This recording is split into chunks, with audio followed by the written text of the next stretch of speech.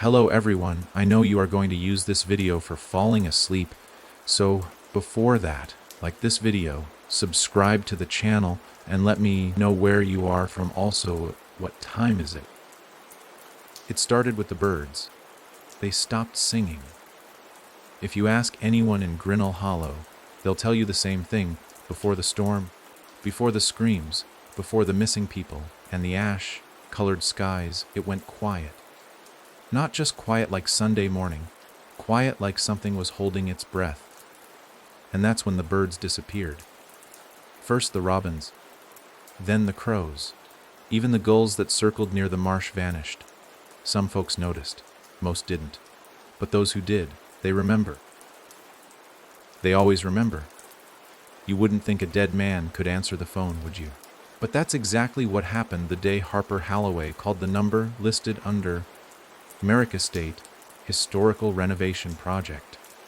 She was a preservationist, 31, freshly divorced, with a suitcase full of anxiety and a taste for broken-down beauty. When she heard the Merrick house was opening up for historical assessment before its sale, she didn't hesitate. Not even when the locals warned her. Not even when the stories started leaking through the cracks. Stories about strange lights, of whispers behind walls, and a man in the attic who hadn't been alive in over 50 years. But Harper didn't believe in that sort of thing. Until the phone rang, and someone answered. The voice on the other end was thin, wet, like the words had been pulled up from a well. "You shouldn't come," it said. "They're listening." Then it hung up. She laughed it off. She always laughed when she was afraid.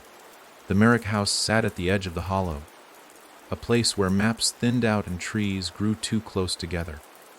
The structure looked like it had been exhaled from the earth itself. Twisted iron gates, soot, dark shingles, shutters hanging like broken teeth. No one had lived there in decades, not since the last Merrick vanished, and yet the house didn't seem empty. Not dead either, it looked aware.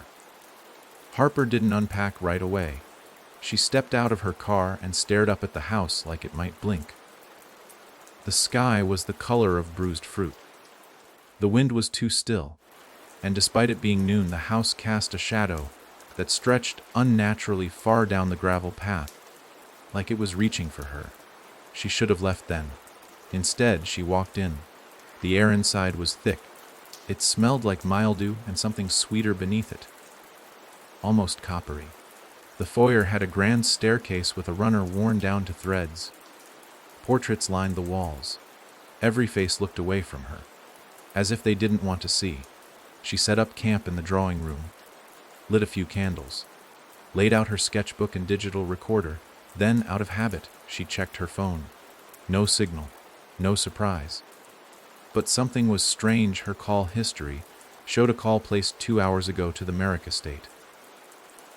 Except she hadn't made another call, and the duration read 27 minutes.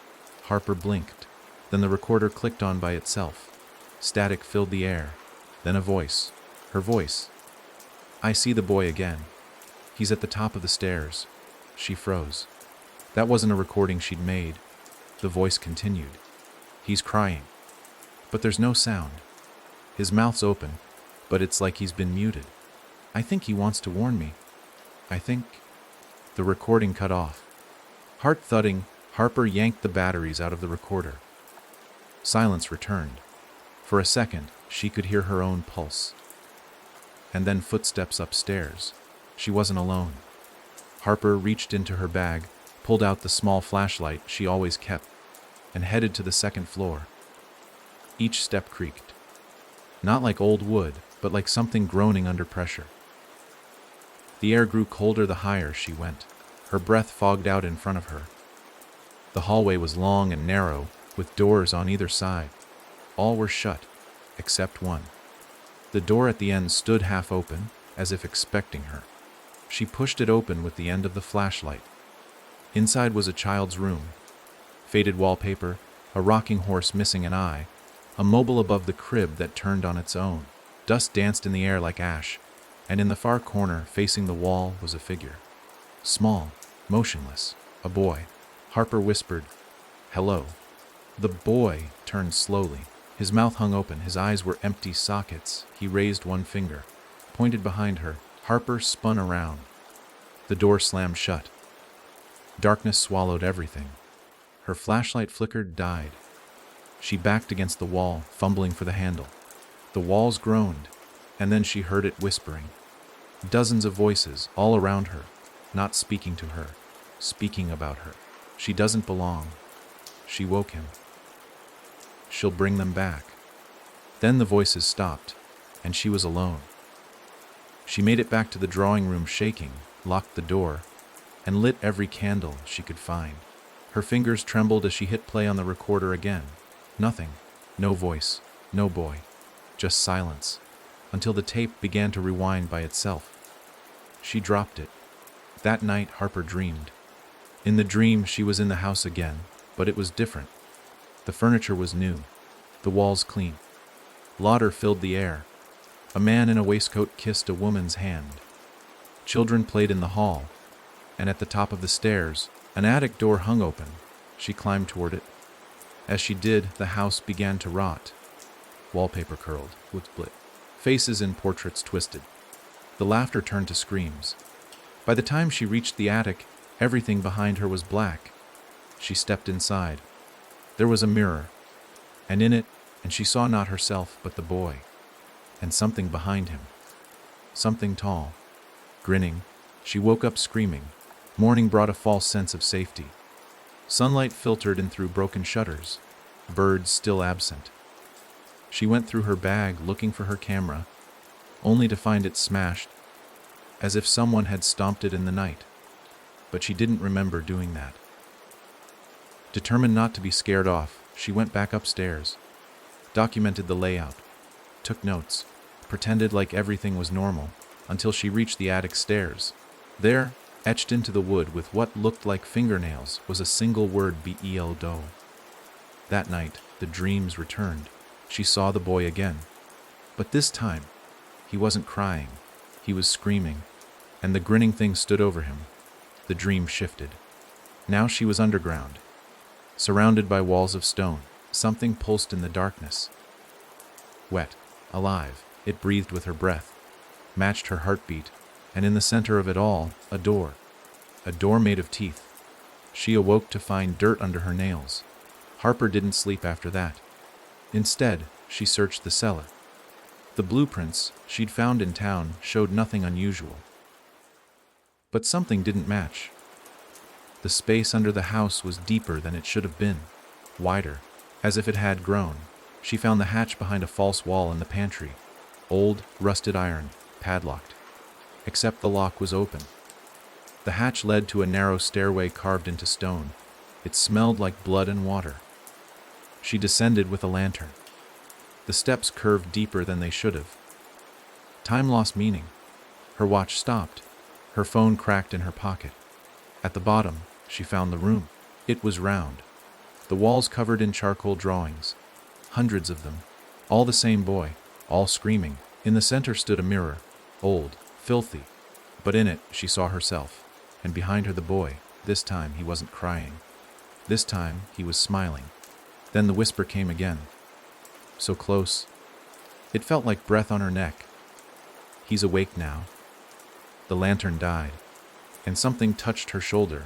They never found Harper Halloway. But weeks later, her voice was heard. A tourist walking past the Merrick house at dusk swore he heard a woman crying behind the shutters. He turned, stared, and the boy in the attic waved. Behind him, something grinned. They say nightmares aren't real until they follow you out of sleep. But what if the dream is the only part that wasn't real? What if the waking world is worse? 3 days after Harper Halloway vanished, no one in Grinnell Hollow seemed surprised. The old woman who ran the bait shop at the lake shore shook her head and muttered. Another one. Sheriff Colby filed the report with a half-hearted note: likely left town, check storage for belongings. And the real estate company quietly removed the Merrick house from its listings, just as they had done twice before. People didn't talk much about it. That was the rule. The house always took someone, every 15 years like clockwork, and the town had learned, painfully, to keep their heads down and let it happen. But Ren Porter wasn't from Grinnell Hollow.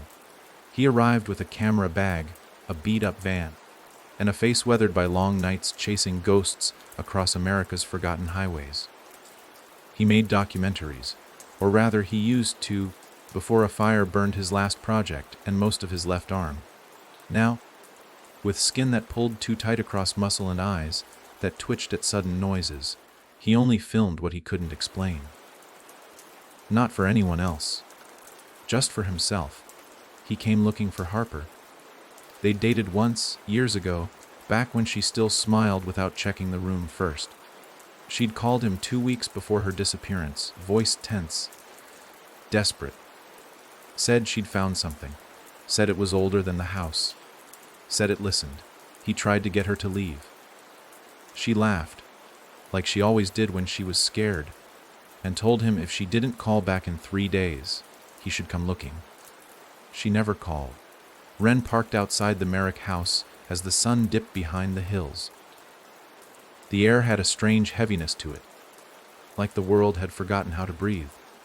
He stepped onto the gravel drive, camera already in hand, rolling footage. The house loomed above him, silent and still. Shutters swayed though there was no wind. A window on the 3rd floor was open. The attic. He remembered Harper hated attics. Inside, the house was worse than he expected. It wasn't just neglected. It felt wrong, like something had rearranged itself when no one was looking. The hallways bent slightly. The floorboards slanted toward the center. Light didn't reflect properly on the walls. He stepped into the drawing room and found her things still there. Her recorder, her sketchbook, a half-melted candle stuck to a saucer. He thumbed through the book. The first few pages were notes, blueprints, architectural sketches. Then the drawings started. Hundreds of them. All the same boy, same hollow eyes, same silent scream. In some, he stood in the corner of a room. In others, he hung upside down from the ceiling like a bat. One showed him standing in a pool of black water, his reflection smiling though he was not. Ren turned on the recorder, nothing. Then, a low hum, barely audible, and then Harper's voice, whispering, is in the mirror. The power went out.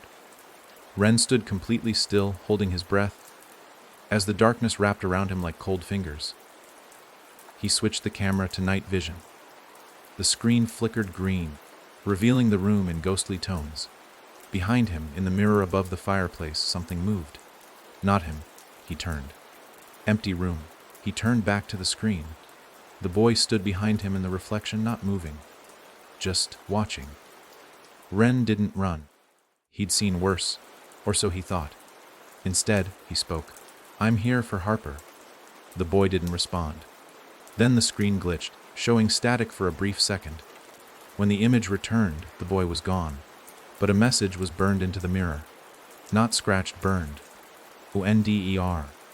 The same word Harper had seen. Ren headed for the cellar. The stairwell was narrow, slick with moisture. The camera fogged slightly, the lens struggling to focus. At the base of the stairs, he found the hatch, just like Harper had described. Open now, as if waiting. He descended into the dark. The air was thick with rot. Every breath felt like it carried something ancient into his lungs. The walls were stone, but not laid by hand. They were carved, smooth in ways that didn't make sense, like something had grown them rather than built them. Then he saw the room, circular, covered in soot black drawings, the same ones Harper had found. The boy again, dozens of him, in every one. Something lurked in the background, a figure that grew clearer with each sketch. By the last one, it was almost fully visible. Tall, thin, teeth far too long. Ren turned slowly. The mirror stood in the center, just like she said. He stepped toward it. It was ancient, brass-framed, glass warped with age. His reflection stared back, then blinked. He hadn't blinked. Ren reached out to touch the glass. It rippled. Not like water, like skin. He stumbled back, breath ragged. The camera buzzed. error messages flashing. Then the air changed, grew heavier. The whispers started, circling the room like wind funneling through a throat. She called him. She opened the gate. She fed it. Then silence. Ren turned and saw a new drawing had appeared on the wall. Fresh ink. Still wet. It was Harper. Mouth open in a scream. Eyes gone. And behind her, that thing, smiling. Ren ran. He burst up the stairs into the hallway, the camera swinging wildly as he moved. But something had changed. The layout wasn't right. The hall stretched longer than before. Doors appeared where there had been none. The house had shifted, as if it had turned its attention to him. He found the drawing room again and slammed the door. Pushed a chair against the handle. Breath heaving. He played the last footage on the camera. The mirror. The ripple. The whispering. Then, right before he turned to run, one frame, a single flicker, showed Harper, standing behind the mirror. Hands pressed to the inside of the glass. Mouth moving. Ren froze the frame. Zoomed. He read her lips. Don't trust the boy. Then the screen turned black. The camera battery was full. It had just stopped. That night, Ren didn't sleep. He stayed awake, every light on, eyes fixed on the mirror above the fireplace. Nothing moved. Not the mirror. Not the house. Just the shadows, stretching longer than they should. Around 3:12 a.m., the recorder clicked on by itself. No voice. Just breathing. Then a whisper. Not Harper's. A child's. You're next. Ren turned toward the mirror. The boy stood inside it. Behind him, something began to rise. Ren didn't scream, but his breath caught in a way that made him feel like he might never breathe again. The boy in the mirror didn't move. He just stared with those wide, empty eyes that weren't made for seeing, not like human eyes. They were wrong, too deep. Like someone had carved holes straight through his skull and filled them with silence. And behind him, something else rose, a shape that didn't seem to follow any logic. It stretched too far, like a shadow caught in the middle of a screen. Then the image vanished. The mirror was just a mirror again. Ren stepped back. His legs were shaking, and his hand, still holding the camera, was starting to cramp. He hadn't realized how tightly he was gripping it. The screen was blank now, refusing to play anything. When he tried to rewind the footage, it glitched, skipping entire segments or playing distorted frames where Harper's voice screamed over static. Once, just once, he saw his own face staring back at him. On the screen, in the middle of the black, only his mouth was missing. Smooth skin where lips should have been. He shut it off and didn't try again. The sun rose slowly, but the light didn't help. It didn't feel like morning. It felt like the house was pretending. Like the Merrick place had watched him run, had watched him sleep, and now it was putting on a mask so he wouldn't notice it was still watching. Ren spent the next hour pacing, whispering into his recorder, trying to gather what he knew. Not much. Harper had come here because she thought something ancient lived under the house. She'd found drawings of a boy, silent, scared, then smiling. She'd found the mirror. The same mirror that now showed her trapped inside, whispering at him, telling him not to trust the boy. And whatever lived beneath the house had seen her, taken her, and now it was watching him. He said her name out loud. The mirror did nothing. That's when he heard the laughter. Not loud, faint like it came from behind the walls. A child's laugh. Light and high, the kind of laugh that should have been comforting. But it wasn't. It carried a wetness, like the sound of someone laughing while drowning. And worse, it was moving. From the drawing room, up the stairs, past the hallway, room to room, just behind the plaster. Ren followed. The camera rolled again, though every part of him wanted to throw it into the fireplace and run. But he'd come for Harper, and now he had proof that she hadn't just walked away. Something was here. Something ancient. He could feel it in the bones of the house. The laughter led him to the second floor. At the end of the hallway, a new door had appeared. Not in a place where a door should have been, There was no frame, no hinges. Just a smooth wall of wallpaper peeled slightly at the edges, hiding a seam that hadn't been there the night before. The laughter stopped the second he touched it. With slow, deliberate effort, he peeled back the wallpaper. Underneath was wood, and under that, a small keyhole. He looked down, and in a stroke of horror, laced luck, he found a key, just sitting on the floor. Old, rusted, cold. He picked it up without thinking and pushed it into the hole. It turned with a click that sounded far too loud in the stillness. The wall slid open like a mouth. Behind it was a room that shouldn't have existed. It was narrow, long, no windows. Walls lined with cracked mirrors, every one of them covered in grime, all reflecting distorted versions of Ren. In some, his head was turned backward. In others, his eyes were missing. One mirror showed him walking down the hallway behind him. Except he hadn't moved. He stepped inside. The moment he crossed the threshold, the air changed. Colder, heavy, and something sharp tugged at the base of his skull, like invisible strings wrapping around his thoughts. Then the whispers returned. But they weren't voices this time. They were thoughts. Thoughts that weren't his. She came looking. She opened it. She broke the silence. The mirrors flickered. Now Harper's reflection showed up in each of them. Her face twisted, pleading, silent. Her hands clawing at the other side of the glass. In one, she was screaming. In another, she was gone, and in her place was the boy. Only now he had her eyes. Ren spun around, trying to escape, but the door was gone. In its place was more mirror. The room had closed in on itself. A trap, a maze of reflections. He reached out, touched one pane, and his fingers passed through it like water. He hesitated, then stepped in. What came next couldn't be called walking. It was more like falling without moving. One step inside the mirror, and gravity twisted. The world became soundless, then blinding, then dark. When he came to, he was standing in a room that looked almost like the Merrick attic. But it wasn't. The boards were blackened, like they'd been scorched. The walls bled smoke.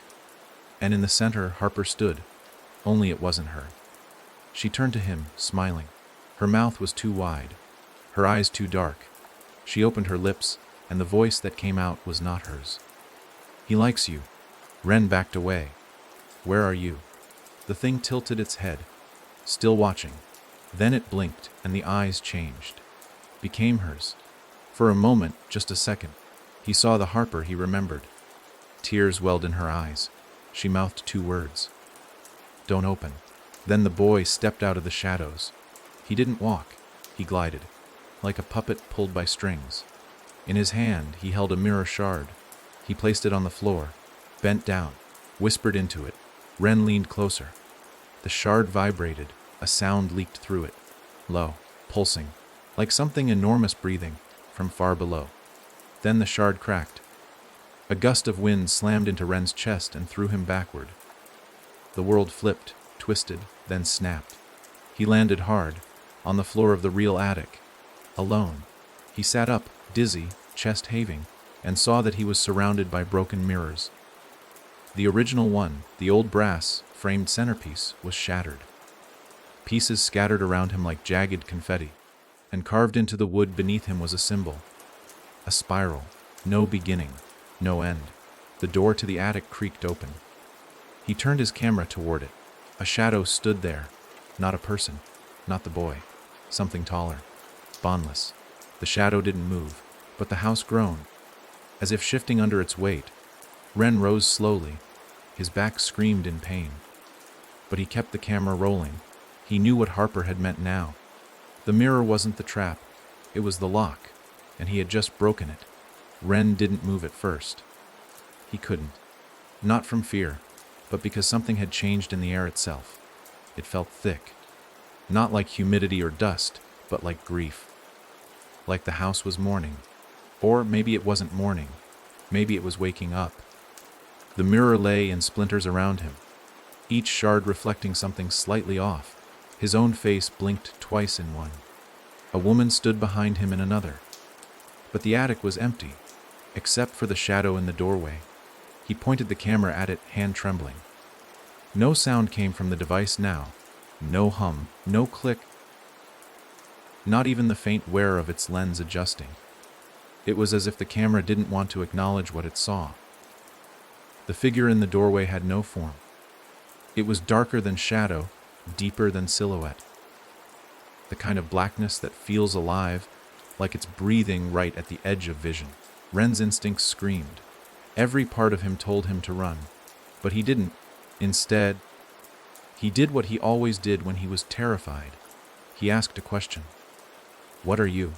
The thing tilted its head, or maybe it didn't. It was hard to tell. Then it stepped back into the hallway and was gone.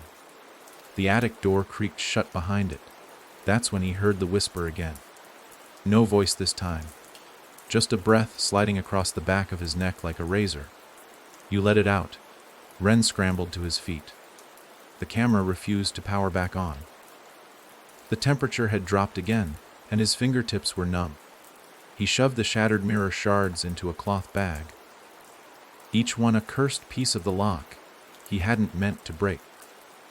Then he descended from the attic and immediately noticed something wrong. The house was no longer decaying. Where there had been rotted wood and peeled wallpaper, the surfaces were smoothing over.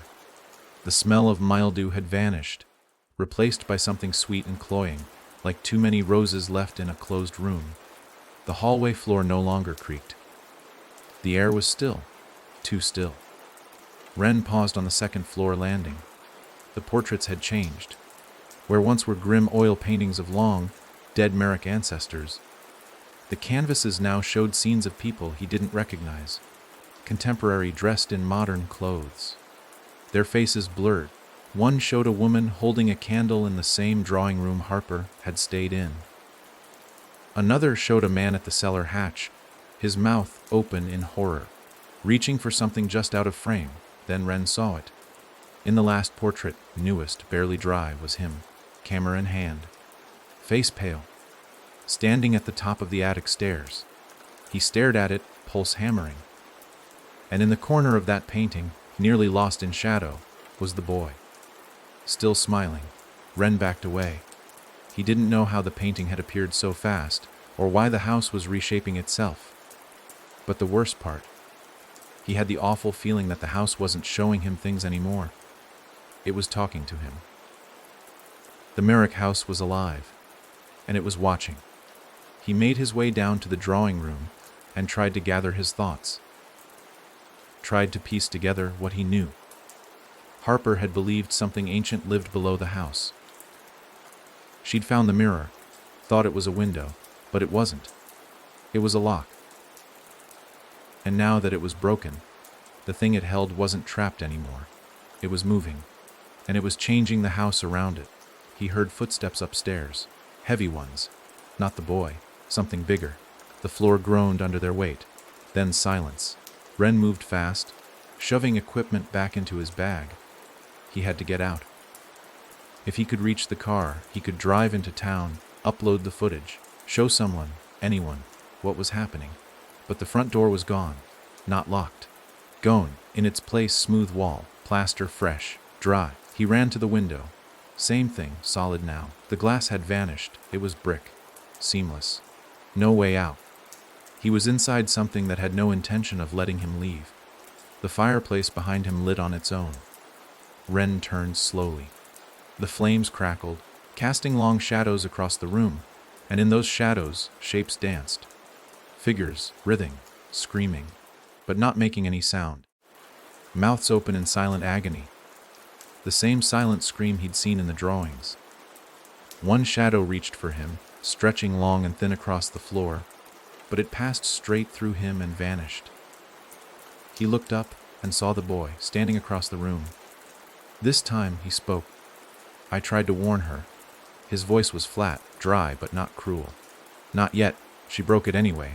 Now it's open. And it's hungry. Ren stared. What is it? The boy smiled again, but it was hollow. Joyless. Mechanical. It doesn't have a name. It just listens. He turned and pointed toward the hallway. It started down there. Ren followed the direction of his finger. The hallway curved again. Wrong, too long, and ended at the cellar stairs. He remembered Harper's words. She'd gone down there too. That's where she saw the spiral. The heartbeat. The door made of teeth. He looked back. The boy was gone. Ren didn't want to descend those stairs. But he had no choice. If there was any way to stop whatever this was, it would be below. The hatch was still open. The stairs beneath led deeper than before. Much deeper. He went down for minutes. Then what felt like hours. Stone turned to earth. Earth to bone. He passed walls embedded with skulls. Long, fused to the clay like fossils of things that were never truly alive. The air grew thicker with each step, filled with the same soft sound he'd heard in the mirror, breathing. He reached the chamber again. The one Harper had drawn. Only now it was different. The drawings were gone. In their place, veins ran across the stone, pulsing with a faint red glow. The spiral carved into the floor had grown wider, deeper, now filled with something black and shifting. In the center stood a doorway. It wasn't made of wood or stone. It was made of teeth, human, animal, twisted and fused together, chattering gently as if whispering secrets to the void beyond them. Ren stepped closer. A wind rose up from the teeth, whispering his name. Not once, many times. Spoken in different voices. Harper's, his own, voices he didn't recognize but somehow knew. Then he saw it, reflected in the black swirl of the spiral. Something enormous, crawling just beyond the gate. Long arms, endless mouth, eyes that never blinked. It was coming through. The spiral shuddered, and from the mouth of the doorway, a hand reached out. Thin, pale. Harper. Ren dropped to his knees, grabbed her hand, and pulled. Her arm came out, twisted, wrong, but it was her. Her face emerged next, gasping, eyes wild. You have to close it. She gripped his shirt, nails digging into his skin. I broke it, Ren. I broke it. Her words were cut off by a scream. Not hers. Not his. The boy's. From behind him, the sound pierced the chamber, high and awful, and filled with something far older than any child. Harper's hand slipped, and she was dragged back into the spiral. Ren reached out, but the spiral closed. The teeth snapped shut. The ground stopped glowing, and behind him, the boy spoke again. This was never about her. Ren turned, slowly. The boy was standing at the edge of the chamber, head tilted, watching. It was always you. And he smiled. Ren didn't believe in fate. Not before this. He believed in patterns, in trauma that passed through blood like an infection. He believed in haunted places because he'd seen what grief could do to wood and stone. But fate, that sounded too clean, too planned. And yet, as the boy smiled at him in that underground chamber of teeth and whispers, Ren felt it, the certainty. This wasn't an accident. It wasn't just about Harper. It had always been about him. He stared at the place where the spiral had closed, where Harper had been ripped away again, like some awful second death. And that helpless, useless part of his brain started whispering a question he couldn't bear to finish. Did I pull too hard? No.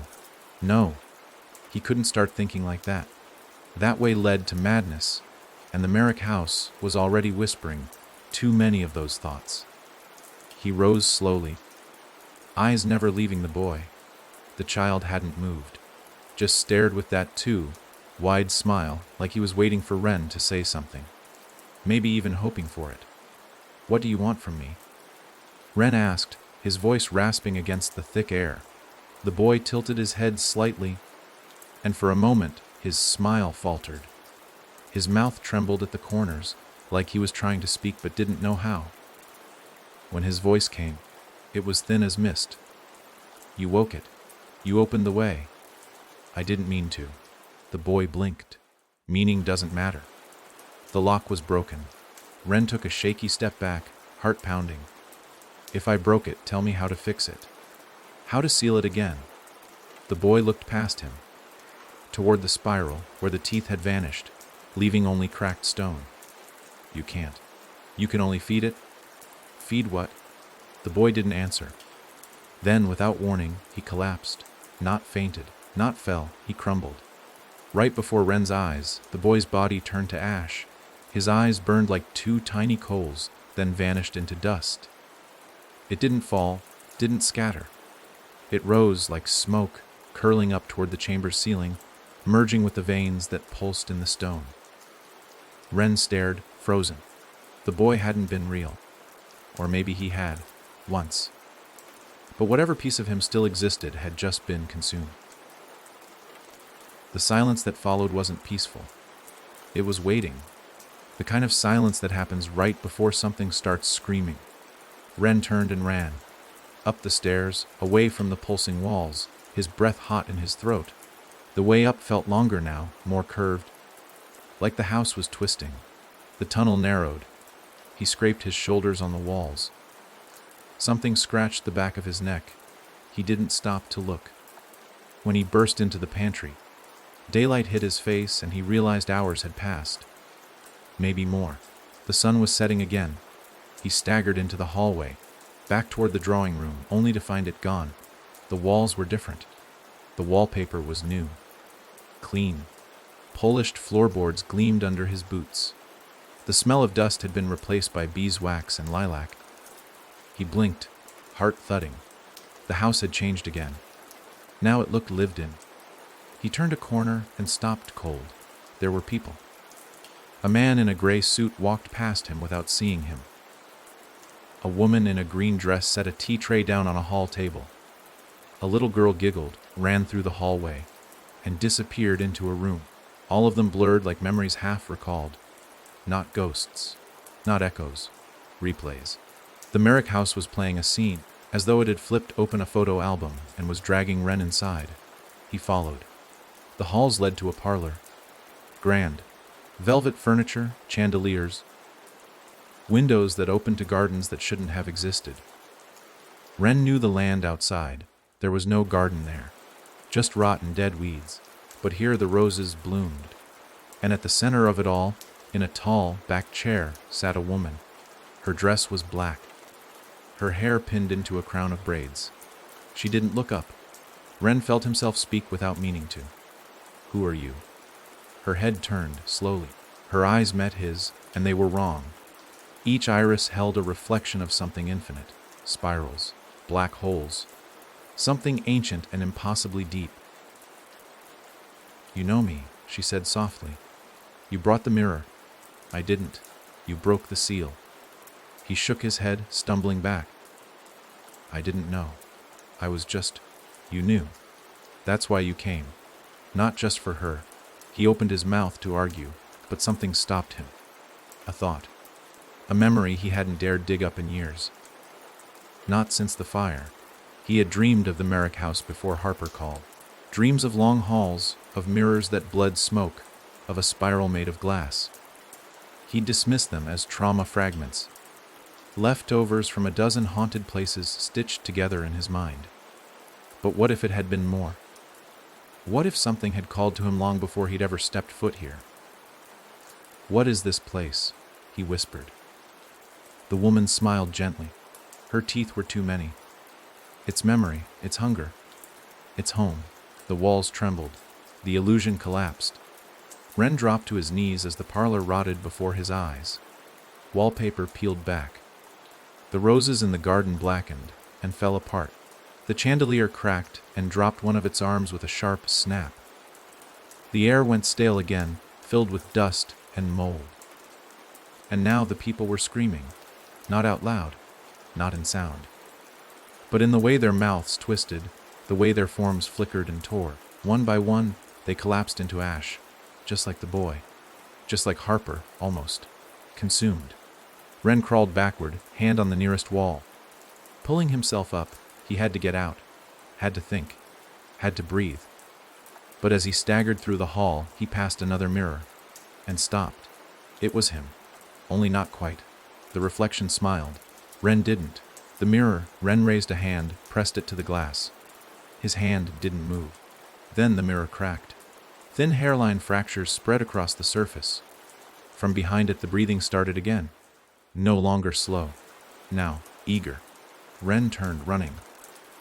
He didn't know where he was going. The house had no direction anymore. Just endless corridors, warping space, warping time. He passed a doorway and saw Harper again. Her image burned into the wall, her mouth moving silently.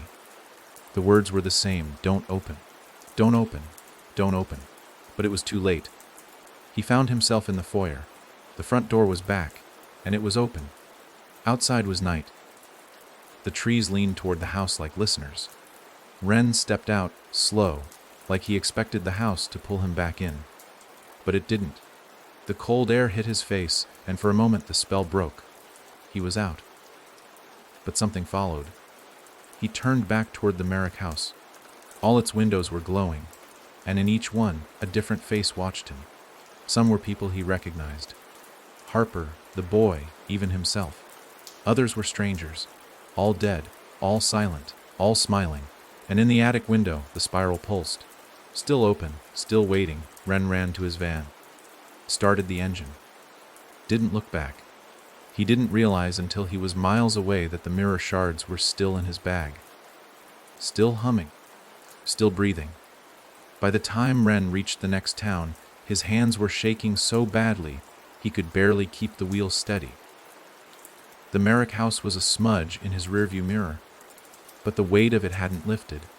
If anything, it was heavier now, like he'd swallowed part of the place without meaning to, and it was still unfolding inside him. The farther he drove, the more twisted his thoughts became. What had he really seen down there in the dark? A door made of teeth, a woman who wasn't Harper, a boy who wasn't real. No, not wasn't real, wasn't alive. He parked in a grocery store lot somewhere off Route 9, barely aware of where he was. Engine still running. The glow from the overhead sodium lights washed everything in that sick, yellow haze that made the world feel underwater. Safe, but fake, like hiding inside a photograph of safety. His van smelled like sweat, old leather, and fear. Ren reached for his gear bag, half thinking he would review the footage. He needed answers. Maybe the camera had caught something he missed in the panic. But the moment his fingers touched the zipper, something moved inside. Not slid, not shifted. Moved. He froze. Then slowly, carefully, he opened it. The mirror shards were still inside, wrapped in the cloth he'd stuffed them into back in the attic. But the cloth was wet now, soaked through with something that smelled faintly metallic. He unwrapped the first shard and stared at it. The reflection it showed wasn't the parking lot, not even the van. It was the cellar, the spiral, and it was glowing again. Ren dropped the shard, breath catching in his throat. It clinked off the van floor but didn't break. Instead, it skittered toward the brake pedal and lay there, pulsing faintly with a heartbeat that wasn't his. He grabbed a plastic bin from under the seat, tossed the shards inside, sealed the lid tight, and shoved it into the back of the van like he was locking away a venomous snake. He sat there for nearly an hour, just breathing. At some point, he realized he was bleeding. A long, shallow cut traced the inside of his left palm, as if he'd grabbed one of the shards in his sleep. But he hadn't. He would have remembered, would have felt it. The blood, at least, was real, or he hoped it was. Eventually, he checked into a motel, a little place called the Golden Elm that smelled like bleach and carpet glue. He dragged the bin into the room with him. Couldn't leave it in the van. Not after what he saw. He didn't sleep. Instead, he watched the mirror shards through the plastic like an animal handler eyeing a cage. They didn't move. Not again. But now and then, the lid would fog from the inside, like something in there was breathing. By dawn, Ren's head was pounding. He turned on his laptop, plugged in the camera, and loaded the footage from the house. Most of it was corrupted. The screen flickered with static, footage skipping, colors bleeding into each other like oil on water. But one file played clean. It was from the attic. The moment the mirror broke, he watched himself lift the shard, saw the moment Harper's face flashed behind him, and then something new. Frame by frame, he stepped through the video. Right before the glass cracked, just a split second before, another face appeared, between his shoulder and the mirror, taller than him, its mouth smiling far too wide, its eyes hollow. Ren paused the frame, zoomed in, and that's when he saw it. The spiral was inside its eyes, perfectly mirrored, twisting deeper and deeper until the pixels blurred together. His stomach turned. He yanked the laptop shut, pushed away from the desk. The room felt smaller now, the walls too close, the bin in the corner too loud.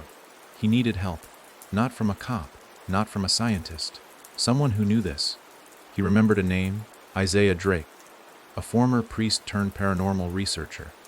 Harper had mentioned him once, years ago, during one of their late night whiskey-fueled debates about belief and death, and how thin the wall between the two could get.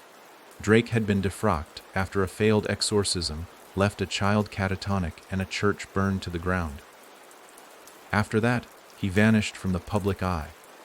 But he wrote, quietly, a book called Places That Shouldn't Be. Ren had a copy in the van. He pulled it from under the passenger seat, flipped through the marked chapters, and there it was, a full section on threshold houses. Places built on fractures in reality. Homes that had stopped being places and started becoming things. Sentient structures that fed on the people inside them, shaped by memory, trauma, and blood. Drake called them mouth houses. According to him, the houses weren't haunted. They were the ghosts. And Merrick was one of them. Ren flipped to the margin notes he remembered scribbling years ago. His own handwriting, next to a diagram of a spiral carved into a floor. Merrick, Vermont. And under that, Harper's number. She'd been obsessed with that chapter. She'd believed. He dialed the number listed for Isaiah Drake at the back of the book. It was a landline. Disconnected, of course. But something told him Drake wasn't completely gone. He opened his laptop again, checked a few dark web forums. The kind Harper used to troll when she needed sources. After 20 minutes of dead ends and encrypted junk, he found a name in a buried thread. Black Hollow Commune, upstate NY, ask for Drake. It was a start.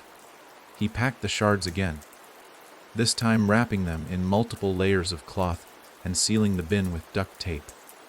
Then he printed the footage, still intact, frames of the mirror, of the spiral, of Harper reaching out, and stuck them into a file folder. He left the motel without looking back, but as he crossed the parking lot, he felt the weight shift in the bin, like something inside had rolled over. When he started the van, the radio turned on by itself. Static. Then, softly, Harper's voice, whispering, "Ren, it sees you." He turned off the radio, yanked the fuse out. The static kept going.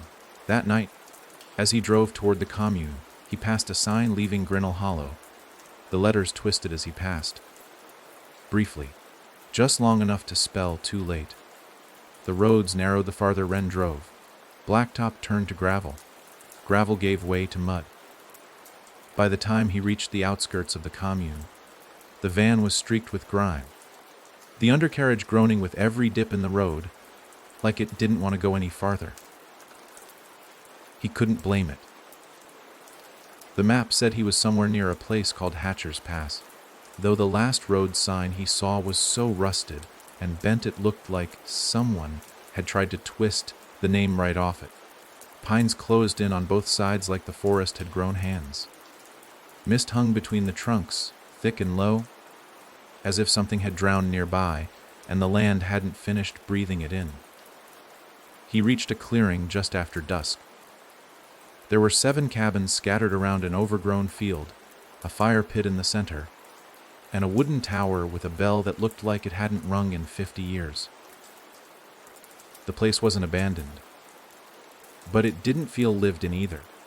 There were signs of life, an axe stuck in a stump, a flickering porch light, the smell of something faintly burned in the air, but no people. Not yet. Ren stepped out of the van, the mirror shard container wrapped in canvas and duct tape, slung over his shoulder like a body bag. His boots sank slightly into the wet earth. The quiet out here wasn't like the silence at Merrick House. This was listening silence. The kind that pressed against your ears from the inside. Like the world was holding its breath the moment you showed up. He approached the nearest cabin. The windows were fogged. The door opened before he knocked. Isaiah Drake stood in the doorway, older than Wren remembered, taller too. Broad shoulders wrapped in a threadbare coat, gray in his beard. Eyes like a wolf that had lived through too many winters. He said nothing at first, just stared at Wren like he was trying to remember where he'd seen his face before. "You brought something," Drake said finally, low and flat. Wren nodded. "I didn't mean to. No one ever does." He stepped aside, letting Wren in. The inside of the cabin was colder than the air outside. Walls lined with books, chalk symbols scrawled across the floor, a ring of candles half, burned down to stubby wax teeth. The scent of clove and iron lingered, like something had been burned recently that wasn't supposed to be. Wren placed the container on the table carefully. Drake didn't move to open it. He sat across from Wren and just looked at him for a long time. Then, finally, "Tell me what you saw." Wren told him everything, not just the cellar or the door of teeth or Harper's scream. He told him about the shifting house, the mirrors, the boy who smiled even when he screamed. He told him about the woman in the parlor with spirals in her eyes, the impossible hallway, and the way time folded in on itself inside those walls. And he told him about the spiral, always the spiral. Drake listened in silence. When Wren was done, the man stood, walked to a shelf, and pulled out a thick book wrapped in black canvas. He opened it to the center and laid it between them. Drawn on the yellowing page was a symbol Wren recognized instantly: the spiral. "This is not the first house," Drake said. "And it won't be the last. They've existed for centuries. They're not built. They grow. Around wounds in the world, places where reality thins. Sometimes because of pain, sometimes because something on the other side starts wanting." Wren felt the word hit him in the chest. "Wanting? Wanting what?" he asked. Drake didn't answer immediately. Then he lifted the corner of the container's lid. Just a crack. The room darkened instantly. Not the candles, the room itself, as if light had been drained from the air. The flame nearest the box bent toward it, stretching unnaturally like it wanted to be swallowed. Drake closed the lid quickly and sat back down. "They feed," he said quietly, "on fear, on memory, on the people who carry those things like open wounds. These shards, they're not just glass, they're pieces of the lock, but they're also keys to something older, something that waits." Wren leaned forward, feeling a sick weight settle in his stomach. "Is Harper still alive?" Drake's eyes didn't change. "No." Then, softer, "But she's not gone." Wren didn't understand. He didn't want to. "She's inside now," Drake continued. "Part of it, once you're taken by the house, it keeps you. Your voice, your face, your worst thoughts. And sometimes it sends those pieces back out, like hooks, to pull in the next one." Wren looked at the container again. "She called me." "On the radio?" Drake nodded. "She didn't. It did. But it used her voice." Something inside Wren cracked. Just a little. Enough to let the rage in. "So what do we do?" "Burn the house down. Salt the earth." "What?" Drake gave a thin smile. "You think no one's tried?" He stood and walked to the window. "They've collapsed it, drowned it, buried it under concrete. But it always comes back. Because it's not just in the wood. It's in the idea. As long as someone remembers the place it grows." Wren whispered it before he could stop himself. "The house remembers you." Drake turned, surprised. "Where did you hear that?" "I didn't," Wren said. "I felt it." Drake moved to a chest in the corner, unlocked it, and pulled out a roll of heavy paper. He unfurled it on the table. It was a map, not of geography, but of places. Red dots marked locations across the world. Dozens. Some scratched out, others circled. "This is where they've appeared. Different names. Different houses, same thing. He pointed to one near the edge of the map. Merrick House. And next to it, freshly marked, a second red dot. Wren stared. What's that? Drake looked at him, grim. Yours. Wren shook his head. I've never? You have, Drake said. It chose you because it recognized you. You've been carrying it for years. The fire. That wasn't your first brush. It was the first time it tried to take you. Wren couldn't speak, couldn't breathe. You're not just a visitor, Drake said. You're a door. Silence wrapped around them like smoke. Finally, Wren stood. Then tell me how to close it. If it used me to open, maybe it needs me to end it. Drake didn't smile, but he nodded. There's one way. Maybe you'd have to go back, with the shards. Bring them into the spiral. Walk through the door. Not just to the other side, but past it. What's there? Drake's face darkened. Whatever came before us. Wren didn't sleep that night. He sat by the window, watching the trees sway. He didn't dream, didn't let himself. And when the sun rose, he carried the shards out to the van and drove back toward the place where the spiral still pulsed in the attic window. Where Harper's voice still whispered through glass. Where the house was still remembering him. Wren didn't feel the road beneath the tires on the way back. The van glided through fog-choked valleys and tree-lined corridors like it was being pulled. Like gravity was bending subtly toward the Merrick house now, dragging him back no matter how much the rational part of his mind begged him to turn around. Even the GPS had stopped pretending. The screen glitched, froze, and then went black entirely, the moment the first gabled rooftop appeared on the horizon. Crooked and sharp against a sky stained in bruised gray. Wren knew it hadn't been more than a few days, and yet the house had aged, or maybe it had simply shed its skin. It was no longer pretending to be abandoned. The boards weren't rotted anymore. They were black, smooth, almost polished, like volcanic glass. The windows no longer wore grime and cobwebs, but shimmered faintly, pulsing with an internal light too dim to call a glow. More like breath behind frosted glass, as Wren parked and killed the engine. The trees behind him leaned closer again, as if the forest itself was trying to peer over his shoulder, trying to witness what came next. The birds were still gone. No wind, no wildlife, just the sound of the house breathing. The shards in the back seat had grown warm. He didn't touch them. Instead, he stood in front of the house for a long moment, eyes fixed on the attic window. The spiral pulsed there again, faint and slow. It didn't look carved anymore. It looked alive, throbbing softly like a second heart. He stepped through the front door without knocking. This time, the house didn't groan. It welcomed him. The interior was entirely changed. Gone was the dust and decay. The walls were smooth, seamless, colored a deep charcoal that seemed to drink the light from his flashlight. The floor beneath his boots had lost its creak, now whispering faintly with every step, as if it spoke in sighs he couldn't quite understand. Mirrors lined the hallway now, even where no mirrors had been before, and in every reflection, Wren moved, but something behind him did not. He didn't look. Not directly.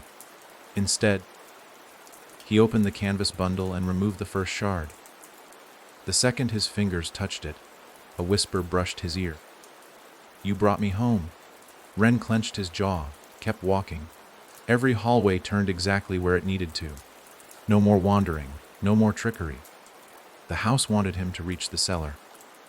It carved the path for him like a tongue, guiding something sweet down a throat. He descended without hesitation, without blinking. This time, the hatch in the pantry was already open. No light waited below, only the spiral. And the door. The descent stretched longer than he remembered. The stairs groaned and curved like the ribs of something buried too long. The walls pulsed gently now, no longer hiding their veins, as if the entire tunnel was one vast artery, and he was crawling into the body of something waiting to wake. The chamber was brighter now, lit by the spiral alone. It spun slowly in the center of the floor, carved into stone that now bled a faint red glow. The teeth were back, but changed. No longer sharp. Now they were open, drawn wide like the rictus grin of something that never learned what smiling meant. And from the void beyond them came a slow, steady hum, like a lullaby sung underwater. Ren stepped forward. The air grew thick, his thoughts itched behind his eyes. He took the shards, one by one, and placed them around the spiral like spokes in a wheel. Each one shimmered, reflecting not the chamber, but memories. His father shouting behind a slammed door, the fire that gutted his apartment, Harper's mouth shaping his name in silence. Each memory frozen in jagged glass. The spiral quickened. He felt it in his chest, then his bones. The weight of 1,000 voices pressing against the walls of the world, trying to slip through the cracks. And then he heard her, Ren, not distorted, not a whisper, clear, Harper. He turned and saw her, standing just inside the spiral, bare feet against the stone, eyes wide, shining with tears. "Don't come in," she said. "It's not you it wants anymore." Ren froze. "I came to find you." "You found me," she said, voice cracking. "Now let me go." The spiral flared, pulsed faster. Her mouth moved again, but the sound was gone. She raised her hands as if to push him back, and for a moment, he saw something behind her. Something attached to her, tall and thin, faceless, fingers too long, not holding her, wearing her. It pulled her mouth into a smile, and she screamed. Ren stepped back from the spiral. The chamber rumbled. The mirrors around the room flickered to life. Each one now showed the same thing, him, over and over, but not the man he was now. A child, a teenager, a man laughing, a man breaking. His entire life, mirrored in sharp fragments. He understood then. The house wasn't feeding on Harper. It was feeding through her, into him. It had used her voice to draw him in, used her scream to open the lock, used his memories to build the door. The spiral wasn't just a passage. It was a keyhole made from grief, and Ren was the key. "No," he whispered. "You don't get to wear her. You don't get to lie to me again." He reached down, gritted his teeth, and pulled one of the mirror shards free from the circle. The chamber screamed. Not sound. Pressure. Like a dam cracking in the sky. The air pressed inward, and the spiral shuddered. The false image of Harper snapped back like elastic and vanished into black. The thing behind her hissed, not air, but heat. He yanked another shard free. The spiral began to unravel. Teeth cracked, turned inward, curling around the glow. The hum deepened, now angry, now starving. Mirrors shattered across the chamber, each one exploding into 1,000 identical fragments that refused to fall. They floated, orbiting him. Ren raised the final shard above his head, and for a second saw his own face reflected. Not broken, not lost, just tired. He drove the shard into the spiral's center. Light poured up like blood. The chamber erupted. Stone split. The floor dropped. Ren felt himself falling, not down, but in. Colors he'd never seen twisted around his vision. Voices filled his ears, not spoken but thought. Feelings stabbed through him. Sorrow, desire, fear, hunger, need. Something grabbed at his spine. Something pulled. And then, stillness. He opened his eyes. He wasn't in the chamber anymore. He was standing on a surface made of glass that reflected no light. The sky above him bent in every direction, filled with spirals, with eyes, with doors that breathed. Across from him stood a version of the house, tall, pulsing, its windows blinking. And on its front steps sat the boy, smiling, not cruel, just tired. Ren stepped forward. "What are you?" The boy looked up. "I'm what's left when no one comes back." Then he reached out and handed Ren a key, carved from bone. The house behind him opened its door. Light spilled out, and a whisper echoed in the endless sky, "Finish it." The key was heavier than it should have been. Not in weight, but in presence. As soon as Ren's fingers closed around it, something shifted in the space around him. The air, if it could be called that in this place, tightened, as though reality itself was bracing for whatever came next. The bone was smooth, bleached pale, carved with hairline etchings that moved when he wasn't looking. He could feel it hum against his palm, an ancient frequency resonating through the marrow. And though he didn't know how, he knew this key wasn't meant to open a door. It was meant to lock one. He looked up at the house that pulsed in front of him, a twisted, breathing version of the Merrick house, its windows flickering like eyes trying to blink away tears of light. The spiral above the doorway spun slowly, not etched into the wood, but made of shadow, thick and wet, coiling inward, like the sky itself was caught in its pull. This wasn't the house anymore. This was its core, its origin. The thing that had worn the house as a skin for generations, dragging its teeth across time and memory, feeding on the ones who couldn't forget. Ren stepped toward the door. It opened before he could reach it, unfolding without hinges or sound, revealing a hallway that stretched into darkness far too long for any physical space. He passed through the threshold, and the moment his foot touched the floor inside, he felt his heartbeat match the rhythm of the spiral above. The hallway breathed around him, walls that exhaled grief, floors that remembered footsteps. Every inch of the space radiated familiarity, too much of it. At first, he thought the wallpaper resembled what he'd seen in the real house. But no, these patterns weren't copied. They were his memories, written in scratches and smears. Fingerprints dragged down long-forgotten nights. Burn marks shaped like his childhood bedroom. The smell of wet smoke that always followed his nightmares. The hallway was building itself from the raw materials of his pain. Each step forward felt heavier, not metaphorically, literally. By the time he reached the first door, his feet dragged. The key in his hand pulsed harder, hotter, like it was trying to warn him. Or maybe remind him that what came next could not be undone. The door had no knob, just a slot, bone-shaped. He slid the key in, turned. The hallway behind him groaned. Not from weight, from resentment. The door opened, and Ren saw his father. Not just a memory, not a ghost. The man stood in the center of the room, exactly as he'd looked the last day Ren had seen him alive. Drunk, furious, eyes rimmed with a red that never faded. His voice, sharp, cutting, spat the same sentence that had haunted Ren for years. "You ruin everything you touch." Ren didn't flinch. Not this time. He stepped forward. "I'm not here to argue," he said. "I'm here to bury you." The figure of his father tilted its head, confused. Then it shattered. Not like glass, like porcelain. Ren walked through the shards, and the room dissolved around him. The key vibrated again, more urgently now. A trail of light appeared ahead, narrow and spiraling, pulling him toward the next door. He followed. The second door was smaller, covered in photographs. None of them had faces, just blurred shapes, shadows behind smiles. But he recognized them all. Harper's laugh, his college roommate, a girl he'd kissed at 16 and never called again.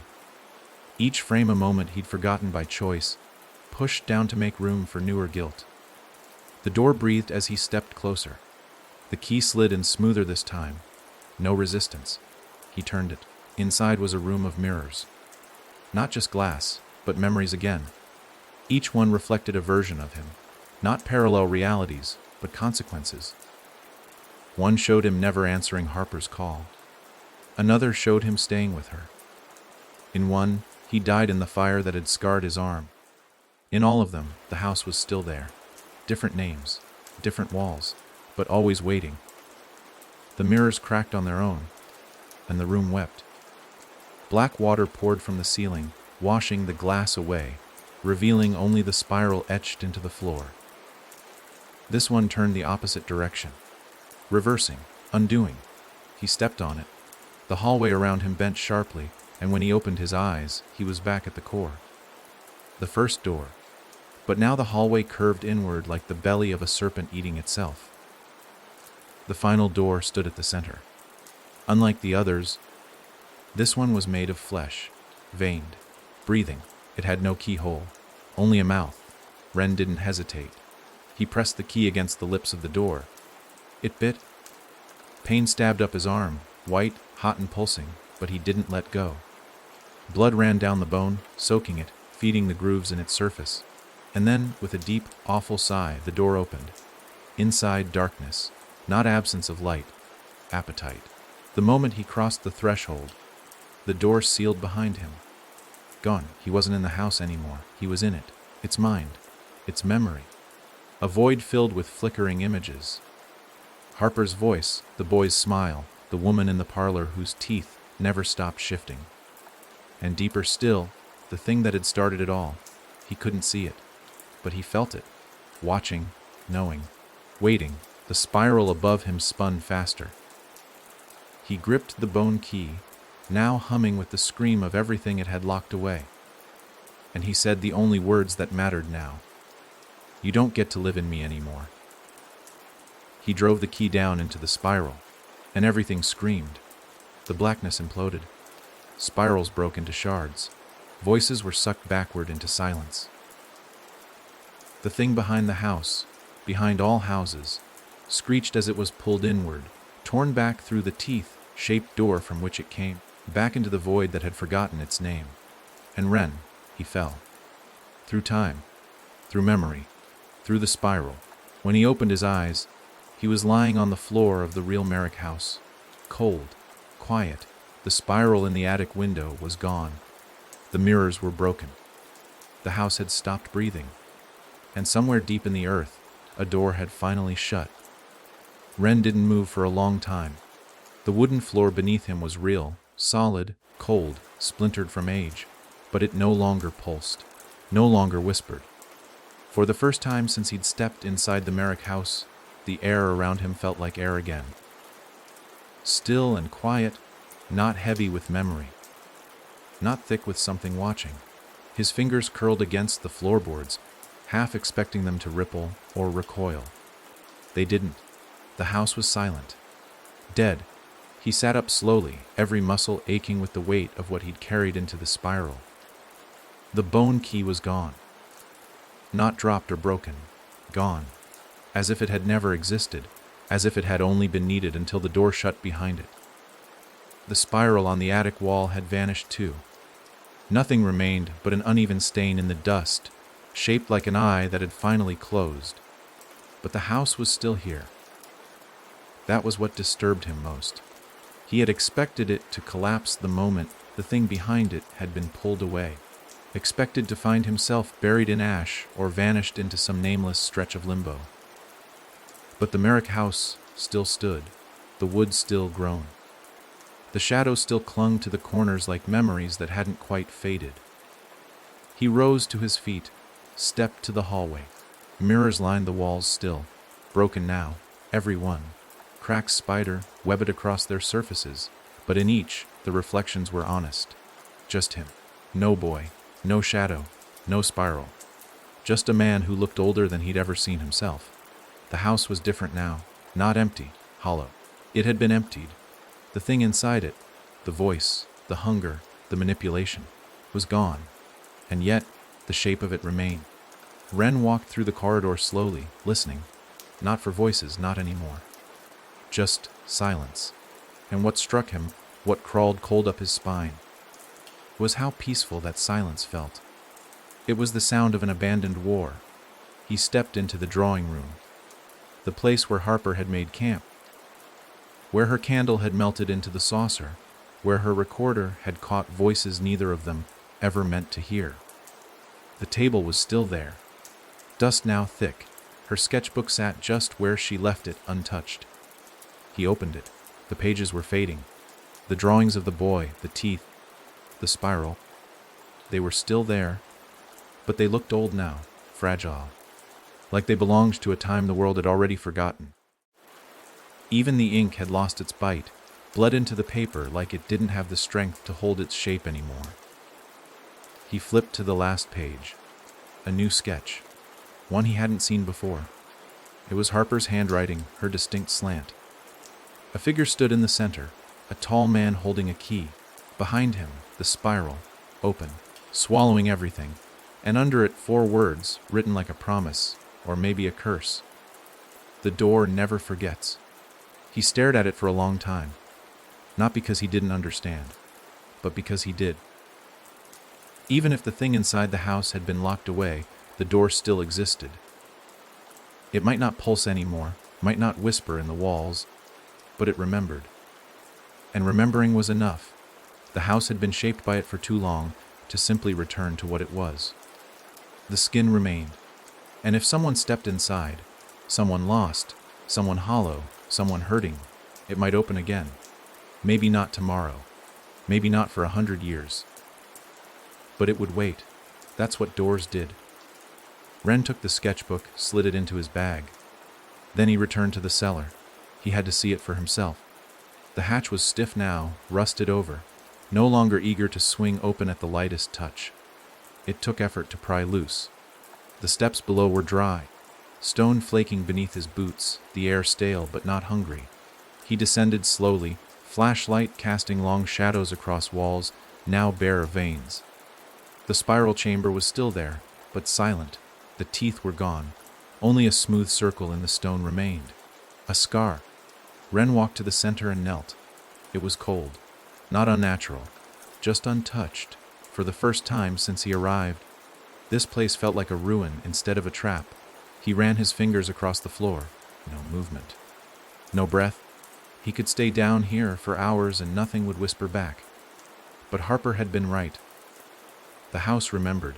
He stood, took one last look at the spiral, and then climbed out of the dark. He didn't lock the hatch. There was no need. What was done couldn't be undone.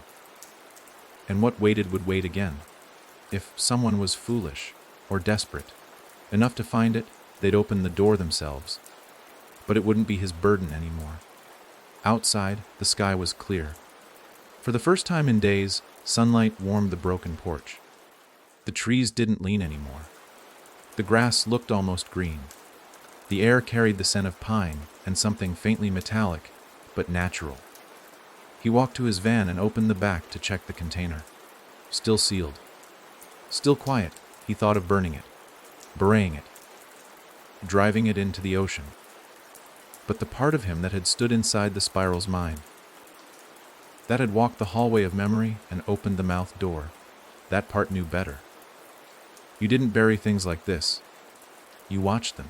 He started the engine and drove. Miles passed, then states.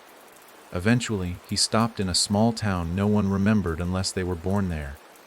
A place with a single gas station and a rust-bitten diner that still served coffee out of cracked mugs. He found an old, empty property just outside its border, a church long abandoned, ivy strangling its walls. He left the sealed container inside, covered it with bricks and a thick tarp, and left a single page from Harper's sketchbook taped to the door. Not to warn, to remember. Then he walked away. Ren never returned to the Merrick house. He never spoke of what happened. Not to the police, not to anyone. But sometimes, in the middle of the night, he woke up from dreams of the spiral, not spinning, not moving, just watching, waiting. Years passed. The world moved on as it always does, chewing time into unrecognizable pieces, until even the sharpest memories dulled at the edges. The Merrick house sat quietly at the edge of Grinnell Hollow, boarded up and sun, bleached, forgotten by most and actively ignored by the rest. Kids dared each other to throw rocks at its windows, but none of them ever got close enough. Something about the air around the place made your skin tighten and your chest shrink. Like you just walked in on something that didn't want to be seen. A few town officials floated the idea of tearing it down. Funding never came. No one really pushed for it. Deep down, they all knew better. You don't provoke things that are sleeping. But not everyone forgot. Not the ones it touched. Ren tried. He really did. He built a quiet life far from the hollow, working odd jobs under different names, always keeping a low profile, always renting month to month. He changed his phone every 6 months, burned old journals, deleted cloud storage accounts, anything that could tether him back to the spiral, to Harper, to it. Still, it found ways to follow. It wasn't always loud. Sometimes it was just the flicker of a reflection that didn't quite move when he did. Sometimes it was a door in a place he didn't recognize. An office building or a motel hallway that opened onto a stairwell that spiraled a little too tightly, led a little too far down. But most of the time, it came in sleep. Dreams, soft at first. A boy in the corner of the room, hands at his sides, not speaking. A mirror in the middle of a field. A woman with no face, smiling with all her teeth. He didn't always remember what came next. But he always woke with the same word on his tongue, remember. Ren didn't keep in touch with anyone from the old life. There weren't many left. Harper was gone. Colby, the local sheriff who filed her disappearance, retired and moved south. Isaiah Drake went missing a year after their last conversation. His commune burned to the ground in what was ruled an accident. But Ren had seen the footage. He knew better. He tried not to look at the news. But one morning, 5 years after Merrick, something pulled him back. A house fire in a rural part of Pennsylvania. 6 dead. 1 survivor, young girl, age 9. Rescued by neighbors after screaming was heard from inside a house that was already half ash. She claimed she wasn't alone in there. That the walls had mouths, and a boy with holes for eyes had tried to lead her downstairs. Ren threw the paper away. He didn't need to read more. He already knew. The house hadn't followed him. It had spread. A copy, a seed, a sliver of the spiral, opened again by trauma, by loss. The house wasn't bound to one place. It never had been. It lived in memory, in cracks, in things too deep for language, and wherever someone remembered it, it grew. That night, Ren drove until the roads stopped having names. He found an old radio station deep in the Catskills, long defunct, filled with broken equipment and the lingering scent of ozone. He broke inside, rewired the transmitter using what was still usable, and began broadcasting. Not a warning, a record. Every night at midnight, he read from Harper's sketchbook, described the spiral, spoke the names of the others who had vanished. He played back his own recordings, warped audio captured in the cellar, static laced clips from the mirrors. Each time, the same sign, off. If you hear this, don't go in. It became a myth among truckers and loners on long-range frequencies, a pirate broadcast that only came in clear on certain nights, near certain towns. People called it the black frequency. Some said it was a hoax. Others swore it saved them. A few disappeared after trying to find the source. Ren didn't stop, couldn't. He knew the house wasn't done, and eventually he was right. It started with static. His transmitter buzzed even when shut off. Then came the knocks. Not on the station door, but on the walls. Always 3. Always just before midnight. And then one night he heard her voice again. Not from memory. Live. Ren. He didn't move. The sound came from the transmitter. His hands hovered above the knobs, afraid to touch them. The signal was clear. Too clear, no static. No interference, just her. Ren, I can see you. I'm closer than you think. He stepped back, slowly. You're not Harper, he said, though his voice shook. The silence on the other end answered him first. Then came the whisper. I never said I was. He ripped the plug out of the wall. Everything died. The lights, the buzz, the air itself. But behind him, a mirror cracked. It had been part of the broadcasting desk for years. Always coated in dust. Never reflective. But now it shined. Too much. Inside it something moved. Not a figure. A spiral. Ren ran that night. Abandoned the station. Burned the tapes. Left the sketchbook in a box and threw it into the river. But it didn't matter. The door never forgets. And Ren understood now. He had never truly closed it. He had shut one of them. But each time he spoke. Each time he remembered. Each time he warned someone, he left it open again. Because memory is a door, and doors swing both ways. Ren didn't stop running, not at first. He drove until the fuel gauge blinked red, until his body trembled from lack of sleep, and his mind, started sliding in and out of old hallways that weren't really there. He pulled over at a nameless stretch of road flanked by endless trees, and when he stepped outside, the quiet hit him so hard it felt like sound. Thick and pressing, as if the world itself had closed in behind him. The stars overhead didn't twinkle. They stared, cold and deliberate. He sat on the hood of the van, head in his hands, and thought about Harper. How her voice had once been a tether to something stable. How she had laughed through her fear, and how even at the very end, when the spiral pulled her down, she still tried to warn him, tried to save him. And he had walked into the house anyway. He knew now what that really meant. The door didn't open because he found the house. The house found him. It had always found people like him. Cracked souls who carried memories that wouldn't stay buried. And it used those memories, played them like keys on a piano, building doorways out of grief, shaping corridors from guilt. That was the house's trick. Its hunger wasn't for flesh or blood. It wanted memory, because memory never died. It only deepened. And people like Wren were full of it. He opened the glove box and pulled out the journal he swore he'd thrown in a lake 2 years earlier. But here it was. Dry, intact, waiting. The cover still had the faint, circular stain from the coffee mug Harper had used to pin down a page while sketching a rough map of the cellar. He hadn't touched the journal since the station incident.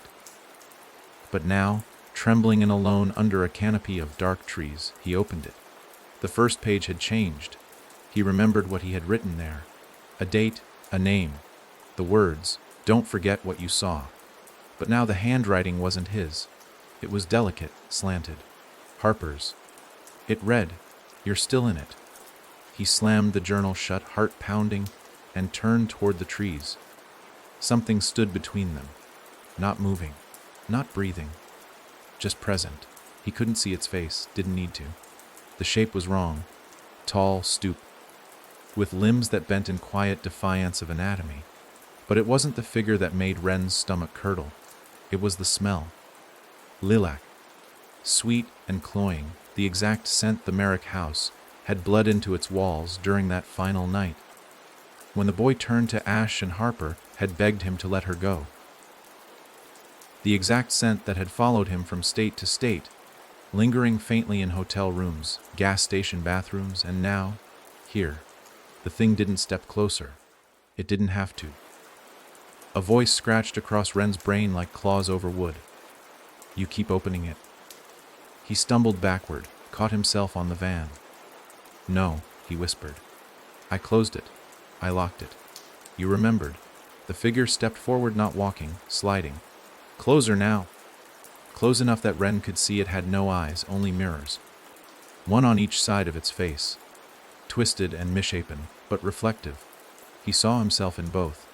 Two versions. One staring back in terror, the other smiling. "You're not real," Wren said, not because he believed it, but because some part of him still needed the comfort of denial. The mirrors shimmered, and inside them, the spiral turned. He ran. Not to escape. He knew better than that now, but to survive long enough to understand. He wasn't just haunted, he was entangled. And the house hadn't died because it never lived in one place. It spread the moment someone remembered it. The moment someone spoke of it, drew it, described it to another. It had never been a house. It had always been a thought, a contagion. Memory as infection. Wren drove without destination, just away, again, endlessly away, until somewhere, on another nameless road, his tires kicked up gravel beside a run-down diner that hadn't been open in years. The windows were smeared, signs faded, but inside, light flickered. Just one, from the back room. He stepped inside. It smelled like old grease and rain-soaked wood, and beneath it, faintly, lilac. A man sat at the counter, face turned away, thin hunched shoulders. When he turned, Wren's stomach twisted. It was Isaiah Drake, older, worn, hair bone, white now, skin thinner than paper, but alive. Drake looked at him and offered a weak smile. "You still think you left?" Wren couldn't answer. Drake gestured toward the seat beside him. Sit. It's almost time. Ren sat. Because there was no other option. The moment he did, he realized something terrible. The windows behind him had disappeared. Not boarded. Not dark. Just gone. Replaced by blank walls. He looked back at the door. It was gone too. You brought something with you? Drake said quietly, fingers tapping the counter. A memory. One you never dealt with. Ren shook his head. I sealed it. Burned the tapes. Buried the book. Drake nodded. And yet here you are. In a place that doesn't exist. Talking to someone you watched burn. Ren stared at him. So this is it? Drake leaned in, the last echo. And suddenly, Ren understood. This wasn't a trap. It was a test. The house, or the thing behind it, was showing him what came next. What waited if he kept carrying the memory, feeding the spiral with scraps of fear and guilt. It was giving him a choice. Stay, feed it, or finish it. Drake reached into his coat and pulled out something small, a mirror shard. Still humming, still warm, he placed it on the counter between them. If you take this, Drake said, voice like ash, you begin again. Ren stared at the shard, then reached forward and turned it face down. The air changed, the spiral stopped, and the lilac disappeared. Ren opened his eyes to daylight. He was alone. No van, no diner, just a stretch of road, grass on either side, and the sound of birds returning to the trees. The journal was gone. The key gone. But somewhere in the back of his mind, where memory tucked itself away behind scars, he heard Harper's voice one last time. Soft, grateful. You remembered, and you let go. Ren didn't know how long he stood on that empty road. Hours, maybe. A lifetime. The birdsong that drifted through the trees felt unfamiliar, like someone else's memory gently playing in his ears. No sign of the diner remained. No sign of Drake. Only the road, the hush of wind, and the smell of damp earth after rain. He looked down at his hands, half expecting them to shimmer, to bleed into the air like smoke, proof that he hadn't really left, but they were solid, flesh and bone. Shaking, but his. He was out. For real. This time. But getting out didn't mean being free. The Merrick house, the spiral, Harper's final breath, it was all still there. Not in the physical world, not anymore, but in the hollow spaces of his mind. And that's what frightened him most. He could walk through this forest forever, build a life across the world, never speak of it again. But it would still live inside him, like a cyst. A dormant thing curled behind his eyes, patient and silent, feeding only on thought. And thoughts were never quiet for long. He started walking. Away from the road. Into the woods. He didn't look for a path. He just moved, pushing through underbrush and dead leaves, letting the cold scrape his skin. It felt good. Real. Every bramble that tore through his sleeves.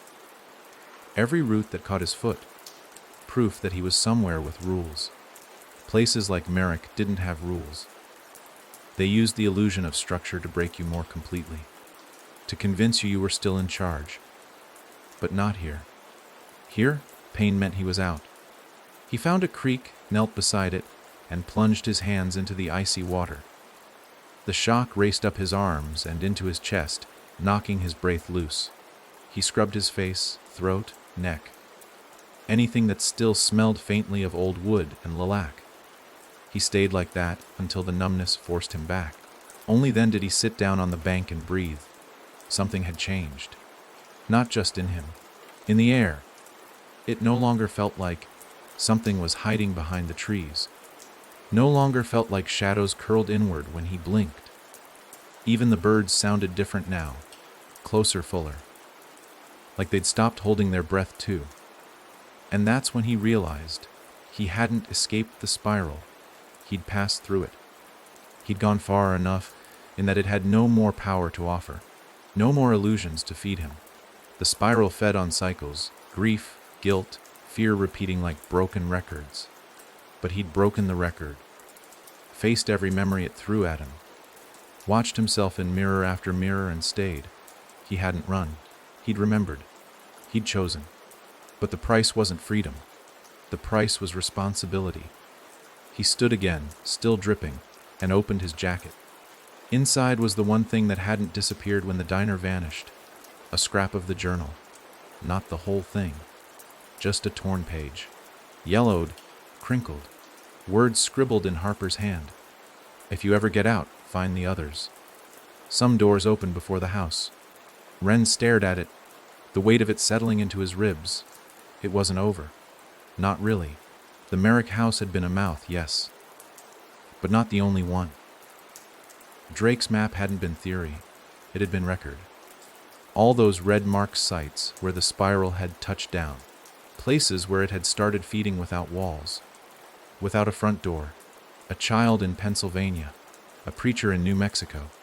A photographer in Oregon who never came back from a shoot inside an abandoned asylum. These were not stories. They were warnings. Echoes of a larger truth. Some people are doors. And once they've been opened, they can open others. Wren folded the page, slid it into the inner pocket of his coat, and started walking again. Not aimless now. Purpose guided each step. He didn't know who the others were. Didn't know how to find them. But he knew what to look for. Mirrors that showed too much. Dreams that circled the same hallway. A smell like flowers in a place nothing grew, and spirals. Always spirals. He would find them. And when he did, he wouldn't run. Wouldn't warn them to stay away, because warnings were never enough. You couldn't outrun the spiral. You had to go in, see it for what it was, and make it remember you. That was the only way to make it blink, to make it loosen its grip. He walked until the forest gave way to asphalt, until the trees thinned and a town appeared on the horizon. Small, quiet. The kind of place where bad things didn't happen until they already had. A new place, a new echo, and somewhere inside it, someone was hearing whispers in their sleep. Someone was watching their reflection delay a heartbeat too long. Someone was being chosen. Wren walked toward them. Not as a warning, as a key. The town was called Sable Ridge, and it felt like the kind of place that kept its secrets, folded neatly into church bulletins and diner menus. Nothing loud ever happened here. The streets were lined with Victorian homes that wore their chipped paint like old medals, and every lawn had a story carved into its porch swing. It was the kind of place where people still left doors unlocked. Not because they trusted the world, but because they didn't believe the world noticed them anymore. But something had. Wren felt it the moment he crossed into town limits. Not a sound. Not a whisper. Just a slight distortion, like the hum beneath the world's shifted frequency, and his body noticed before his mind did. It buzzed beneath his skin like static before a storm. He found a place to stay above a laundromat run by a woman named Marcy who didn't ask questions. She handed him a key and said, "Up the stairs, second door. Don't lean on the railing, it gives." Then she went back to folding shirts like he hadn't said a word. Wren liked her immediately. The room was simple, clean, nothing reflective. He unpacked slowly, setting the torn page from Harper's journal on the nightstand like a relic. The words stared up at him, some doors open before the house. That night, he walked the town. It was mostly quiet, just a few late workers closing shops, teenagers loitering near the gas station, with nowhere else to be. But as he passed a darkened thrift store window, his reflection didn't follow. It watched. For a half second, its eyes were wrong. Wider. Afraid. He didn't stop walking. The next morning, he went to the library. Not for books. For people. Places like this always had a nerve center. A librarian who saw too much. A priest who heard confessions they didn't believe. He scanned the room until his eyes settled on the girl in the back corner, maybe 16, maybe younger, with dark hair pulled tight into a knot and sleeves tugged down over her wrists. She wasn't reading. She was staring at her own reflection in the black screen of the computer, not checking her face. Watching it, Wren approached slowly, like one might approach an animal that knew it had already been spotted. "You waiting for it to blink first?" he asked, voice quiet. She didn't look at him. I think it already did. Her name was June. She didn't flinch when he told her his name. Didn't ask what he was doing there. It was like part of her already knew. Or maybe she'd stopped expecting real answers. They sat in silence for a few minutes until she finally spoke again. There's something behind me at night, she said. But only when I look in the mirror. It doesn't move. Just stands there, like it's waiting for me to invite it in. Ren didn't speak. Let her keep going. I thought it was stress. I thought I was sick. But I stopped sleeping. Stopped eating. I covered every mirror in the house and it still found ways in. Windows. Black TV screens. I started seeing the spiral last week. In my soup. In the sky. She looked at him finally. You know what it is, don't you? Ren nodded. It's what comes before the house.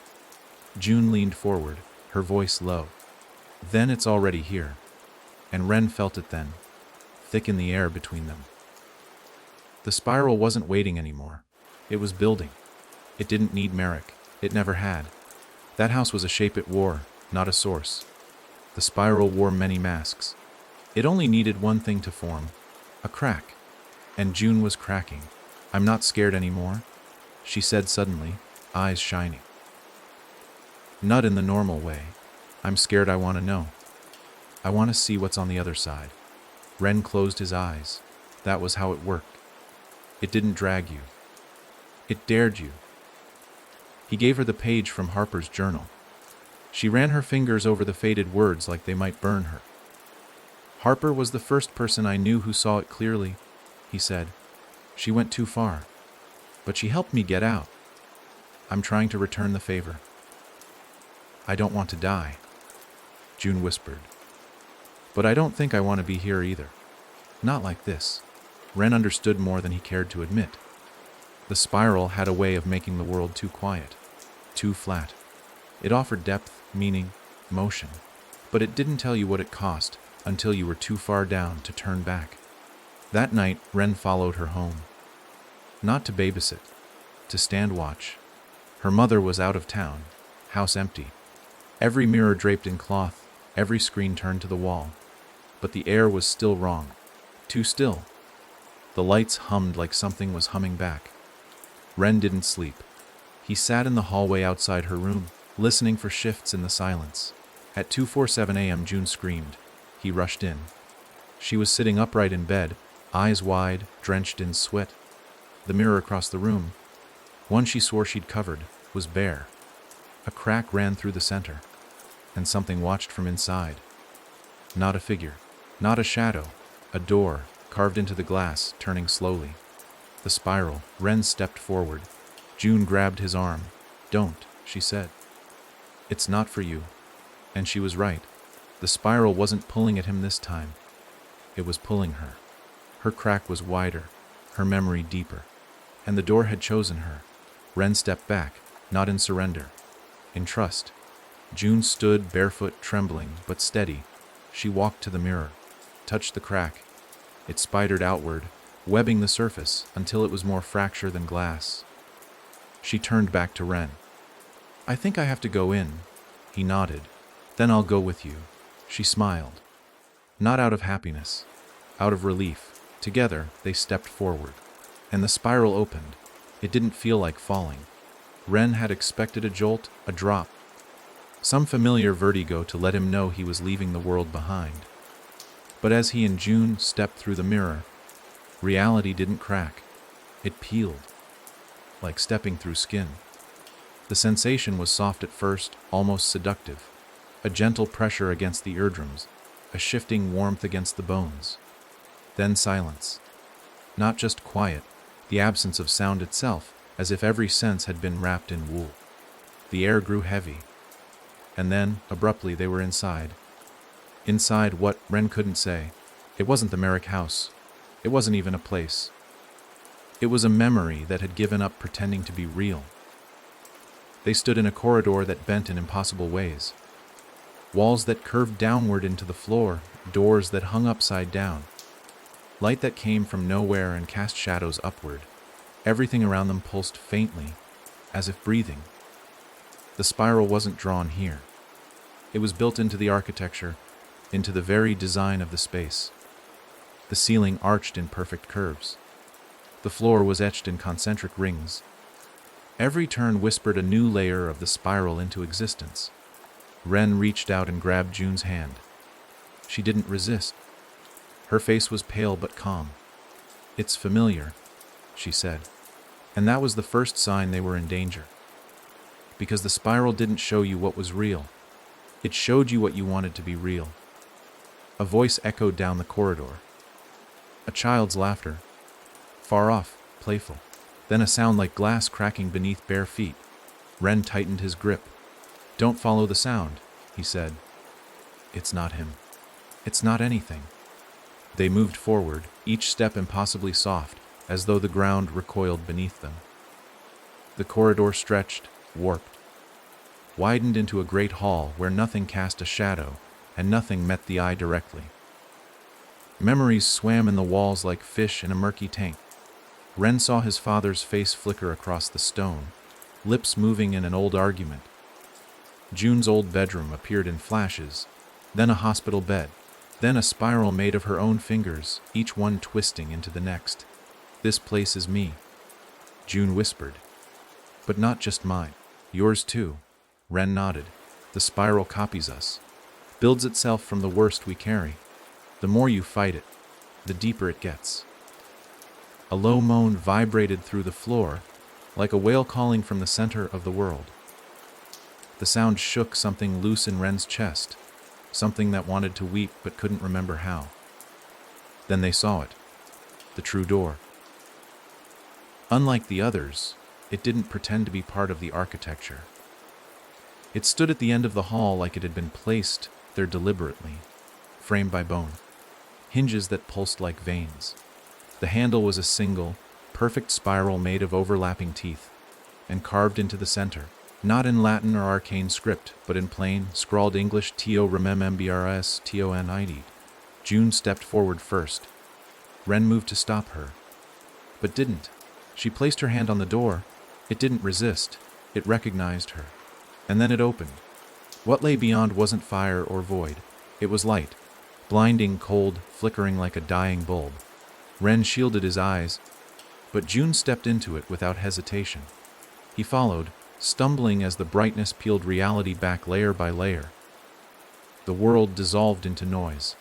Not sound, just the idea of noise, and within it, voices. Countless voices. Some he recognized. Others were too ancient, too layered to comprehend. But they all said the same thing: "We see you. We remember you. We are what you left behind." The light broke, and the floor returned. They stood on a stone platform suspended over nothing. Beneath them, a sea of spirals stretched to the horizon, each one spinning slowly, quietly, each one alive. Between them, shapes moved, tall, thin, watching, not hostile, just aware.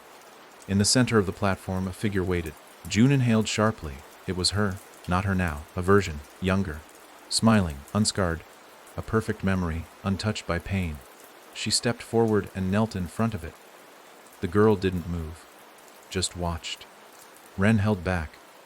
Something about this moment wasn't for him. Then the girl, the memory, spoke. "You brought him with you." June nodded. "I had to. I couldn't come alone." The memory of her tilted its head. "Then you don't need me anymore."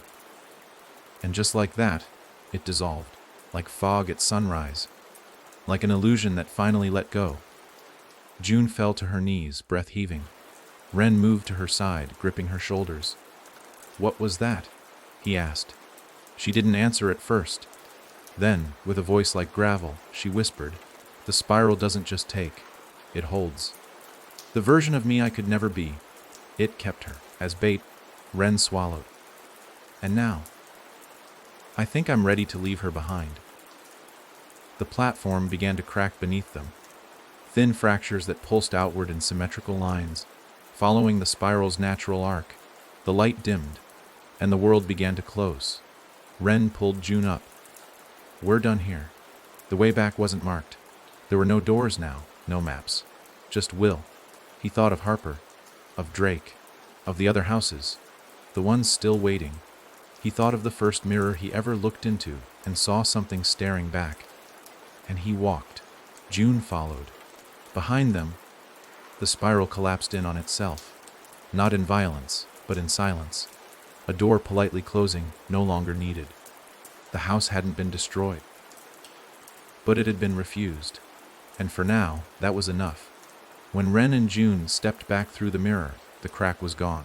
The surface was smooth again, empty, just glass. June collapsed into the chair, shaking. Ren took one final glance at the mirror, his reflection quiet, no longer delayed, no longer watching, just him. He looked to June. "You okay?" She smiled, weak but real. "For the first time, I think so." Outside, the sun was rising, and for once, it didn't feel like a trick. They didn't speak for a long time after they came back. June sat curled up in the corner of her room, knees to chest, staring at the now normal mirror across from her. Its glass no longer hummed or cracked or whispered. It reflected, that was all. Just her, just Ren, and the growing morning light outside her window. Ren stayed by the door, one hand resting on the frame, like he wasn't sure whether to come in or run. Eventually, she looked up. "Do you think it's really over?" Ren didn't lie. "No, I think it let us go." June nodded, as if she already knew the answer but needed to hear it out loud. Her hands still trembled. Not from fear, not anymore. From release. Like something in her muscles had been clenched for years, and only now realized it could finally uncurl. He watched the way her shoulders had lowered, the way her eyes, which used to flick nervously toward every dark corner of the room, now stared straight ahead. Not searching. Facing. That was what the spiral never understood. What it never wanted to understand. Once you stopped running from yourself, you became harder to pull back in. Ren made tea. He wasn't good at it, but the motion mattered. It gave his hands something to do while his mind tried to process what had happened. Not just the mirror. Not just the door, but what he saw inside. The spirals, the voice. The imitation of June that stood so still, so perfect, waiting to be kept like a photograph too heavy to carry. He hadn't expected the spiral to hold that much truth. He thought it only used fear. But it used hope, too. Longing. The weight of impossible expectations. It didn't just trap people in pain. It trapped them in who they thought they were supposed to be. June sipped the tea quietly. "You were right," she said. "About what?" "It doesn't take everyone the same way. It knows where the soft spots are." Ren nodded. "That's how it builds the spiral. It finds the parts of you that never stopped bleeding." She looked at him, suddenly older than her years. "Does that mean I'll always be bleeding?" "No," he said. "But you'll always know where the wound was." She didn't respond. Just set her cup down and pulled the cloth back over the mirror. Not out of fear, but ritual. A small act of closing the book. The room was brighter now. Morning had clawed its way through the storm clouds, and light finally touched the corners of the floor that had stayed dark for too long. But Ren didn't feel relief. Not yet, because he knew what the spiral left behind. Always something. He stepped outside to clear his head. The neighborhood was quiet, too quiet. No kids on bikes, no lawnmowers, no passing cars, just wind. At first, he welcomed it. After what they'd seen, silence felt like a gift. But then he noticed something strange. The birds weren't singing, not one. He listened harder, walking slowly down the driveway and onto the sidewalk. Not a chirp, not a flutter. It was a different silence. Not peace. Pause. And that's when he saw the sign. It wasn't there yesterday. It hadn't been there that morning when they arrived. But now, nailed to the telephone pole across from June's house, was a wooden board. Old, splintered, painted in red, barely legible. "The door fargus night ng." Ren stood frozen. A crow landed on the wire above him. It looked at him, then dropped something. He caught it on instinct. A shard of mirror, small, still warm. He clenched his hand around it and backed away. back into the house.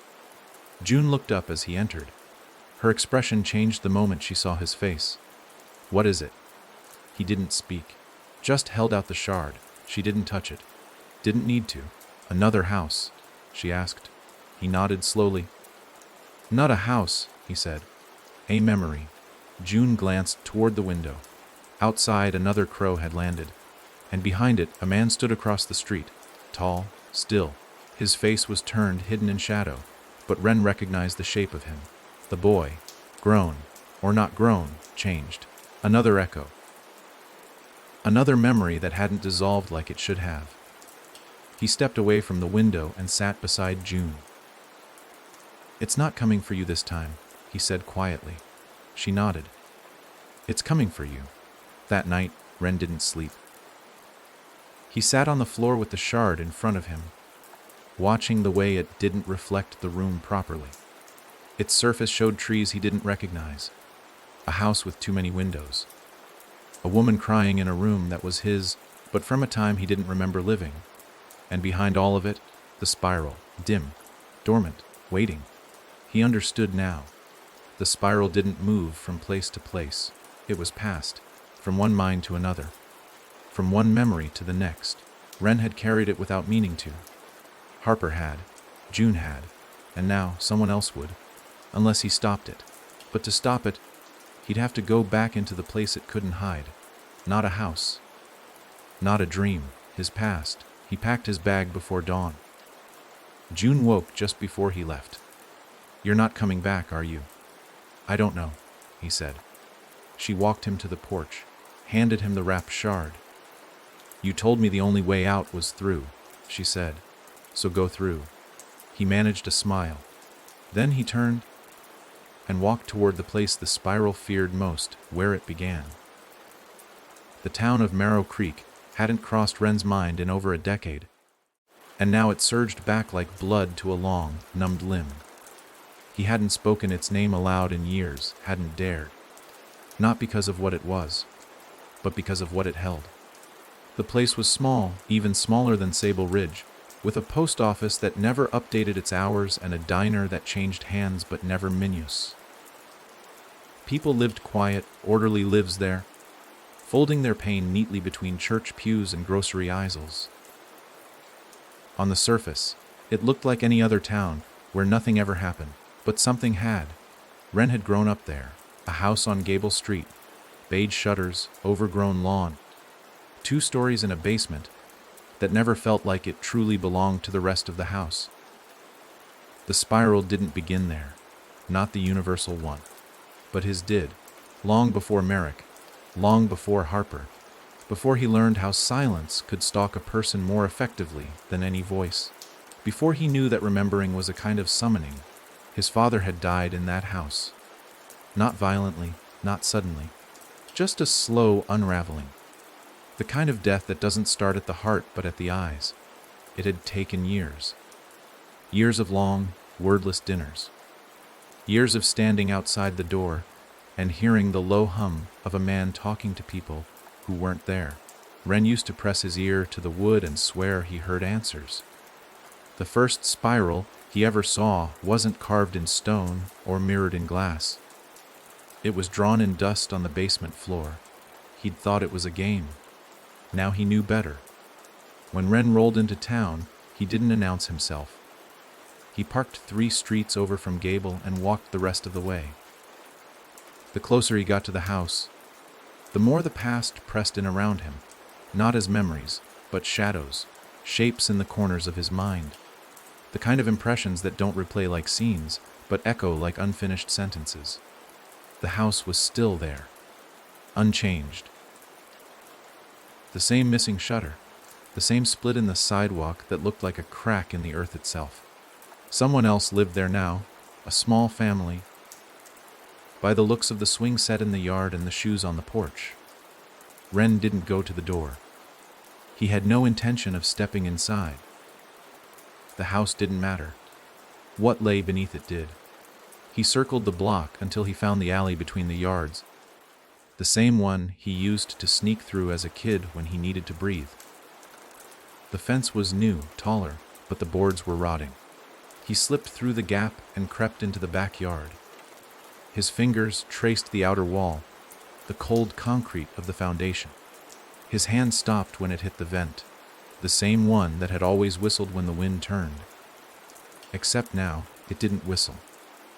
It whispered, just one word, back. He dropped to his knees and pressed his face close to the grate. Inside, blackness. Still, deep, and then movement. A flicker of light, not like a bulb, but like reflection.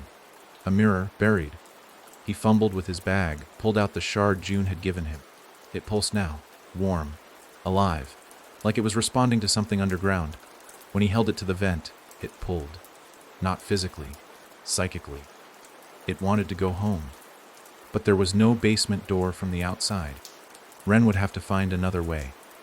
He waited until night, until the family inside flicked off their lights, and the street fell into the kind of hush reserved for places too small to earn sirens. He crept back to the fence, watched the windows, then crossed the yard. There, on the side of the house, an old storm door he remembered all too well. The handle creaked, resisted, then gave. He slipped inside. The air in the stairwell was colder than it should have been, older. Like it had been locked away for centuries, and still remembered the people who used to breathe it. Each step down felt like an agreement. A silent contract he signed with his body that he would not run again. When he reached the bottom, he didn't turn on a light. He didn't need to. The spiral was already there, drawn in faint chalk lines across the floor. But this time it was different. This time it was carved in relief.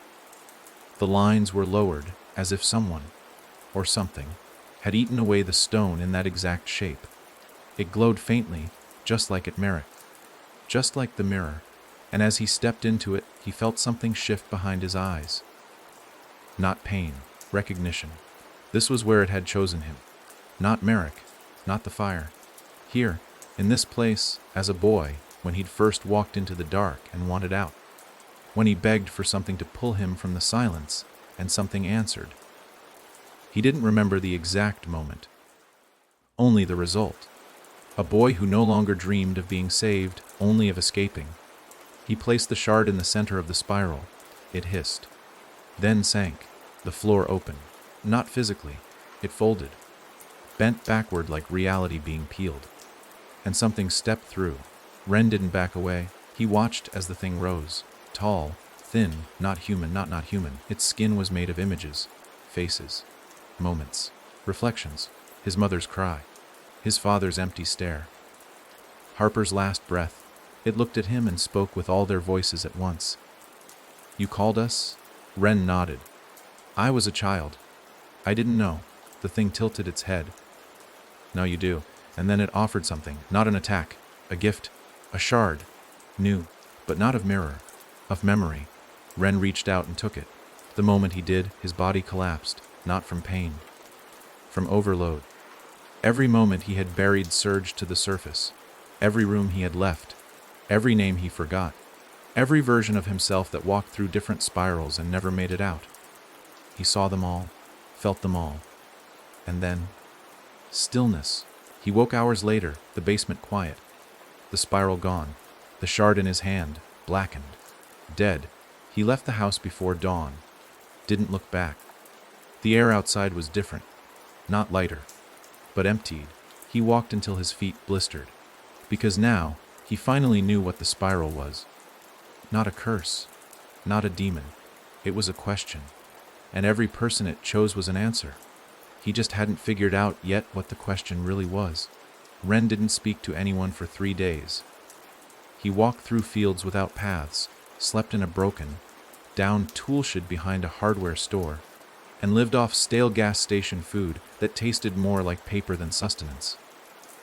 His body moved, but his mind had cracked open wider than it ever had. And what spilled out wasn't pain, it was remembrance. Not just of the spiral or the Merrick house or June's mirror, but of everything. He remembered faces he thought were lost, names that had been swallowed by time, voices, some whispering, some screaming, that had once played like background noise in his head, now rang with clarity. And threaded through all of them was the same image. Over and over again the spiral, not always in chalk, sometimes in stitching on an old quilt, sometimes in the shape of a broken plate. Once, it had been burned into the skin of a man's back. He saw it as a boy, peeking from behind a neighbor's window during a summer storm. It hadn't made sense then. It did now. The spiral didn't come from one place. It spread, and more terrifying than that, it remembered. Every time someone touched it, followed it, feared it, it grew. Not in size, but in intention. It became more deliberate, more specific. It didn't just seek pain. It sought recognition. It wanted to be seen. And now, Ren had seen too much to walk away. That night, he found himself in an abandoned rest stop 30 miles outside of Marrow Creek. The place was dark, but the vending machines still blinked with phantom electricity. He sat on the cold tile floor, back to the wall, the blackened memory shard tight in his palm. He was waiting. He didn't know for what. He just knew. At 3:14 a.m., a flicker in the corner of his vision made him turn. A man stood at the edge of the lot, partially hidden by a flickering street lamp.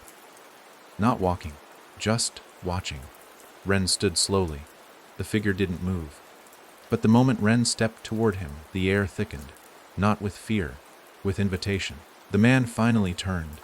Ren froze. He wasn't a stranger. It was him. Not a twin. Not a hallucination. It was another version. Younger, cleaner.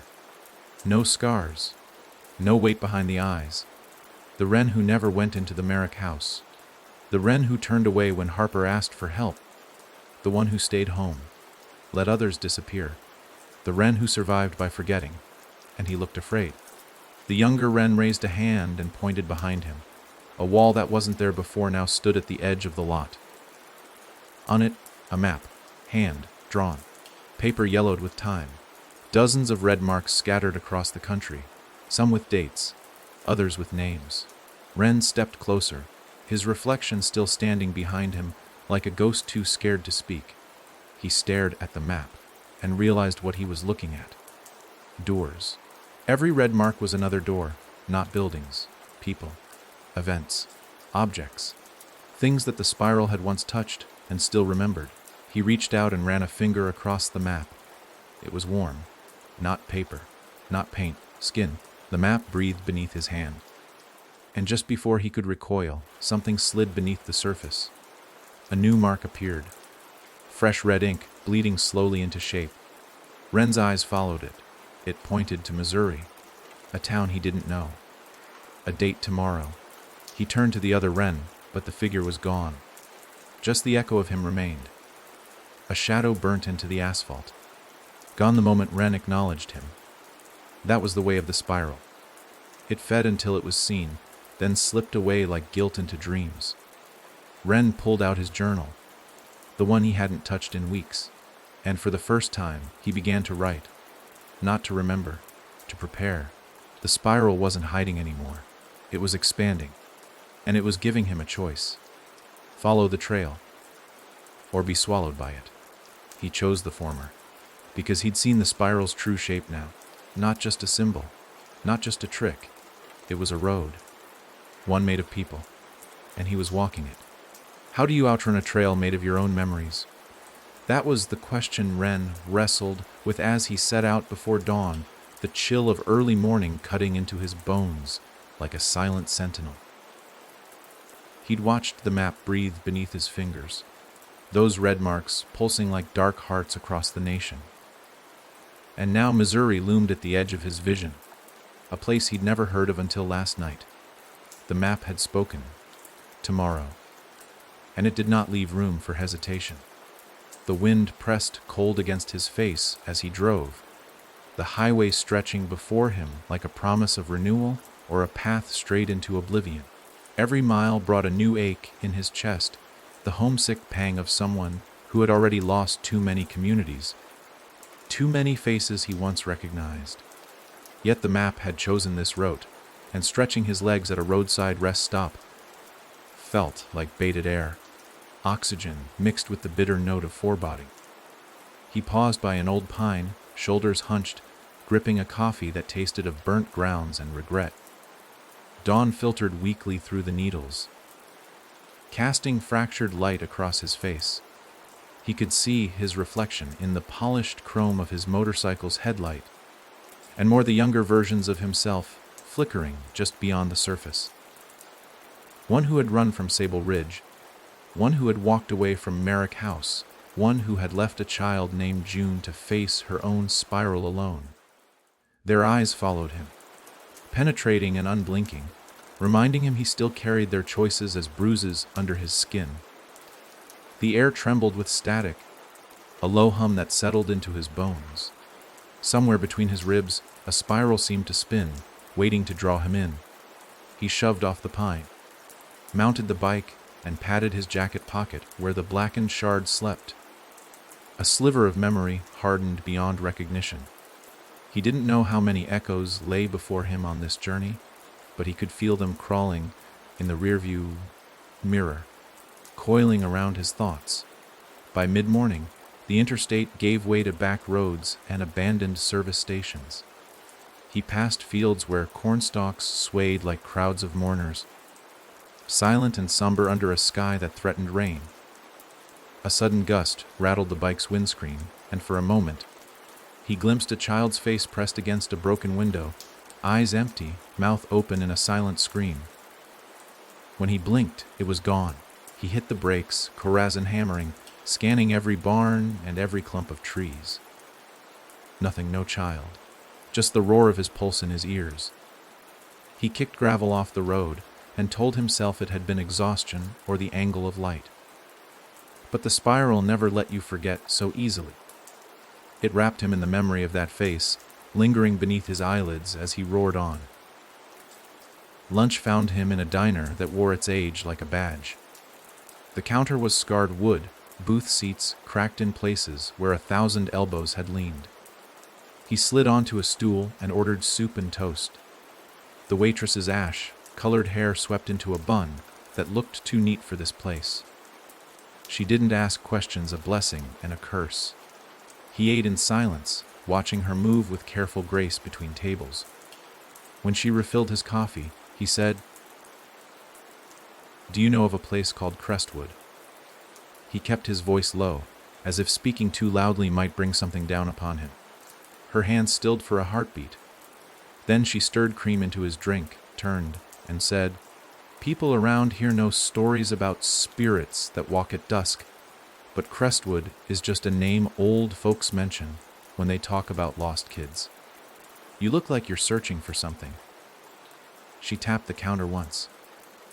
"Be careful what you chase. You might find more than you can handle." Wren thanked her, paid, and left a tip that clattered too loud on the surface. Outside, the wind had shifted. Colder now, a thread of rain dragging behind it. He mounted the bike and glanced back at the diner's neon sign, flickering once before it went dark. He could feel the waitress's gaze on his back, but he dared not look again. The roads twisted through farmland, then cut into rolling hills of oak and maple. By late afternoon, the sky opened in a downpour, thunder muttering like a warning. Wren pulled under the canopy of a lone gas station with a broken sign that read, "Mile, the rest of the letters long missing. He shed his jacket and helmet, water trickling off every seam of his clothes. Inside the tiny convenience store, the clerk was a young man who looked too pale and too clean for this place. No sooner had Wren stepped in than the fluorescent lights flickered, and the soda cooler door slammed shut on its own. A puff of cold air hissed from the vents, and Wren's heart seized. He placed a pack of crackers and a bottle of water on the counter, reached into his pocket, and felt the shard vibrate like a trapped heartbeat. The clerk's eyes flicked to it, not with surprise, but with fear. "That thing shouldn't be here," he said, voice tight. "It will bring them." Wren studied his face, saw the handmade spiral tattoo on his wrist, half faded. "Whoa," he asked. The clerk swallowed, and when he spoke again, his voice was brittle. "Those who died looking for the spiral, they come back. They have no rest until they pull in the next one. Wren paid without another word and left the cranky bell to jangle behind him.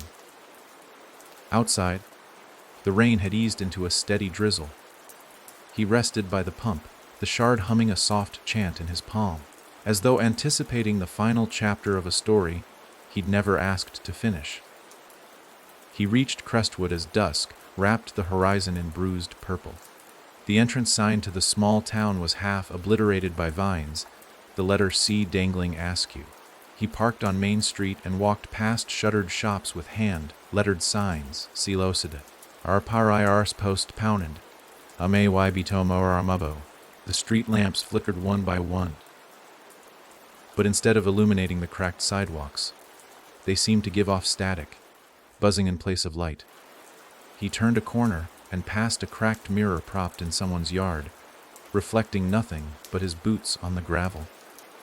He reached out, traced a finger over one shard of glass, and saw flash the diner waitress's face, her warning eyes pleading. He jerked back and inhaled, the shard's vibration throbbing now, urging him forward. At the far end of the street, an old church of red brick stood, its steeple broken, windows missing panes. Crestwood first, read the faded sign. Wren wandered up the steps and pushed through the splintered wooden doors. Inside, pews lay overturned, hymnals rotted into black pulp.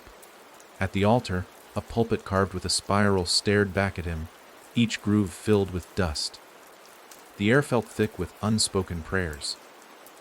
He followed the path of the spiral, tracing its pattern on the pulpit with one finger, feeling how the wood had worn smooth in places that didn't make sense. There was no flame, but the candles along the walls trembled as though someone breathed against them. The shard burned in his hand. He swallowed against the dry rasp in his throat and whispered, "I've come for you." The shard's hum surged, echoing in the pews like a chorus of voices, pleas, accusations, laments. Footsteps sounded beneath him, soft, careful. He looked down and saw the floor creak. A trapdoor yawed open at his feet, framed in jagged rails. Tendrils of dark mist curled up from the void. His breath caught in his chest. He should have stepped back, should have walked away. But the shard pulsed in his hand, a lodestone to destiny. He took a deep breath and descended. The church basement was empty at first, a black cavity lined with stone blocks that glistened wetly. The only illumination came from the spiral etched in the center of the floor, carved deep into the concrete and filled with an oily substance that glowed faintly green. Wren placed the shard in its center, and the glow intensified, first to a sickly yellow, then bright as a lantern's flame. The air crackled with energy. Shadows peeled away from the corners, revealing whispers of forms. Bodies slumped as though unconscious, faces weeping but making no sound.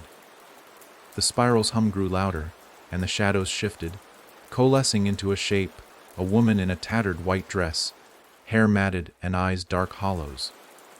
Wren recognized her, from a memory too vague to fully grasp, a mother who wandered Crestwood streets when he was a boy, begging for her child who never came home. She drifted toward him, each step dragging ripples across the spiral's glow, melting flesh where her heels passed until she was a mirage of bones and longing. Wren's heart twisted. "I can't save you," he whispered, "but I can remember." Her jaw slackened. She opened her mouth to speak, but no sound came. Instead, she reached out, fingertips tracing his cheek, and the world jolted. He found himself behind the pulpit again, the basement gone. The church was silent, all flickers extinguished. He reached for his face, felt fresh tears. He leaned against the pulpit, breathing hard. Every memory he had filed away spilled back, a grandmother who disappeared in a thunderstorm, a brother he never knew, a teacher who vanished in the night. The spiral drew those memories like a magnet. But the shard had sealed this spiral, and the glow had died. The cave of shadows had dissolved, leaving empty air. Wren understood then. He had answered the question the spiral had asked in the basement, who remembers? He had remembered. And in that remembrance, the spiral had no more power over Crestwood. He left the church and stepped onto the deserted street. Rain had begun to fall again, tapping his helmet like a slow drum. The wind lifted scraps of paper, old flyers, unread mail, fluttering away like unfinished stories. He looked up at the broken sign, Crestwood's name sagging under Ivy's weight, and wondered how many other towns bore the hush of unseen tragedies waiting for someone to remember. He kicked gravel off the sidewalk and opened his jacket, revealing the shard now dulled, cool to the touch. He pressed it into his glove. There was no map this time, just the hum of road noise and taillights flickering in the distance. He mounted his bike and turned the key. The engine's roar a challenge to the night.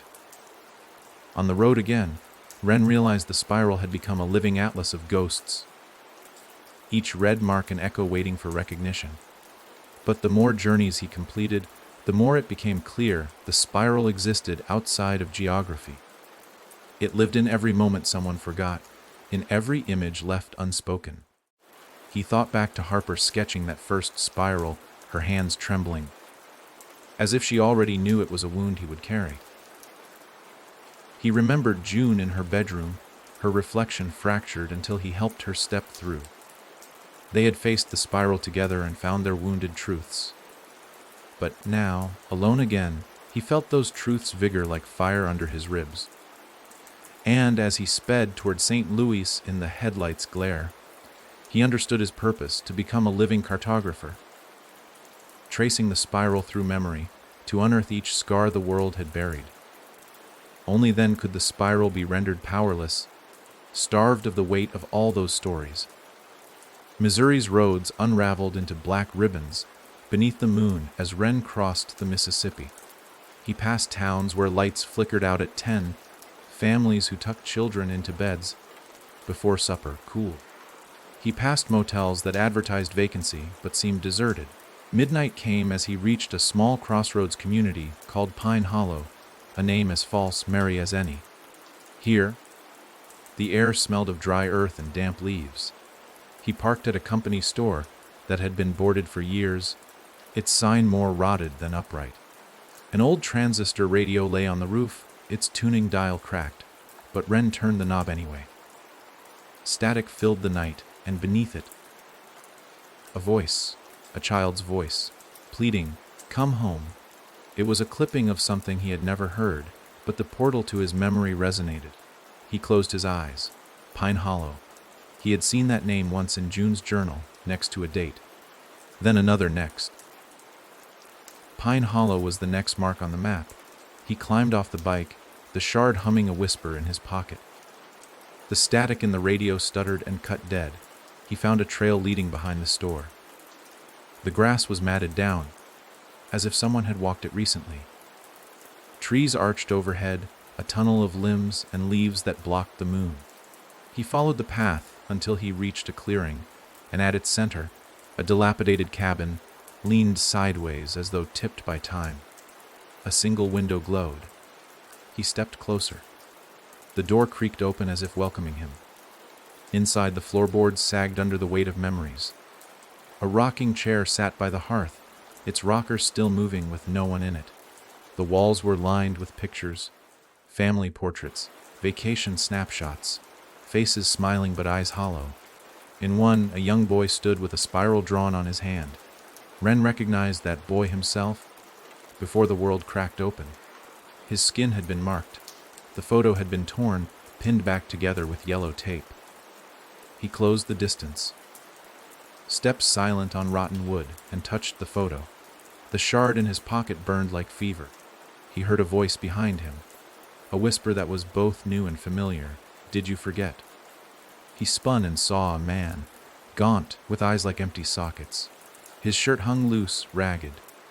"I keep the marks so you won't forget," the man said. "Every face, every town. Gone, but not forgotten." Ren held up the shard. "I remember." The man's face crumpled. He lunged forward and disappeared in a breath of dust. The photos on the wall tore themselves from the plaster, swirling into the air like a flock of birds fleeing a fire. They danced around Ren, each frame a story: a father's funeral, a baby's first steps, a suicide note pinned behind a mirror. A hush fell, a void that yanked at Ren's center. Then the photo settled into a spiral on the floor, a new iteration carved not in chalk, but in memory. The man's voice echoed around him, whispering every name he had ever forgotten. Ren stepped into the circle and placed the shard at its heart. Light spilled from it, illuminating faces long buried. The cabin trembled, walls cracking, as though the very place resented their release. Ren closed his eyes and let the light wash over him, letting each face pass through his mind until the spiral ceased to glow. When the cabin fell silent, Ren opened his eyes and found himself standing on the road, the cabin gone. He carried the cool shard in his hand, its purpose fulfilled. Pine Hollow's secrets had been remembered. The motorcycle's headlight caught in his mirror, and he glimpsed his reflection, worn, old, but whole. He mounted the bike and revved the engine. The roads ahead were infinite, uncharted. He could chase every red mark, every echo, until the world ran empty. But he understood the spiral's most essential truth. Now, it did not end in wings of light. It lived wherever a memory could be rekindled. To starve it, one did not have to chase every echo to its grave. One had to spread remembrance, to help others face what they carried. He kicked the bike into gear and roared away from Pine Hollow, the black road unfurling before him like a promise. By sunrise, he had crossed another state line. The shard was gone, vanished the moment it fulfilled its final purpose. Ren's jacket pocket was empty, but his mind was full, alive with faces, places, sounds. He would not try to forget what he had witnessed. Instead, he would carry it forward. A living archive, a flame held against the dark. Somewhere beyond the horizon, a new mark would glimmer. Another town, another story. And in that moment, he would answer again, "I remember." And wherever a spiral tried to take hold, he would stand as a testament to what lay behind the veil. Proof that memory, once kindled, could shatter any door and expose every hidden truth. And so he rode, the wind tugging at his thoughts, the sunrise painting the sky in shades of promise and reckoning. Knowing that the spiral would never rest, but that neither would he. Ren hadn't expected morning to feel so heavy. He woke on the edge of the highway. Dawn's pale light seeping through a veil of mist that clung to his skin like a warning. His clothes were stiff with dew, and the air smelled of rain held back. He rubbed his eyes and reached into his jacket pocket, expecting to find the blackened shard. But all that remained was the tin container that once held it. He closed his fist around the empty metal and felt its weight as proof that he had done what he must. The road stretched ahead, a ribbon of asphalt that led out of small towns, past abandoned buildings, through forests that might hide anything. The ache in his bones reminded him that memory was a load heavier than any pack. He pushed himself to stand and looked at the map in his mind, a series of marks he could no longer trace on paper, because the paper had burned, but one that lived inside him now. Pine Hollow had slipped away, its echoes scattered like spent embers on the wind. He knew the next town waited for him deeper into the west, where mountains rose against the sky like teeth. Somewhere near the banks of a river in Oregon, a place called Willow Bend would soon house its own spiral, a doorway built on someone else's unsaid sorrow. He wiped his jacket, tied the laces of his boots tight, and climbed onto his bike. The engine roared to life, breathing fire into the quiet morning, and he eased onto the road, each mile pulling him farther from what he had sealed and closer to what he had yet to face. Hours passed as he rode across empty fields and up winding passes. The neon blur of gas stations gave way to wooden cabins that leaned into each other as if huddled against the cold. The sky darkened in afternoon clouds that threatened rain again. He stopped at a roadside stop with peeling paint, a place where birds circled overhead as though searching for something fallen. He bought water and an energy bar, and as he paid, the attendant, a man with tired eyes, slid a folded piece of paper across the counter without a word. Ren picked it up and saw a spiral drawn in ink, the lines jagged and shaky, and beneath it a single word, remember. No name, no date, no greeting, just that command, that plea. Ren felt his pulse quicken. He asked the attendant, voice low, "Who wrote this?" The man stared at him like he'd been asked a secret known only to the dead. Then he shrugged and said, "Found it on my windshield this morning. Been here all night." Ren folded the paper carefully and stowed it, then nodded and left the store. Outside, the sky opened in a sudden downpour. Rain pelted his helmet and drummed against his jacket. He fired up the bike and roared away before the attendant could call after him. On the road, he felt the paper's message burn behind his eyes, remember. It wasn't a new command, really, but a reminder that the spiral lived wherever someone tried to forget. He adjusted his grip on the handlebars, braced himself against the wind, and kept going. He reached the state line by dusk, crossing into Oregon. The sun dipped behind jagged mountain peaks, and the air turned crisp and pine-scented. Small signs dotted the roadside. "Welcome to McKenzie County. Prepare for wildlife crossing. Next service is 50 miles. Down a gravel road, he found a creek, the water rushing white and cold over stones worn smooth. He pulled to the side, removed his helmet, and let the breeze carry steam off his skin. Beside him, a solitary crow took flight, its black silhouette cutting across the sulfur-colored sky. Ren watched it disappear behind the trees and felt a chill that had nothing to do with the evening air. Deep in the forest, at the edge of the creek, someone had drawn a spiral in the sand, 5 loops, each one tied around the other, and in the center, a small cross carved with a stick or a nail. No sign of footprints, no clue how it had come to be there. He knelt and ran a finger along the spiral's edge, feeling the ridges and furrows in the damp earth. When he lifted his hand, he saw a smudge of mud on his fingertip shaped like an eye. He stared at it, mind racing. The cross in the center had to mean something, a marker, a boundary, or a warning. He traced the line of trees along the shore and recalled that Willow Bend was a small crossroads east of the river, where a single bridge connected dusty highways. Faded maps named it as a place you passed through, not one you sought. Yet someone had drawn this here. Someone was waiting. Ren gathered his balance, rose to his feet, and nodded at the spiral in the creek bed as though it might speak back. He kicked his booted heel into the wet sand, smudging the shape beyond recognition, and headed back to the bike.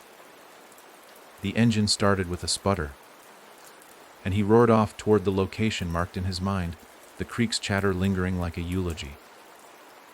Night fell as he neared Willow Bend. The road narrowed and twisted, the guardrails long gone, replaced by guard ties rotting on the mountainside. He kept his speed cautious, the headlights slicing through the darkness in twin beams. When he spotted the river, he pulled off on a bank of loose gravel. The water glowed silver under the moon, churning black as it rushed toward the valley. A small bridge spanned the river, its pilings half immersed, and beside it, the remains of an old general store leaned at a crooked angle.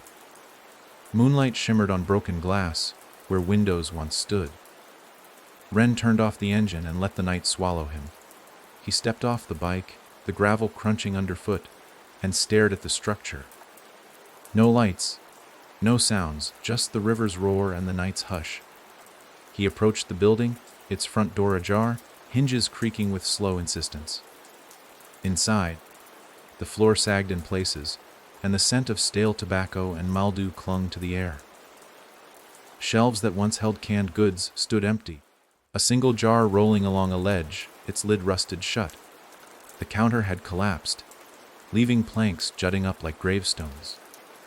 Ren's reflection trembled in the shards of broken mirror scattered on the floor. He saw darkness in the gaps, shifting, alive. He knelt and examined one fragment, his face, gray under the moon, and behind him, the faintest glimmer of a spiral etched into the wall where wallpaper had peeled away. He blinked, and it was gone. His pulse kicked, and he rose. Something about this place felt familiar, like a half-forgotten memory lurking at the edge of consciousness. He took a breath, stepped deeper into the store, and tripped over a wooden crate stamped with canned beans. Est. 1948. The crate's wood was splintered, but its stenciled letters remained crisp. He shook himself off and felt the harness of his bag shift against his back. Under his jacket, that folded note from the gas station lay like a talisman. He slipped it out and smoothed it on the counter, the spiral, drawn with urgency, and that single word, remember. He traced the lines with his fingertip. The paper was damp, sticky with river mist, or maybe something else. He folded it carefully and pocketed it. Then he heard it, a low voice, rasping, as though speaking from another room. You came. Ren's heart clenched. He spun toward the source. There, in the faint glow of moonlight filtering through shattered glass, stood a figure. Bent and shrouded, face hidden, voice echoing. I had to see. Ren met the darkness with steady breath. I have to remember, he said quietly, his voice raw. The figure stepped forward into the moonlight, revealing a woman's face, drawn and pale. Eyes sunken, he recognized her from the riverbank's silhouette, the one who had marked the spiral in the creek.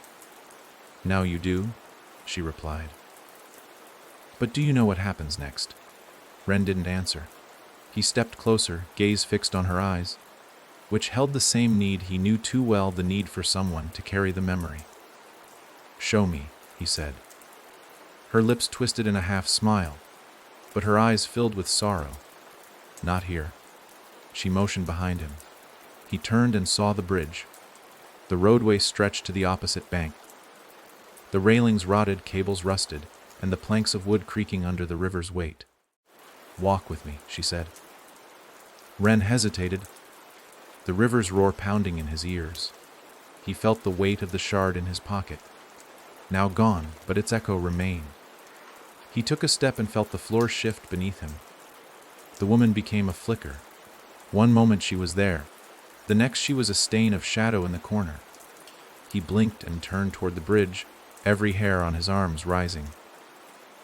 The creek's spiral, the cabin's door, the church's pulpit, the diner's note. They had all led him here.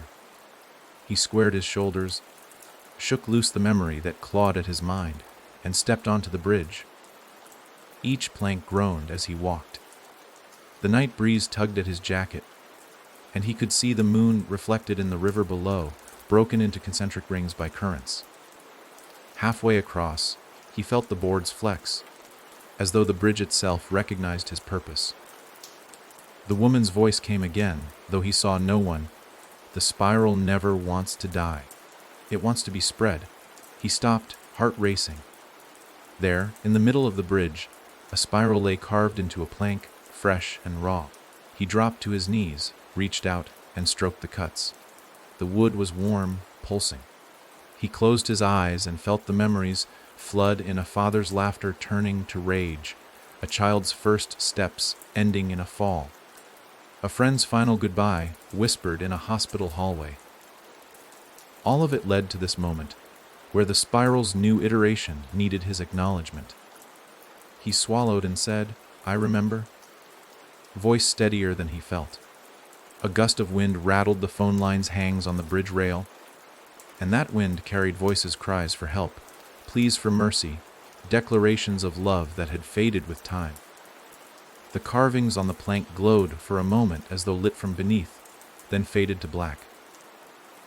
The man's wife had stood there one stormy night, carving her grief into wood, lamenting the loss of a child who never lived outside her mind. That night she had stepped into the river, and the spiral formed in the water, waiting for Ren's hand. He reached into his pocket, withdrew the folded note, and pressed it onto the plank. It stuck as if alive, melding with the carved lines. He heard the river shift, the boards contract, as though sealing a wound.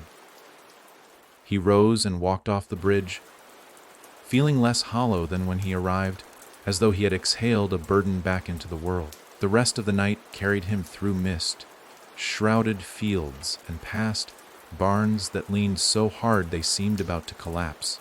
He felt the echo of his footsteps on every stretch of road, each one a reminder that memory was both a gift and a burden.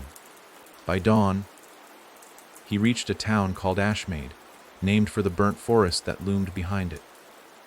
The streets curved up a gentle hill, and at the top, an old schoolhouse stood, its windows shattered and door barricaded. He parked the bike and approached on foot.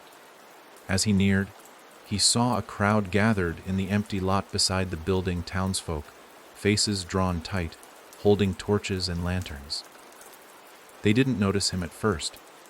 Only when he stepped into their circle of light did they turn, and their faces reflected surprise, then recognition. An elderly woman, hair ashen, shouted, "You're the one who travels with the spiral." Her hand shook as she pointed. Ren nodded, voice thick. "I came to remember."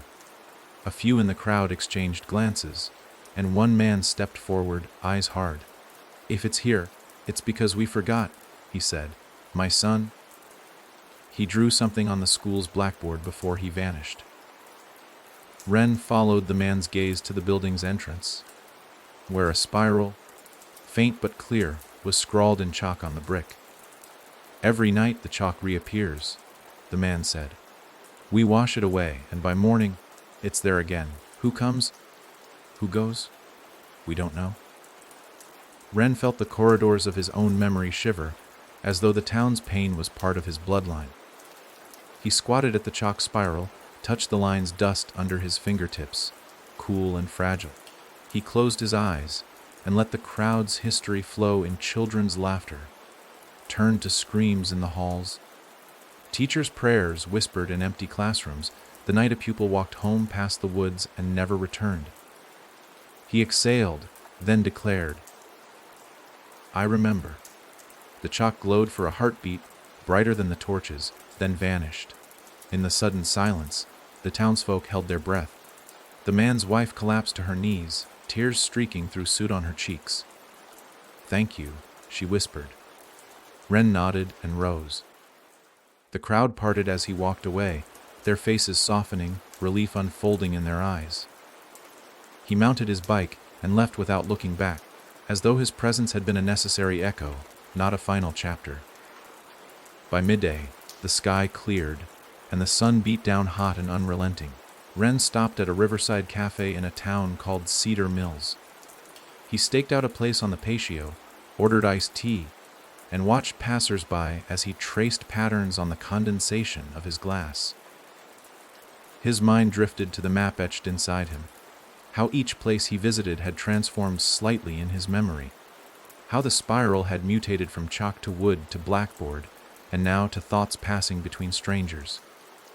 He sipped the tea, its sweetness a balm to his frayed nerves, and thought of Harper's sketches, June's face in the mirror, the woman in Oregon, the mother on the bridge. Each one had needed him to stand in their emptiness so he could carry their solitude. A bell chimed behind him. He turned and saw the waitress, her name tag reading, Mara. She refilled his glass and said, "People speak your name around here, traveler. An old woman came by last night and said she saw you wake the echoes." Ren nodded. "I'm sorry for your folks." Mara sighed. "We're used to it, though. This place has a way of keeping its secrets under the river's surface." She pointed toward the water, where a single piece of driftwood floated, swirling in the current like a ship's wreckage. "They say after the flood, the spiral was drawn on the water itself." Ren's breath hitched. He looked at the river and saw faint ripples shaped like loops, each one feeding into the next. He folded his napkin and left bills on the table, then walked to the water's edge. The current whispered against his boots. He knelt and reached a hand toward the river, feeling its cold pull. He closed his eyes and said, "I remember." The ripples slowed, the loops clinging to each other until the water's surface was still. When he opened his eyes, the river was clear, reflecting sky and trees. He felt as though he had carved his memory into the water and left it there. He stood and turned back to the cafe, where Mara watched him through the glass. He nodded once, then walked away. The sun rode high now. The day's burn against his skin reminded him that he had yet miles to travel. Night came as he reached a crossroads on the outskirts of a mining town called Bright Fork. The lights of gravel roads converged under a billboard advertising a rodeo next week. He parked beside a well that stood unused. Its bucket rusted and empty. The air smelled of copper and dust.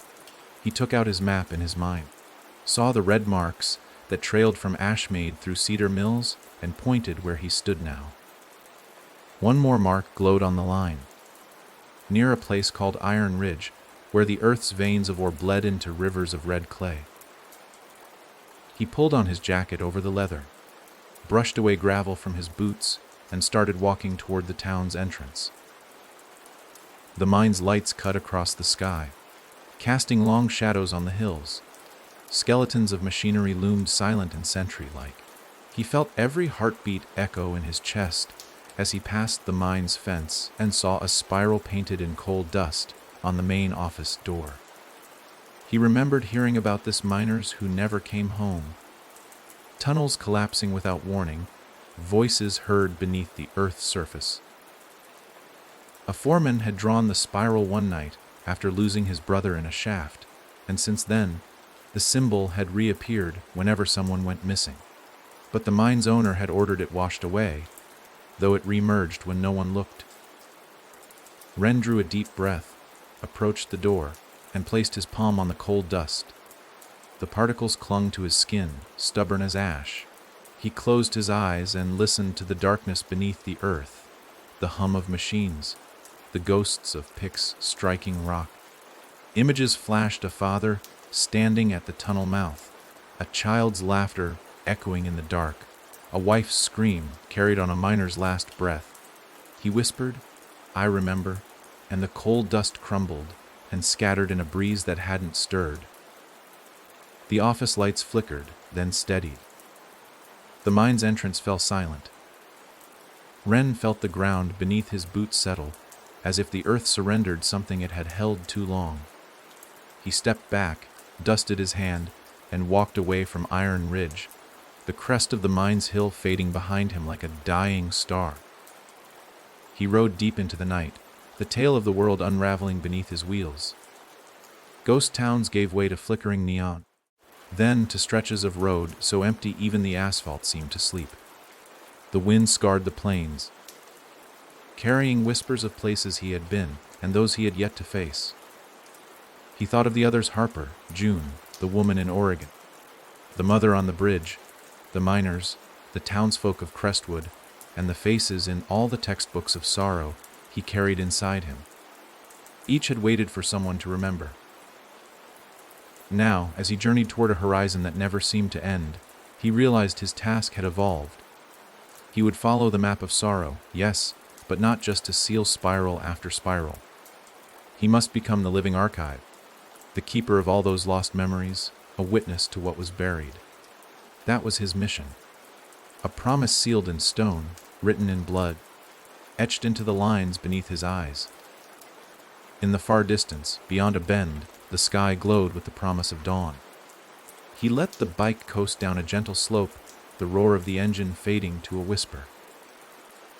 The world around him braced for the sun's arrival, and in that hush, he closed his eyes and remembered every face, every loss, every spiral he had laid to rest. When he opened them, the road was empty again, but within his chest, a map glowed, not drawn in ink or chalk, but alive, throbbing with the pulse of every soul who had stood before him and entrusted their memory to him. He twisted the throttle and rode into the sunrise, carrying a burden heavier than steel but lighter than grief now that he had embraced it. The road unfurled ahead, a promise of places still waiting in shadows, and he welcomed the journey, knowing with every turn of the wheel that as long as memory lived, so did he, and so did the hope that even the deepest spiral could be named, faced, and finally released. There was something unnatural about how still the desert became just after Ren crossed into Drisper. The heat didn't just hang in the air, It pressed into him like an accusation, wrapping around his shoulders with the weight of something left unsaid. The town appeared out of the haze like a mirage at first, too symmetrical to be real, a handful of buildings, each the exact same distance apart, each built from the same bleached wood, as if copied from the same memory. He slowed the bike to a crawl. No birds, no insects, not even the whisper of wind through the dunes. The silence wasn't emptiness, it was anticipation. Like the desert itself was holding its breath, waiting for something to begin again, and Ren, bone-tired and dry-throated, knew he had just stepped into another spiral, this one hidden in heat and dust, not ink or wood. The first building he passed was labeled Drisper General, but its windows were smeared with something that looked too thick to be dust, and the door stood open just enough to whisper menace. Ren didn't stop. Not yet. He passed a church next, the cross on its steeple inverted by shadow alone. Then the schoolhouse, boarded, despite no sign of children in years. What gnawed at him wasn't just the emptiness, but how well kept everything looked. As if the town refused to decay, as if someone, or something, wanted everything preserved for this very moment. For him, he parked at the center of the town square, where a rusted sign stood planted in the middle of a stone circle. It read, simply, TAYRDURNDUS, no name, no date, just that sentence, etched deep and sharp like it had been dug into metal with fingernails. He didn't hear footsteps, but he felt them. Behind him, shuffling, bare feet on sanded wood. When he turned, no one was there. The buildings remained motionless, like they were waiting for permission to exhale. He stepped forward, the square under his boots hot enough to sear through rubber. There was no breeze, no movement, but he could feel eyes watching him, watching from every doorway, every broken window, every inch of sun, bleached wall. Not human eyes, no, these were older, quieter, hungrier. He crossed the square and entered what used to be a town hall. Dust clung to the walls like cobwebs made of ash. A long hallway stretched ahead, lined with closed doors, all unmarked, each one a mystery. He chose the first on the right, pressed the handle, and pushed it open. Inside, the room was filled with broken chairs, rockers, recliners, dining stools, each arranged to face a single wall that bore one thing: a mirror. But not just any mirror. This one was cracked dead center, its webbed fractures creating the illusion of a spiral. Ren stepped closer, heart thudding, and caught his reflection, or at least what should have been his. But the man staring back wasn't him. Not entirely. Same jacket, same eyes, but older, hollow, ash covering his skin like mold. The mouth moved without his permission and whispered. They never stopped watching. You brought them. Ren staggered back, nearly tripping over a broken rocking chair. The reflection didn't follow. It stayed rooted in the mirror, mouth hanging open as if gasping for air it no longer needed. He turned and fled the room, pulse pounding against his skull. At the end of the hallway, a door creaked open on its own. Light spilled out, pale and gold, like the last breath of a setting sun. Ren walked toward it, hesitant. When he stepped inside, the air changed, cooler, more still. The room was bare except for a wooden table in the center, and a single object atop it: a child's shoe. Small, faded pink. A name written on the side in marker, EMMA. He didn't know why, but his stomach dropped. That name, that single name, pulled something loose in him. A memory he hadn't known he carried. A little girl's laugh echoing through empty streets. The taste of metal on the air. The smell of scorched hair. He stepped forward and reached out, brushing the edge of the shoe with one finger. Instantly, he was somewhere else. The world turned gray. The air screamed in his ears, and the ground beneath him cracked like glass. He stood in the same room, but younger, fresher. Voices surrounded him, dozens, hundreds, all whispering the same name: Emma. Emma. Emma. He turned in place. Faces blurred in the periphery, shadows made of memory and grief. Then he saw her, a small girl standing in the doorway. Brown curls, white dress stained with dirt, her eyes wide with terror. She raised a hand, pointing at him, and mouthed, "Don't let them back." The room erupted into noise, screams, shouts. A wind howled through the cracks in reality, and Ren's body slammed backward into darkness. He woke gasping on the floor of the town hall, the child's shoe still on the table. His hands shook. The town wasn't dead. It was suspended, caught in the moment of Emma's vanishing. The spiral had captured the town not with violence, but with memory. A memory no one had been willing to confront. And now it fed off that silence, grew in its shadows.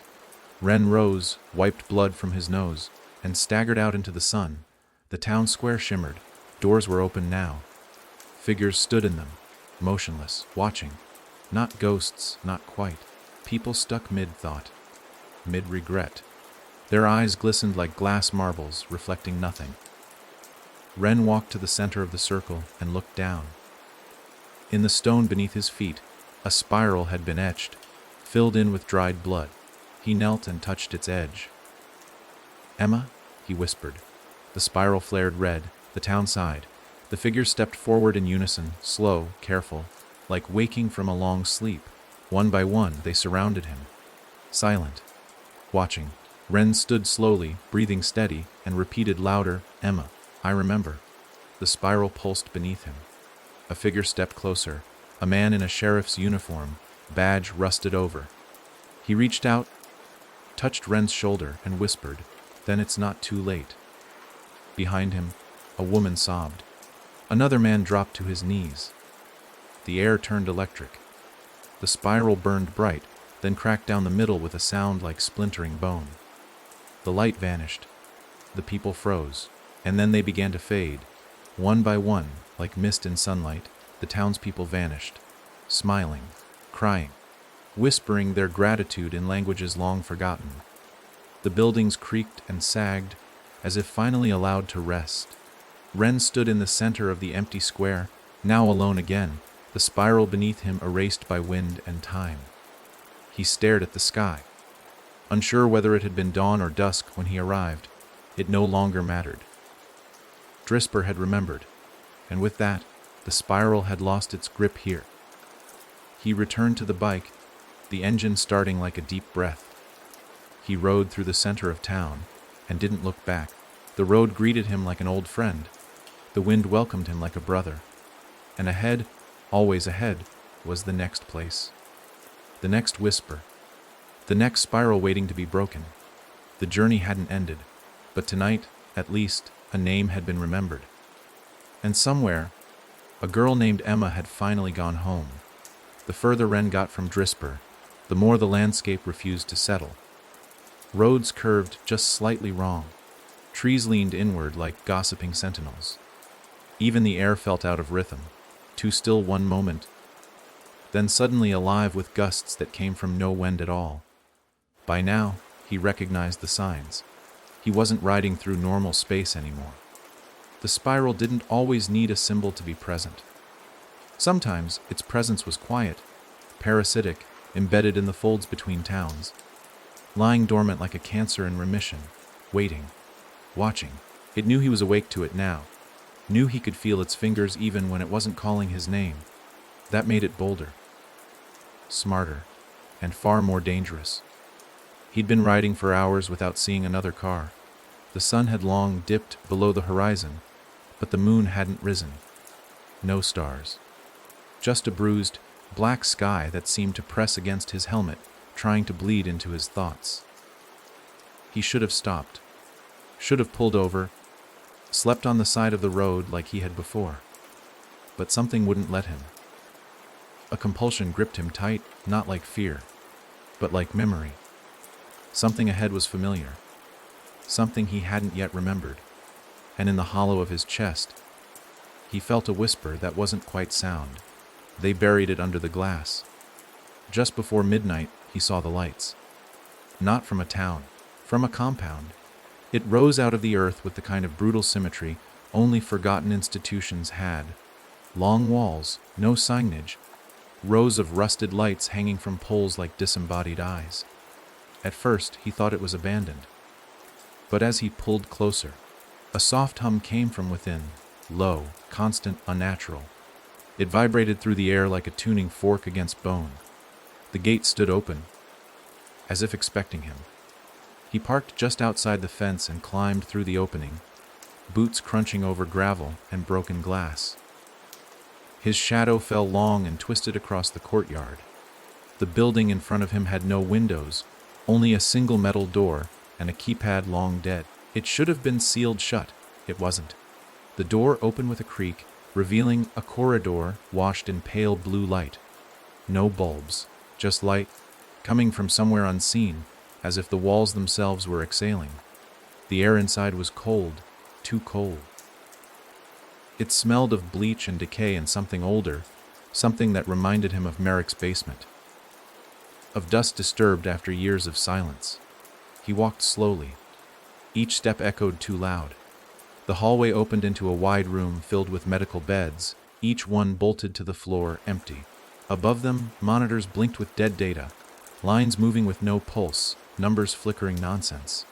Wren counted 12 beds, all rusted, all blood-stained, and in the center of the room stood a tall glass box, 6 feet high, 4 feet wide, empty, except for the spiral etched into the inside of the glass in blood. He approached it, every muscle tight. The spiral inside moved, not visibly, but in his mind. It pulsed, contracting and expanding, a rhythm that pulled at something deep inside his skull. He reached out, but before his fingers touched the glass, the lights in the room dimmed. A voice, quiet and feminine, spoke from behind him. "You saw the original." He turned. A woman in a hospital gown stood there, bare feet red with something too dark to be mud. Her eyes were milky, sightless, but they followed him perfectly. "You remember it, don't you?" she asked. "The first one." Wren didn't answer. He didn't need to. She smiled. "That's why it's waking up." She pointed at the glass box. "It remembers you too." And then she was gone. No sound, no footsteps, no retreat. Just vanished. He stepped back from the box. The spiral inside was pulsing faster now, matching his heartbeat. And he realized the glass was warped, bent outward, like something had been pressing against it from the inside. Trying to get out, trying to follow. He turned and ran. Back through the hallway, through the cold, through the smell of bleach and bone. He didn't stop until he was outside the compound, breath fogging the night air. Behind him, the door slammed shut. Lights across the compound blinked once, then died. He stared into the dark and felt the glass spiral burning behind his eyes. He knew now what the woman meant. This wasn't just another echo of the spiral. This was its memory, its origin, its birth, and it had seen him, recognized him. Now it wanted him to come closer, to finish what had started in a town he couldn't quite remember. But it remembered him, and it had been waiting. Wren didn't sleep that night. He rode until the horizon grayed, until the sky threatened rain without the relief of thunder, until the road itself began to blur at the edges, turning soft and strange under his wheels. He wasn't chasing the spiral anymore. Not exactly. It had begun chasing him. Not as a thing that moved behind him, but as something coiled inside him. A presence that wasn't just whispering anymore. It was guiding, nudging, and the more he resisted, the more his memories cracked open like old graves, revealing things he never recalled burying. He stopped at a rest area just north of the state line. Wyoming, maybe Montana, he wasn't sure anymore. The signage had faded. A concrete table stood under a wooden awning, warped and sagging under years of sun. He sat, took off his gloves, and stared at his hands. Calloused, scarred, stained with oil and blood, not all of it his.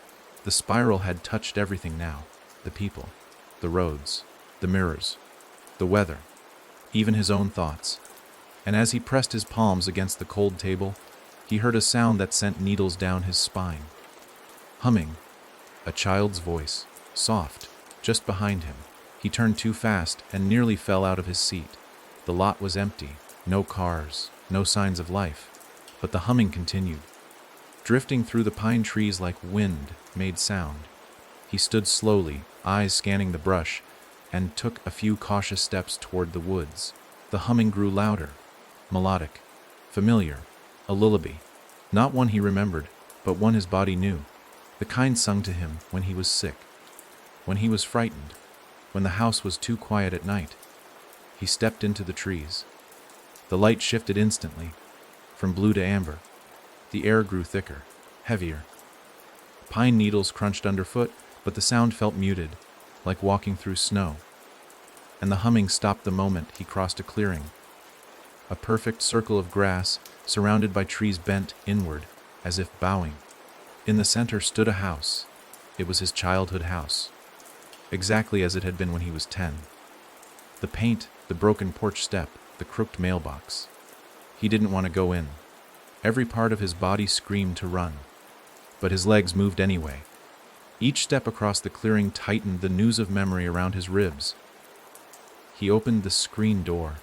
It still creaked, and stepped inside. The scent hit him first: old books, burnt toast mothballs, and something sweet, maybe apple pie, maybe rot. He moved through the hallway like a ghost. Photographs lined the walls. None had faces, just silhouettes. One was torn at the corner.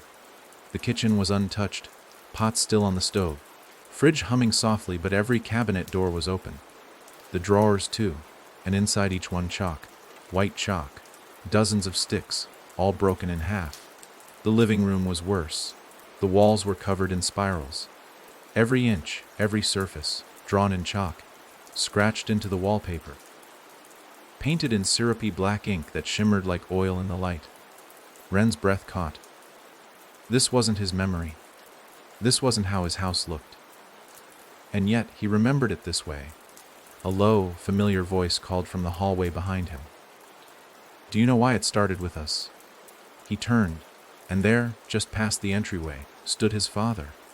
Except not quite. This version was younger, eyes darker, wearing clothes Ren didn't recognize. The man held something in his hand. A mirror, but its surface was black, like obsidian. Ren tried to speak, but his throat burned.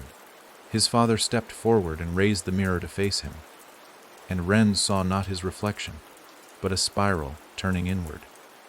And in its center, his own face, younger, terrified, mouth wide in a scream he'd never let out. You let it in, the father figure said, voice soft. You let it see you. Ren shook his head. This isn't real. It's more real than what you left behind.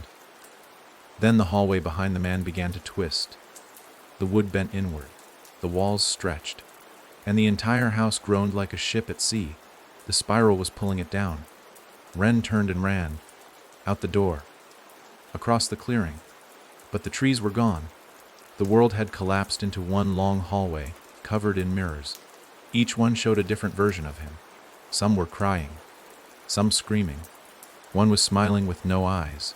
Ren ran, boots slipping on glass, lungs burning, and just before he fell, he saw her again. Emma, the girl from Drisper, standing at the end of the hallway, holding a piece of chalk in one hand and a candle in the other. She whispered, "You have to remember how you forgot." The hallway exploded into white, and Ren woke up in the rest stop, on the table. The gloves still in his hand, the forest behind him silent. The sun now rising, but his palms were covered in chalk dust. He looked down at the table. A spiral had been drawn across it. No one was around, but someone had been there, or maybe something. And etched beside the spiral were words he'd seen before. On a road sign, on a church wall, on the lips of the blind woman, Thy rummy mbr tirhrogh yo you.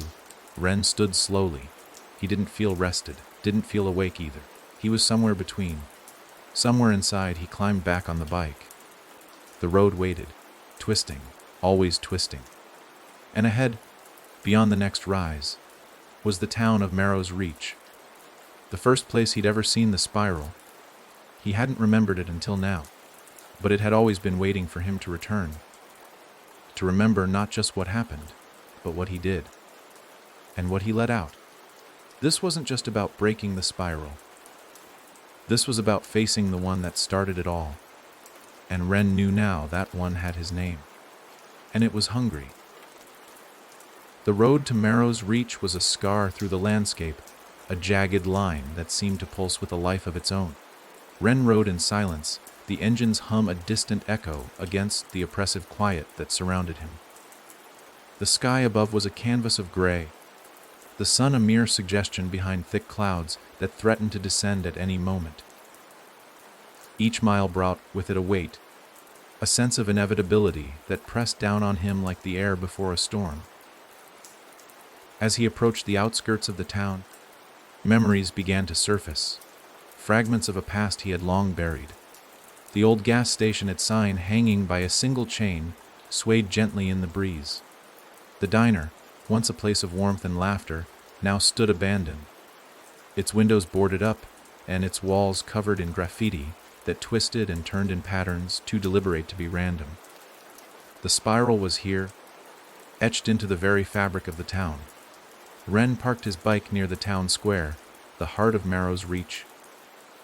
The fountain at its center, once a symbol of the town's prosperity, was dry and cracked, the statues that adorned it weathered and broken.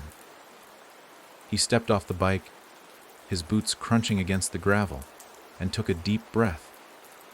The air was thick with the scent of decay and something else, something metallic and sharp. He walked through the streets, each step a journey through time. The houses, though dilapidated, seemed to watch him, their windows like eyes following his every move. He reached the old library, its doors ajar, inviting yet foreboding. Inside, the air was stale, the scent of mold and old paper overwhelming. Books lay scattered across the floor, their pages torn and ink smeared. At the center of the room stood a table, and upon it, a single book bound in leather, its cover embossed with the spiral. Ren approached the table, his fingers trembling as he reached for the book. As he opened it, the pages turned on their own, stopping at a passage that seemed to glow with an inner light. The words were in a language he did not recognize, yet he understood them. They spoke of a ritual, of a binding, of a sacrifice made to contain the spiral's hunger, and at the bottom of the page, a name, Ren. A sudden noise startled him, a whisper, soft and sibilant, echoing through the library. He turned, and there, standing in the doorway, was a figure cloaked in shadows. Its face was obscured, but its eyes glowed with a familiar light. The figure raised a hand, pointing directly at Ren. "You were the key," it said, its voice a chorus of echoes. "You opened the door." Ren backed away, the book slipping from his grasp and falling to the floor with a thud. The spiral on its cover began to spin, slowly at first, then faster, drawing in the light around it. The room darkened, the walls closing in, the air growing colder. He turned and ran, bursting out of the library and into the street, the figure's laughter following him.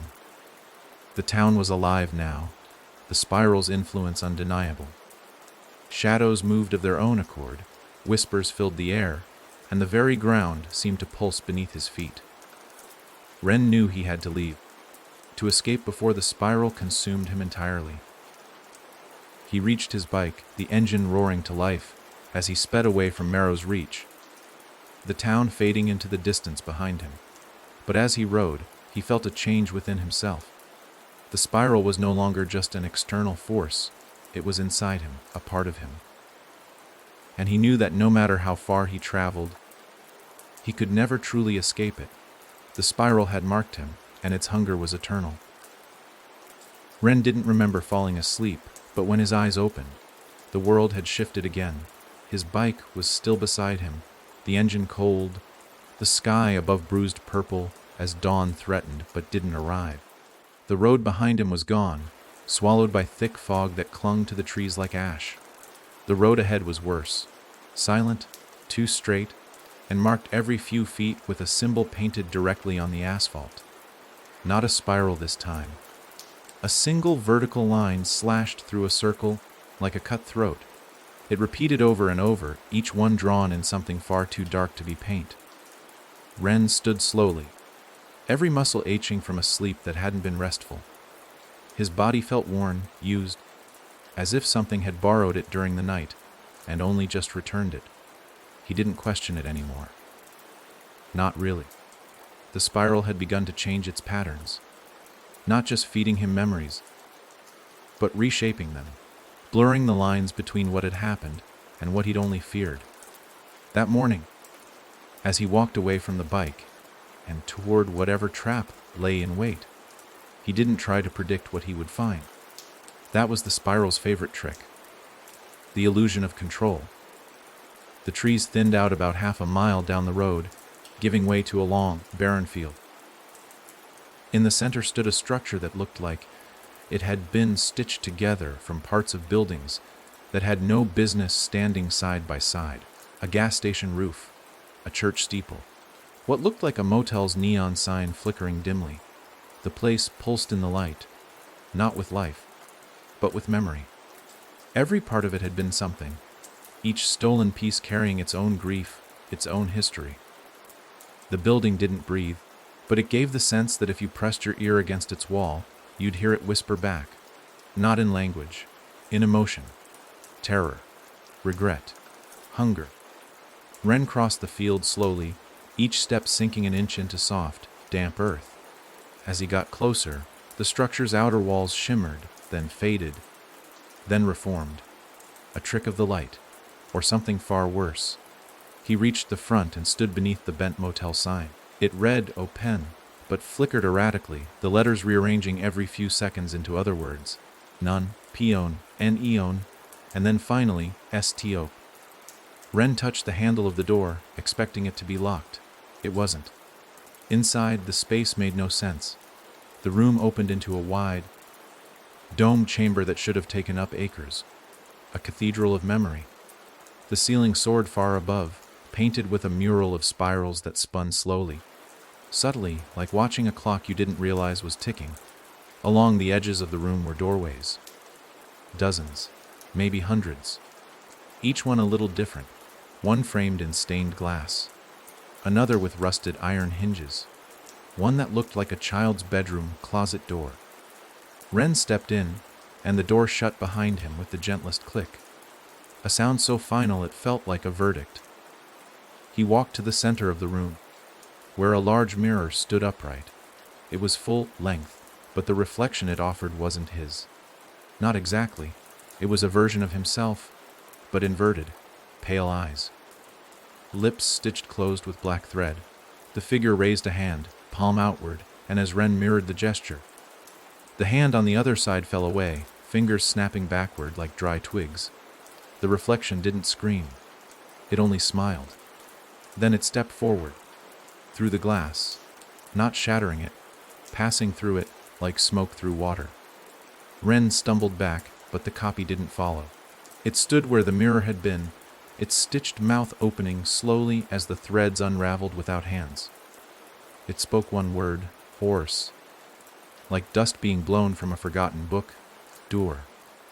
Then it collapsed into itself, folding into a spiral etched on the floor in suit. The spiral smoldered, and a sound filled the room, faint at first, but rising in pitch until Ren felt it in his teeth. A hum made of countless voices whispering one name again, and again his own. He staggered back, turned toward the doors along the wall. They were all open now. Behind each one a different scene. A hospital hallway soaked in red light. A forest where the trees bent inward. A schoolroom full of children, all facing away, all humming the same broken lullaby. A subway station filled with mannequins that twitched. A staircase that climbed into blackness and didn't end. Each one was real. Each one was waiting. Ren chose the schoolroom, not because he wanted to. Because it felt like something he should have done long ago. The moment he stepped through, the door sealed behind him, and he was in. The classroom was quiet, except for the ticking of a clock with no hands. Desks filled the room, and seated at each one was a child, motionless. Their skin was too pale, eyes empty, lips parted slightly as if mid-breath. Ren walked between them, trying not to touch anything. But one child raised her hand slowly, as if summoned from memory. Ren turned. Her face was blank. but her voice was full of sorrow. "You never came back for us." His heart seized. He didn't know her. Did he? The girl rose from her chair, and as she stood, the rest of the room began to move. Children turning their heads in perfect unison, whispering his name, not calling it, accusing it. Ren, Ren, Ren. He backed up toward the chalkboard, hand reaching for something, anything, and his fingers brushed a piece of chalk. He picked it up, and without meaning to, he began to draw. A spiral, right there on the board. It formed easily, like muscle memory, like something buried deep in his fingers. As the last line connected, the room fell silent. Then the chalkboard cracked, a split down the middle, and from inside the wall, something crawled through. It wasn't a creature. It was a moment, one he had hidden for years. A boy standing in front of a well, a girl screaming below, his own hand on the rope, letting go, not pulling, letting go. Ren collapsed to his knees. It wasn't a metaphor. It had happened. It was real. And the spiral had remembered what he had worked so hard to forget. The children disappeared. The desks dissolved. The room turned to ash, and he stood alone in a field of gray dust, the spiral beneath his feet glowing dimly. He wasn't a victim. He had been the start. The door reappeared behind him, and he stepped through, back into the cathedral of doors. The mirror was gone. But the spiral on the floor still smoldered, and now he understood. The spiral didn't just find broken people. It made them, one door at a time. And it had made him long before Merrick, before the mirrors, before he even knew what fear was. Now, he would find the next door. Not to run, not to hide, but to remember the full truth, even if it killed him, especially if it did. It rained for 3 days straight after Ren left the Cathedral of Doors. Not the usual kind of rain. This rain fell slow and thick, each drop hanging in the air a moment too long, like it was reluctant to land. The roads became rivers. Trees leaned over like eavesdroppers. And through it all, Ren rode without pause, eyes fixed on the endless ribbon of highway ahead, knowing something was waiting, something he had seen only in flashes behind his eyelids when sleep took him too quickly. A lighthouse. That was the image.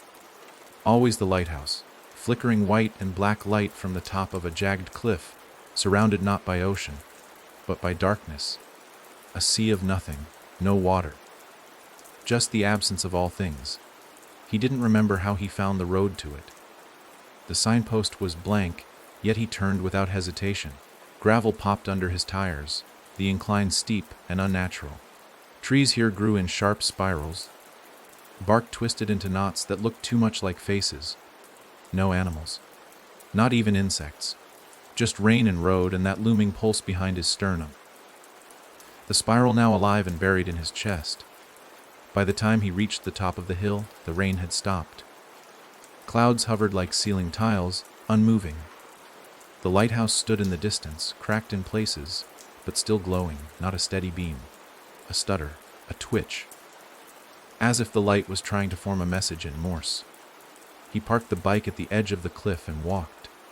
The ground was spongy. Not mud. Not earth, something in between. Like treading on layers of old skin. The smell of salt hit him hard, even though there was no sea, no waves. The door of the lighthouse was open. Of course it was. No crake, no warning. Just a yawning black mouth ready to swallow. Inside, the stairs spiraled upward. Naturally. The walls bore scratch marks, deep and frantic, as though someone had been trying to crawl out, not in. He started climbing. Each step brought a memory, not one of his, but borrowed. A woman screaming in an empty theater. A boy with eyes stitched shut, counting backward in a ruined chapel. A man digging a hole that filled with blood instead of dirt. The higher he climbed, the heavier his legs became. It was as if the spiral knew the summit mattered, that something waited at the top that would peel back the final curtain. When he reached the final step, he paused. A heartbeat later, the door creaked open on its own. The room was circular, filled with broken glass and spinning mirrors. In the center was the lamp, dead, and beside it stood a man with no face. Not figuratively, no features. Just smooth skin where eyes and mouth should be. But somehow he looked at Ren. Somehow he smiled. "You've almost reached the center," the faceless man said, not aloud but into Ren's mind. The voice was familiar. His own, but older. Worn down. "Why?" Ren asked. His throat barely made sound. The man tilted his head. "Why do any of us look back?" The floor shimmered, and suddenly Ren was standing on a beach. The sky above was too low. The clouds moved under the sand. Beside him stood a child. Emma. Not a ghost. Not a memory. Real. She turned to him, eyes wide. "You left it open." Ren shook his head. "I closed the door." You closed a door," she said. Not the one, she pointed down. He looked. Beneath the sand a spiral glowed red, pulsing in time with his heartbeat. And it was growing. Emma took his hand. "They want the center." "Who are they?" She looked up at him, her face already fading. "The ones who listen. The ones you called when you forgot to be afraid." The world shifted again. He was back in the lighthouse. The faceless man now stood inside the spiral etched into the floor. "You fed it," he said. "Each memory, each town, each horror." Ren fell to his knees. "I didn't mean to." "You don't have to mean it. You just have to witness." The spiral began to spin, faster. The light above the lamp flickered once, then again, and then it screamed. The entire room vibrated, mirrors shattered, glass swirled in the air like shards of memory. Ren stood and walked into the spiral. It accepted him. Not like prey, like kin. Inside, there was no light, only a hallway, endless, and lining the walls, doors. Every door he had ever opened. Every one he hadn't. Every one that would be. He had seen the spiral before, but now he was it. And the spiral spoke, in his voice and 1,000 others. Not all doors are meant to close. There was no sense of time inside the hallway. No clocks, no sky.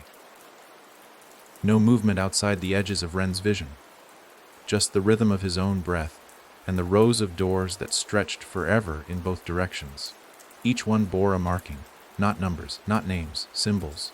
Some etched, some burned, some alive. Yes, alive, pulsing faintly as if something inside still remembered pain. Ren's footsteps didn't echo here. The floor wasn't wood or stone or even metal. It felt like memory hardened into surface. The spiral wasn't guiding him now, it was watching, letting him choose. And that was the most terrifying thing of all. He stopped at a door unlike the others. A simple wooden frame, no handle. Just a black handprint smeared across the center like someone had tried to claw their way out. His own hand rose before he realized it, lining up perfectly.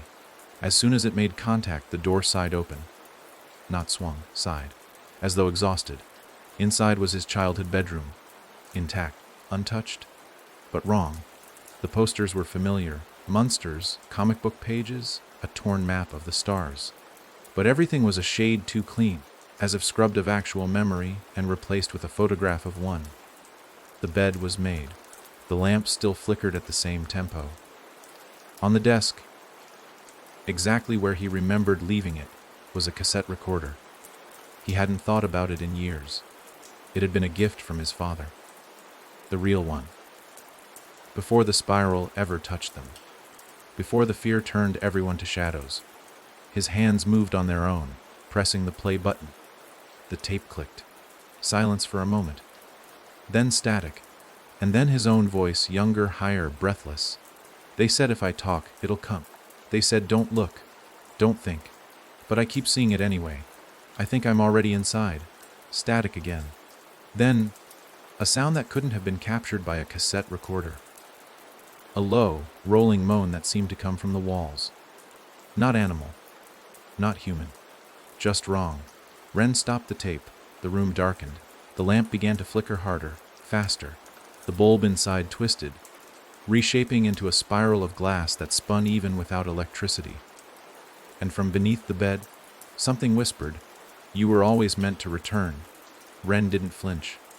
Not anymore. He crouched low and looked beneath. Nothing there. But the whisper continued, now behind him. You made us. He turned. Every poster on the wall now depicted the spiral, variants of it, in ink, in skin, in bone, spinning, always spinning. The stars on the torn map shifted subtly, forming one long thread that curved in on itself. The comic pages bled black down the wall. His bedroom was becoming something else. A gallery of regret. And at the center of it, a boy sat on the bed. Not Ren, but a version of him, 9 years old, pale, wide-eyed, fingernails blackened. He looked up slowly. Do you remember what you did to her? Ren took a step back. I didn't. Yes. You did. The boy reached under the pillow and pulled out something that made Ren's knees lock.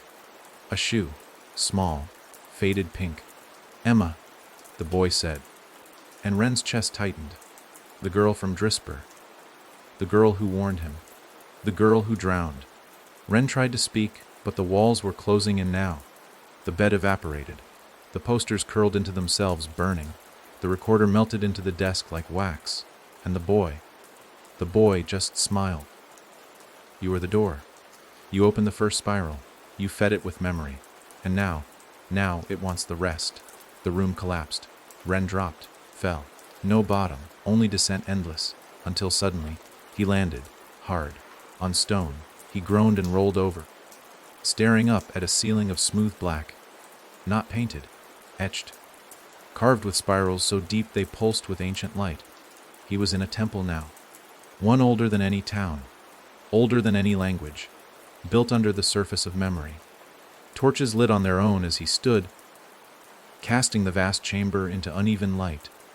Pillars rose around him, each one carved with images of people bending backward, mouths open, eyes missing. They weren't statues, they were warnings, sacrifices. The spiral didn't kill with blades. It consumed through remembrance, through recognition. And now it had remembered all of him. At the far end of the chamber, a stone archway stood waiting. Beyond it, pulsing red light. He walked toward it. No hesitation, not anymore. He had seen too much, forgotten even more. But one thing burned true inside him now. The spiral wasn't just a curse. It was a hunger, and he was full of it. He stepped through the arch, into the red light, into the next memory waiting to be devoured. The red light didn't blind him, it seduced. It poured across Ren's skin like heat, but it wasn't warm.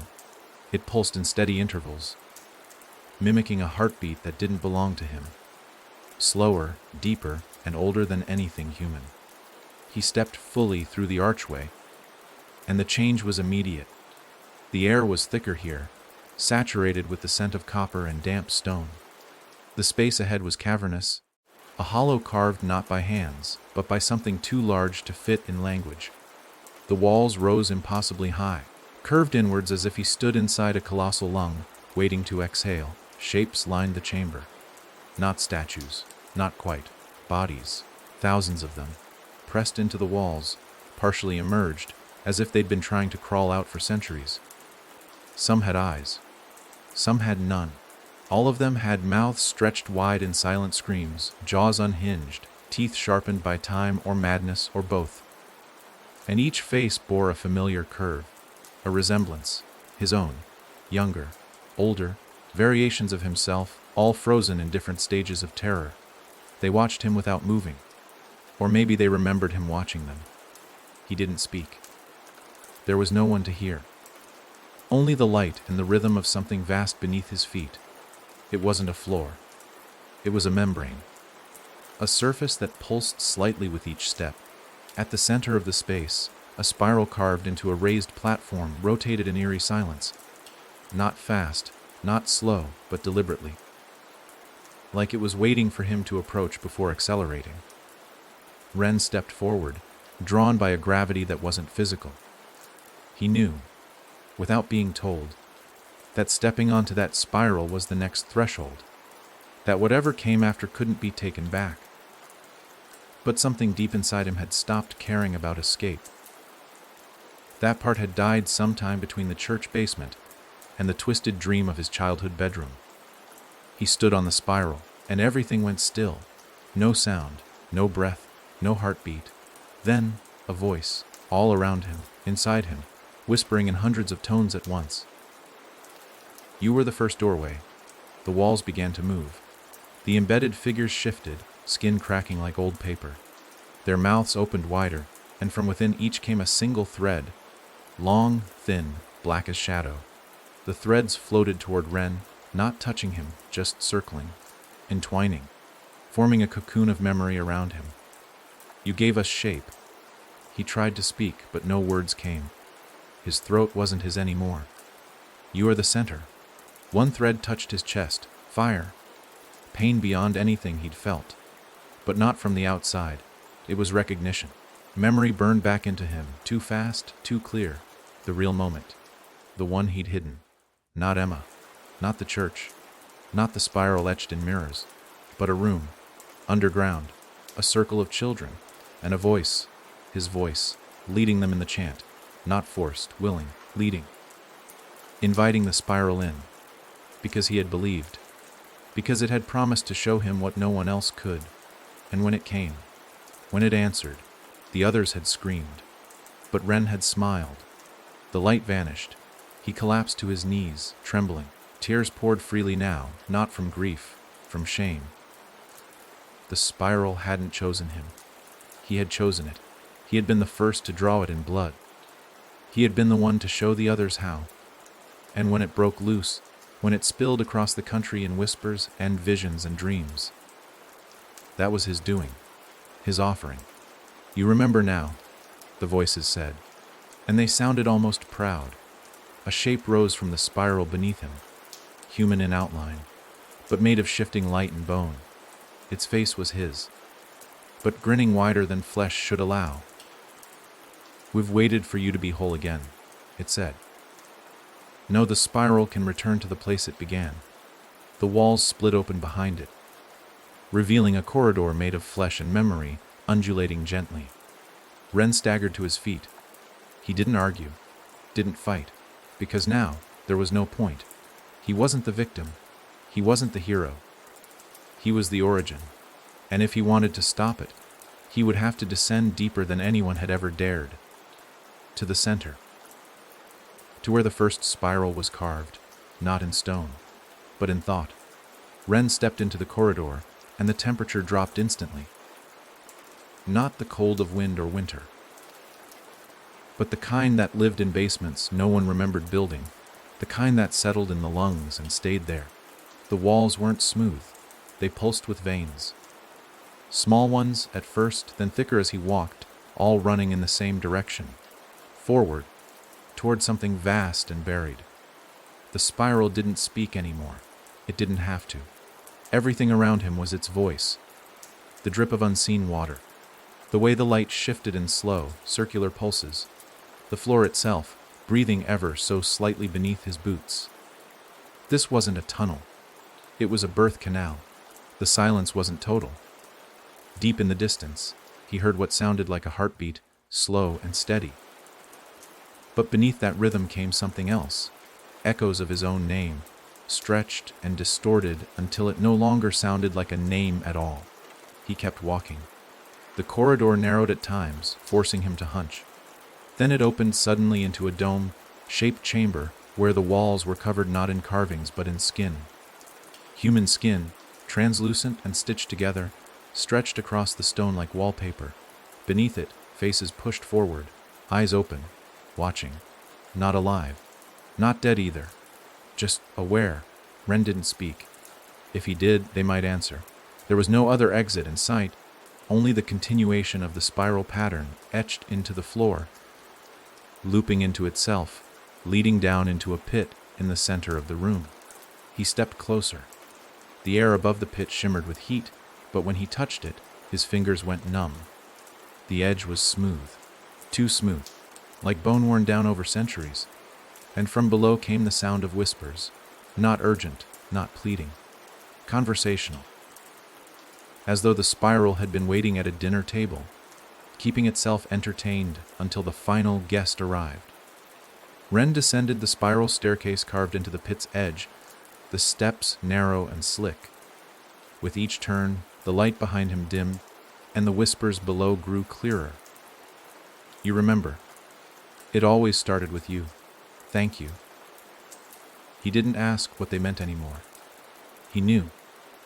Every place the spiral touched, every person it ruined, it had been his echo that led it there. He had carried it like a seed, leaving parts of it behind in conversations, drawings, even in his silence. Especially in his silence. When he reached the bottom, but the space opened again. But this time, there was no architecture, no walls, just blackness. An impossible void. Except, at its center, a monolith. Not tall, not imposing, just final. It stood no higher than a man's chest. Made of black stone veined with red light that moved like lava under its surface. On it was carved the original spiral, the one he had drawn as a child, not knowing what it meant, not understanding that the shape was a key. A sigil, a summoning. He stepped closer and saw that someone was kneeling before it. His mother. No, not her, but the shape of her, hair matted, hands folded in prayer, lips moving without sound. He hadn't thought of her in years. But now the memory clawed forward her hands, grabbing his shoulders the night he first drew the spiral in chalk behind the garage. Her voice trembling, not with anger, but fear. "Don't ever draw that again, Ren. Don't ever think about it." He had nodded. And then drawn it again the next night, and the next, and then she was gone. Disappeared. No note, no body. Just a door swinging open behind the house and never shutting again. The kneeling figure turned. It wasn't her. The face was his. "You killed me," it said in her voice. "And you made me live inside you." Ren backed away. But there was nowhere to go. The monolith behind the figure began to glow brighter. Lines lit up along the spiral, not outward, inward, drawing everything toward a single point. And then, light. So much light, white and searing, burning everything out of existence for a moment. Not blinding, revealing. Ren saw them. All of them. Every version of himself. The child, the priest, the vagrant, the whisperer, the one who painted spirals in his sleep, the one who watched entire towns fall to madness and said nothing, the one who lit the match in Merrick's barn, the one who never screamed. They surrounded him now, circling, a human spiral. "You are the center," they chanted. "You are the seed. You are the door." Ren dropped to his knees. Not in surrender, in clarity. It wasn't about guilt anymore. It was about truth. He had been trying to stop something he didn't understand. But you can't stop the beginning. You are the beginning. The monolith pulsed. The spiral opened. And Ren stepped inside. The moment Ren stepped into the spiral, the world didn't end. It folded. Not like paper, not clean or symmetrical. It crumpled, twisted inward like something wet and ruined being wrung dry. Sound stretched into silence. Light darkened into weight. Even gravity seemed to forget which way was down. His body remained upright, but his sense of direction shattered, as if he had entered a place that obeyed different laws. Or no laws at all. The spiral wasn't a place. It was an undoing. Ren's feet hit solid ground, though he didn't remember descending. Around him, everything was gray. Not black, not white, just endless shades of fog, with no source, no shadows. And in the middle of it all was a single chair, old, wooden, carved with symbols he didn't recognize, but felt in his teeth. Deep, humming letters etched into his spine. A voice spoke, though not aloud. Not in language. It pressed directly into his thoughts like heat. Set. Ren didn't resist. He crossed the fog, approached the chair, and lowered himself into it. The instant he did, the fog coiled around him like a living shroud. He couldn't move. Not bound, just pinned. As though the air itself wanted him still. The ground beneath him vibrated faintly.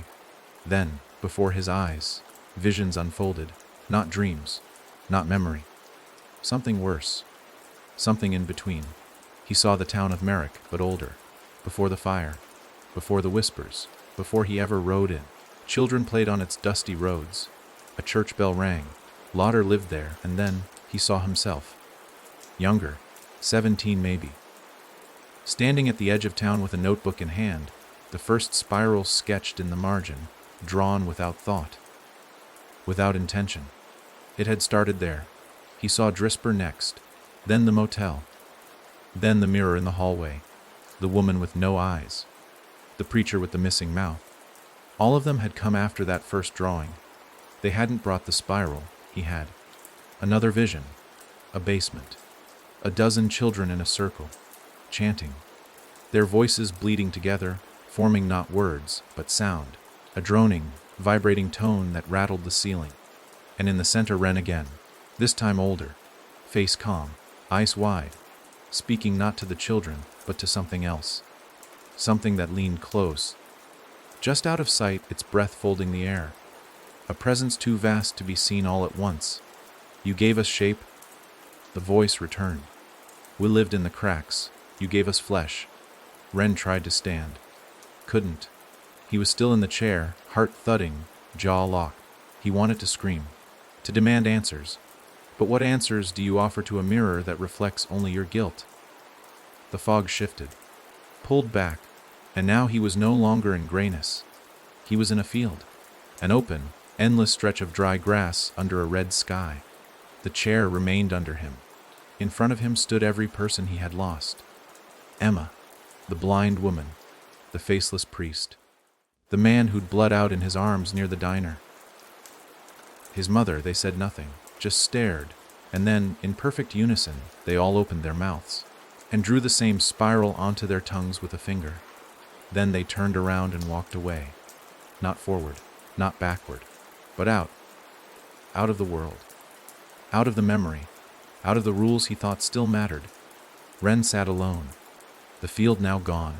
He was in blackness again, but he was no longer afraid. He was empty. You understand now, the voice said. It was softer, no longer taunting. You were never supposed to fight us. You were supposed to become us. A pulse rose from beneath his feet. The spiral, deep, alive. You are the echo. The first crack in the glass. Images flickered past him in the dark like lightning through eyelids. A mirror shattering in slow motion. A town sinking into dust. A child drawing spirals into the fogged glass of a school bus window. A baby being born with black eyes. A lighthouse spinning into the sky until it became a star. A universe curling inward, and at the center of each him. Not a person, a shape, a fracture, a beginning. You were not made to stop this, the voice said. You were made to continue it. And for the first time since he was a boy, Ren wanted nothing more than to be nothing at all. The chair vanished. He fell forward, but hit no floor. Just floated, weightless, directionless. And then, he heard her voice again. Emma, you can choose Ren. You always could. Even when they lied. Even when they made you forget. He opened his eyes, and he was standing back in the motel room. The first one, where the mirror cracked, where the spiral began to follow. Everything was untouched, normal, except for one thing. On the wall, in red chalk, a message, draw the spiral, and it begins again. Next to it, a blank section of wall, a piece of chalk in his hand. Ren stood there, trembling. The spiral watched, but it waited, because, for the first time, it couldn't draw itself. Only he could. And this time, maybe, he wouldn't. Ren stared at the chalk in his hand for what could have been minutes or years. Time had long since become a suggestion. The motel room was quiet, too quiet, no hum of distant traffic, no pipes creaking behind the walls. The silence felt deliberate, held like a breath, as if the entire world was waiting to see what he would do. The red writing on the wall pulsed faintly, though it had no source of light, almost as if the spiral behind the message could barely contain its hunger, forced into stillness only because of him. It was the first time in his entire descent that the spiral had paused. He clenched the chalk harder, but it didn't snap. It felt alive. Not breathing, but expectant, like a needle waiting for skin. The blank spot on the wall was clean, smooth, just large enough for a spiral. It reminded him of that first time. Back in the garage, the one his mother had scrubbed with bleach and screaming after she found it. Back when the spiral was just a symbol, an accident, a shape he thought he had invented. But he hadn't invented anything. He'd remembered it, like everyone else who ever drew it. The motel room door was closed, but there was no lock. He could leave. He knew that somehow. He could walk out, never draw the spiral again, burn every page of every notebook, carve silence into his life and pray it would be enough. But would it matter? He stepped away from the wall. The chalk pulsed in his palm. Something shifted in the room, barely noticeable. The wallpaper near the ceiling twitched. Not peeled. Twitched, like skin tightening around bone. Ren's eyes darted to the mirror over the dresser, but it was gone. In its place was a black sheet of glass. No reflection, no glare, just emptiness. And then a word appeared in the center. Not written, formed, as if emerging from beneath the glass. DRAW. He turned away. But the word was now on the bedsheets, on the lamp, on the skin of his forearm. DRAW. DRAW. His hand began to move. He didn't mean to. The chalk touched the wall. A curve. Just a little one, and the room breathed. The walls expanded. The floor groaned. The black glass shattered from the inside without making a sound. And from the cracks came whispers. Different this time. Not calling him by name. Calling him by title. Architect. Seed bearer. Remnant. No, Ren said aloud. The chalk stopped. Half a spiral hung there, waiting to be finished. The air was thicker now. He tasted iron. The light dimmed, but not naturally. It felt like the ceiling itself was lowering, pressing shadows into the corners. He dropped the chalk, and the motel screamed. The walls peeled. The floor surged up like a wave of rotting wood and memory. The mattress dissolved. The television turned itself on, but showed no image, only more spirals writhing and breathing. And yet Ren stayed still. Let it scream. Let it rage. Because for once, he knew something the spiral didn't. He didn't need to draw it to keep it alive. It had already fed too much. It had already taken too much. And now it wanted obedience. It wanted devotion. But it had taught him something in all its endless haunting. Every spiral ends when the line breaks. So Ren picked up the chalk again, turned, and dragged it across the wall in one long, violent slash, cutting through the half spiral, breaking it, refusing to finish it. The room stopped, not slowly, immediately. No wind down, no dying whisper, just stillness, dead and deep. The chalk crumbled to dust in his hand. A new word appeared on the walls now. Not a command, a reaction. Why and then you? Ren laughed. It was hoarse, raw, but real. Because I remember, he whispered. I remember what I was before you. The motel fell away, no collapse. Just vanished. He stood now in the center of nothing. Not black, not white, just the absence of world. The spiral tried to speak again. He felt it, in his blood. But the voice was weaker, no longer everywhere. It had been fractured. A wedge had been driven into it. The oldest tool there is. Choice. Ren closed his eyes and spoke aloud. I am not your voice. I am not your vessel. I am not your beginning. And then, softer, I am your end. A single sound echoed across the nothing, not the spiral, clapping. Slow, deliberate, he opened his eyes. A figure stood before him. Not monstrous, not malformed, just a man, Ren's face, smiling. The one who had led the first chant. The version of him who had believed. You think that was enough? It asked, tilting its head. You think one broken line can stop all of this? Ren looked around. The nothing was cracking. Not into chaos, into light. Real light. The spiral was dying. Not gone, but wounded. And wounded things make mistakes. Maybe not, Ren replied. But it's the first thing you didn't see coming. The spiral, Ren grinned, teeth too many to fit in a human mouth. Then I guess we'll have to keep playing. And with that, he stepped backward into the dark and vanished, leaving Ren alone, for now. It didn't feel like victory. Standing in the wake of the spiral's silence, Ren felt hollow, as if the resistance itself had been a trick, a script written for him long ago, and he had simply performed it without knowing. The absence of noise, of pressure, of memory screaming through every corner of the air, should have brought relief. Instead, it felt like being buried in snow, quiet, cold, and temporary, because in the silence something remained. Not the spiral itself, not directly, but the impression it had left behind, like smoke clinging to the ruins of a house already burned. He moved through the stillness slowly, unsure if he was walking or floating or simply existing in motion. The void had changed. Cracks of light spidered across the horizonless sky, if it was a sky at all. Each fracture pulsed faintly, and from some of them, fragments of places leaked in. A broken window pane, a patch of grass, a single street lamp flickering in an otherwise dead alley. The world, once lost to the spiral, was trying to reassert itself, but it was weak, exhausted, like it didn't quite remember what shape it was supposed to be without the spiral to mold it. A sound broke the quiet. Footsteps. Not echoing, just present. Ren turned, and there she was, Emma, but older now. Not the ghost child from Drisper, not the hallucination in the temple. This Emma stood tall, worn, eyes deep with time, and she looked at him like someone who'd waited too long. "You slowed it," she said, not stopped. Ren wanted to speak, but the words snagged in his throat. Emma continued. "You broke the spiral's focus, but you didn't break its need. I thought."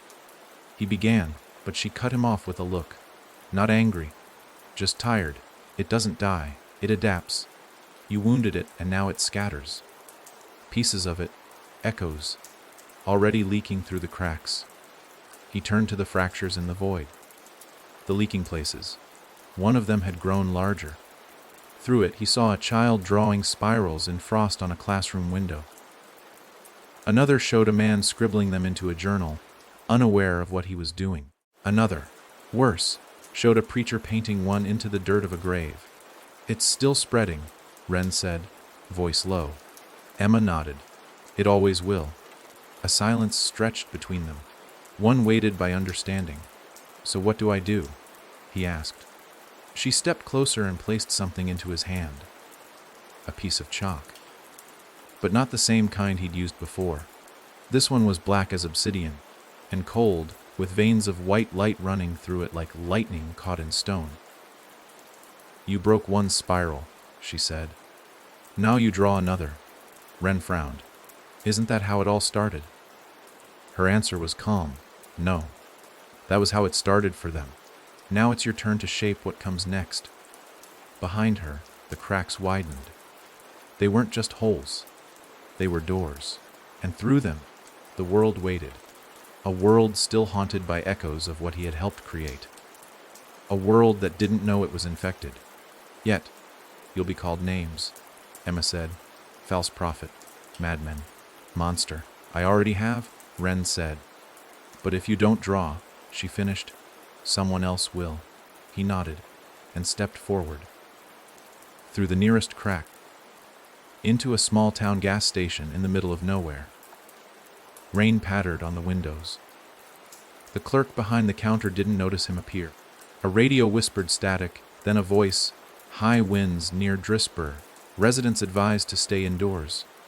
Ren walked to the wall near the entrance. He took the black chalk and began to draw. Not a spiral. Something else. Something unfamiliar. A counter shape. Something bent, incomplete. The first wrong spiral. A ward. A warning. He left the gas station without speaking. Behind him, the chalk mark pulsed softly, waiting, watching. The spiral had scattered, but so had he. And now, he was everywhere. A new shape. A new door. A new kind of terror for the spiral to fear. For the first time, it would run. The town didn't have a name. Or if it did, the sign at the entrance had long since rusted blank. Just 5 roads, a few rows of houses, and a central square with a dried up fountain choked with leaves. Ren had passed through places like this before. The ones the spiral fed on. Forgotten by everyone except the thing that remembered too much. But this time, he wasn't a traveler. He was a signal. A flare thrown across dead skies. The counter shape he had drawn at the gas station was only the beginning. Already, it was spreading, Not the spiral's poison, but an answer. Not a cure, not yet, but a resistance, a pause in the spiral's whisper. And he intended to carve more of them.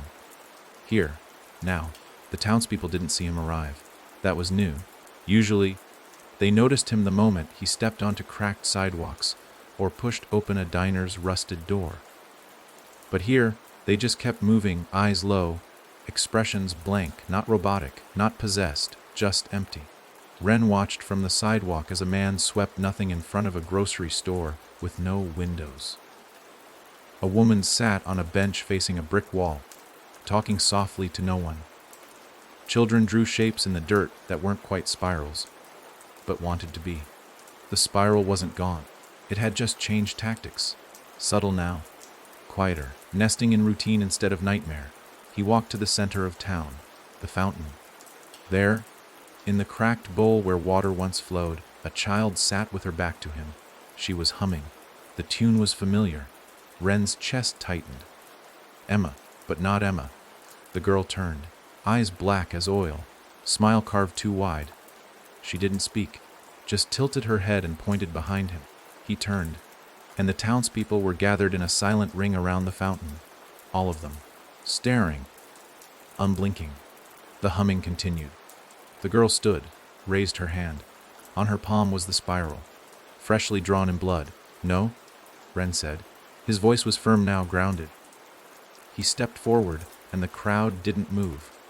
They didn't threaten. They just waited, as if they didn't need to act anymore. The spiral had planted its seed too deep, but Ren didn't come to fight. He came to draw. He reached into his coat and pulled out the black chalk again. The girl hissed, not with fear, but with a kind of wounded betrayal. "You're not supposed to bring that," she whispered, voice layered with others. "This isn't your spiral," he said. "It's mine." He knelt by the edge of the fountain and began to draw on the cracked stone. Not a spiral. Something inverted, something jagged. A shape the spiral couldn't follow. As he drew, the air thickened. The people began to twitch. Their eyes rolled back. Blood leaked from their noses. But still, they didn't speak. They couldn't. The spiral inside them had no voice here. Ren completed the shape, and the fountain shook.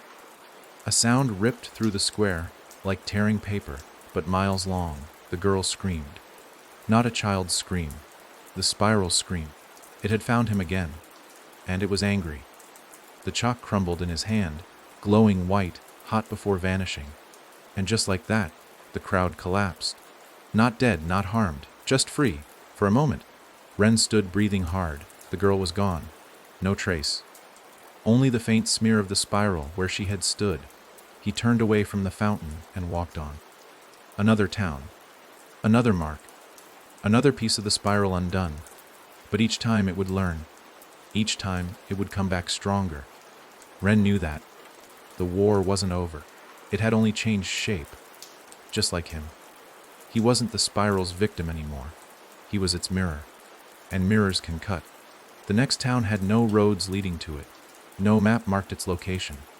Ren arrived by accident, or so he thought, until he stepped into its first alley and saw the chalk symbol he'd drawn in the gas station, scrawled across a brick wall.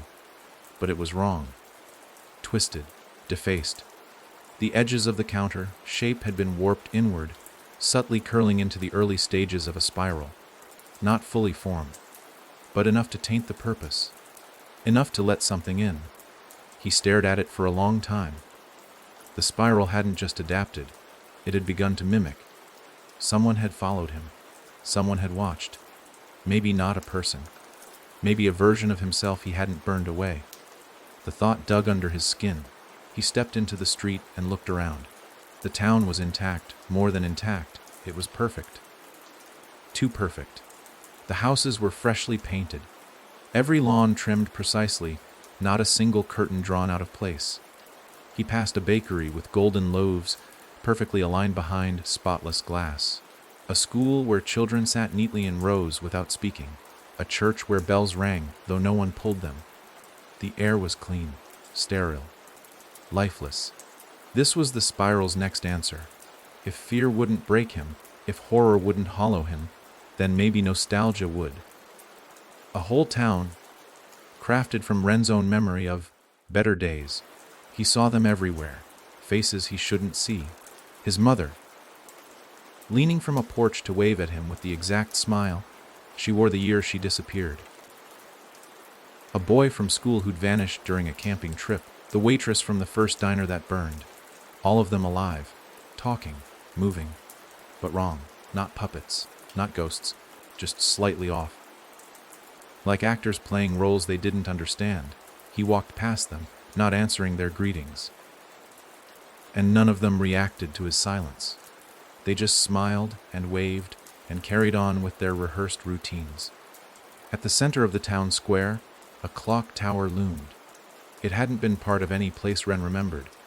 It stood tall and wrong, with no clock face, only a carved spiral, dark as oil, slowly turning. Even though nothing powered it, that was the heart of it. He knew. He could feel the pull. He crossed the square. The sidewalks too clean beneath his feet. The spiral was performing now, wearing his memories like a skin. He pushed open the clock tower's door and found a staircase waiting, and on each stair, words carved into the wood. Lines from his life. Don't go back there. You saw what you saw. You called it without knowing. Each step whispered. Each step hurt. By the time he reached the top, he was shaking. Inside the room, a desk sat by the window, and on it, a journal, his own. Pages torn from places he hadn't seen in years. Each page bore a spiral, but not in his handwriting. They were exact replicas of the counter shapes he had drawn, but now curved, folded, infected. Something had rewritten them. Someone had followed him from town to town, undoing his work. He opened the final page. It read only, "You cannot undo what you are." Then, his reflection appeared in the window. Not mirrored, watching him. The reflection smiled, then reached out and touched the inside of the glass. The surface rippled, and from it stepped a man, Ren's face, but older, sharper, hollow-eyed, and behind his smile was no malice, only inevitability. "You left doors open," the double said. "I closed them. Not all of them. You broke the spiral," the double said, "but you left the pattern." Ren's heart stilled. The spiral wasn't just a shape. It was a habit, a repetition, a memory that repeated itself in loops. And Ren, in drawing his defenses, had created another loop, another cycle. The counter shape was just a new beginning for the same curse. "It's not about symbols," the double said. "It's about thought, the way you think, the way you remember." The tower shook. The spiral above them glowed red. Ren dropped the journal and backed away. "I can stop thinking about it," he said. The double laughed. "No, Ren. You can't. That's the trick. You thought it was chasing you, but you were bringing it. Wherever you go, there it is." He stepped forward. "You are the spiral now." Ren wanted to run, but the tower had no stairs anymore. Only the spiral spinning beneath his feet. The spiral spun beneath Ren's feet, but he wasn't falling. Not in the way he had before. Not through space, or memory, or madness. This was something else. The world didn't blur or vanish. It inverted. Each thread of the spiral pulled a version of the world backward, revealing layers beneath it. Rooms he'd never entered, lives he hadn't lived. He saw himself in a dusty library, whispering to books that had no titles. In another layer, he stood before a chalkboard, teaching children with empty eyes to draw in circles. The layers folded over one another like rotten pages, and he stood at the binding. The other Ren, his double, was gone now. Or maybe he had never been separate at all. The line between selves was melting, and he began to feel it, the pressure in his own mind bending inward. Not thoughts spiraling out, but spiraling in. Thoughts about spirals. Thoughts about thinking about spirals. The concept eating its own tail. It wasn't just a shape or a curse. It was a loop that rewrote every sentence in his mind, every decision, every glance at the world around him. And the more he tried to break free of it, the more he thought about how to escape, the deeper he went. He closed his eyes, hoping to shut it out, but behind his eyelids the spiral had burned itself in. Bright, pulsing, eternal, it whispered in concepts rather than words now, slipping into the moments between understanding, not telling him what to do, but making him believe he'd chosen it. Ren staggered into a new scene, a hospital corridor, white, endless. Each door he passed had a name on it, names he remembered from his travels. Emma, Father Monroe, Clay, the gas station clerk. Each name had a red chalk spiral next to it, not carved, not drawn, branded, as if fate had marked them before he ever arrived. He opened a door.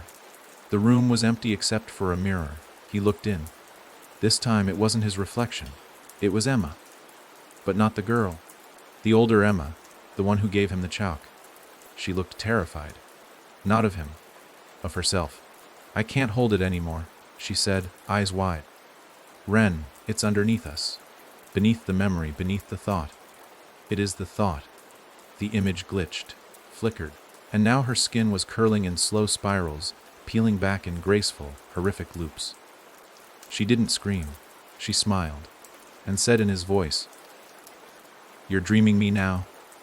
The mirror shattered, but the shards hovered in the air, each one showing a different version of her face. Each smiling, each blinking in perfect unison. He turned away, and the walls of the hospital bent like wax under heat. Corridors became corridors became corridors. He knew what this was. Not a trap. A demonstration. The spiral was showing him its power, not to terrify, to reshape, to rewrite perception until resistance became participation.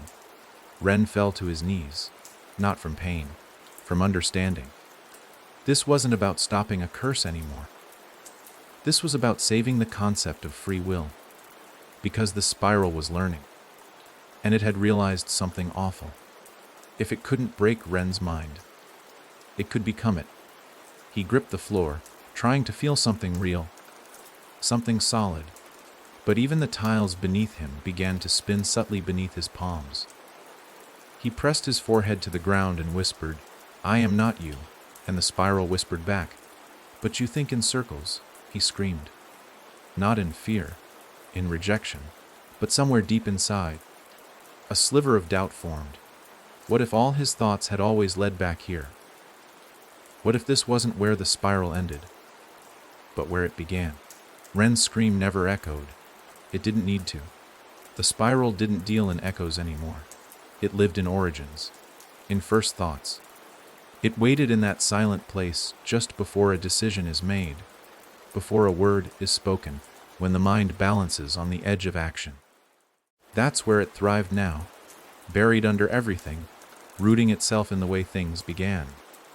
And as Ren crouched on the shifting tiles of the hospital, that wasn't... The realization tightened around him, like a noose the spiral no longer needed to haunt. It simply needed to exist, and existing was enough. The hallway ahead of him cracked, not with violence, but with exhaustion. The walls gave in, peeling apart in paper, thin strips to reveal the black expanse beyond. Not void, not abyss, something worse. Familiarity. It looked like the inside of a mind, half-forgotten rooms rearranged out of sequence. A bedroom from his childhood, a memory of rain on a tin roof, the last page of a book he never finished.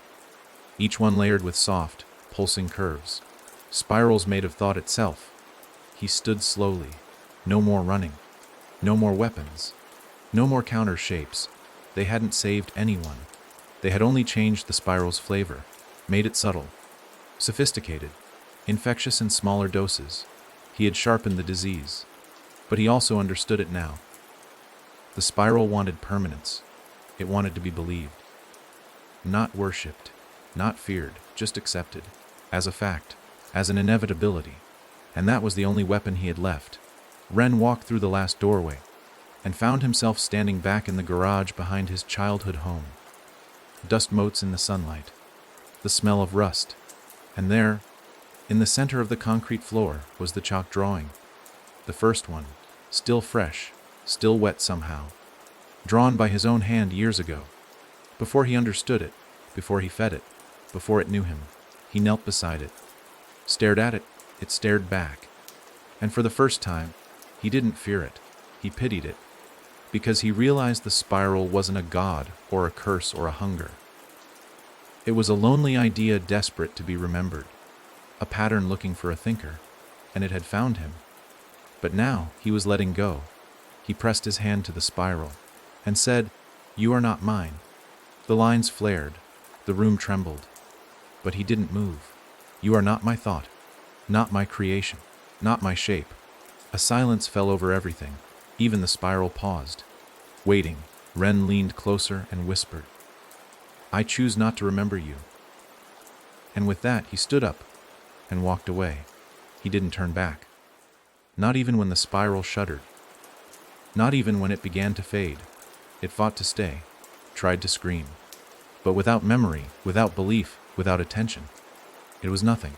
Ren stepped out of the garage into sunlight. Real this time. Not painted. Not shaped. Just the sky. Just wind. No spirals in sight. No whisper in his ear. No teeth in the air. He walked down the street and for once, no one watched him. No red chalk behind his steps. No flickering signs. Just a breeze and the distant sound of birds returning to trees that had forgotten how to bloom. And in the silence, for the first time in his life, his mind was quiet. Not because it was empty, but because it was his. The spiral was gone, and whatever came next would come from him. Not from the shadows, not from the past, not from a curse shaped like a thought, but from a place deeper than memory. The place where stories end, and stay ended,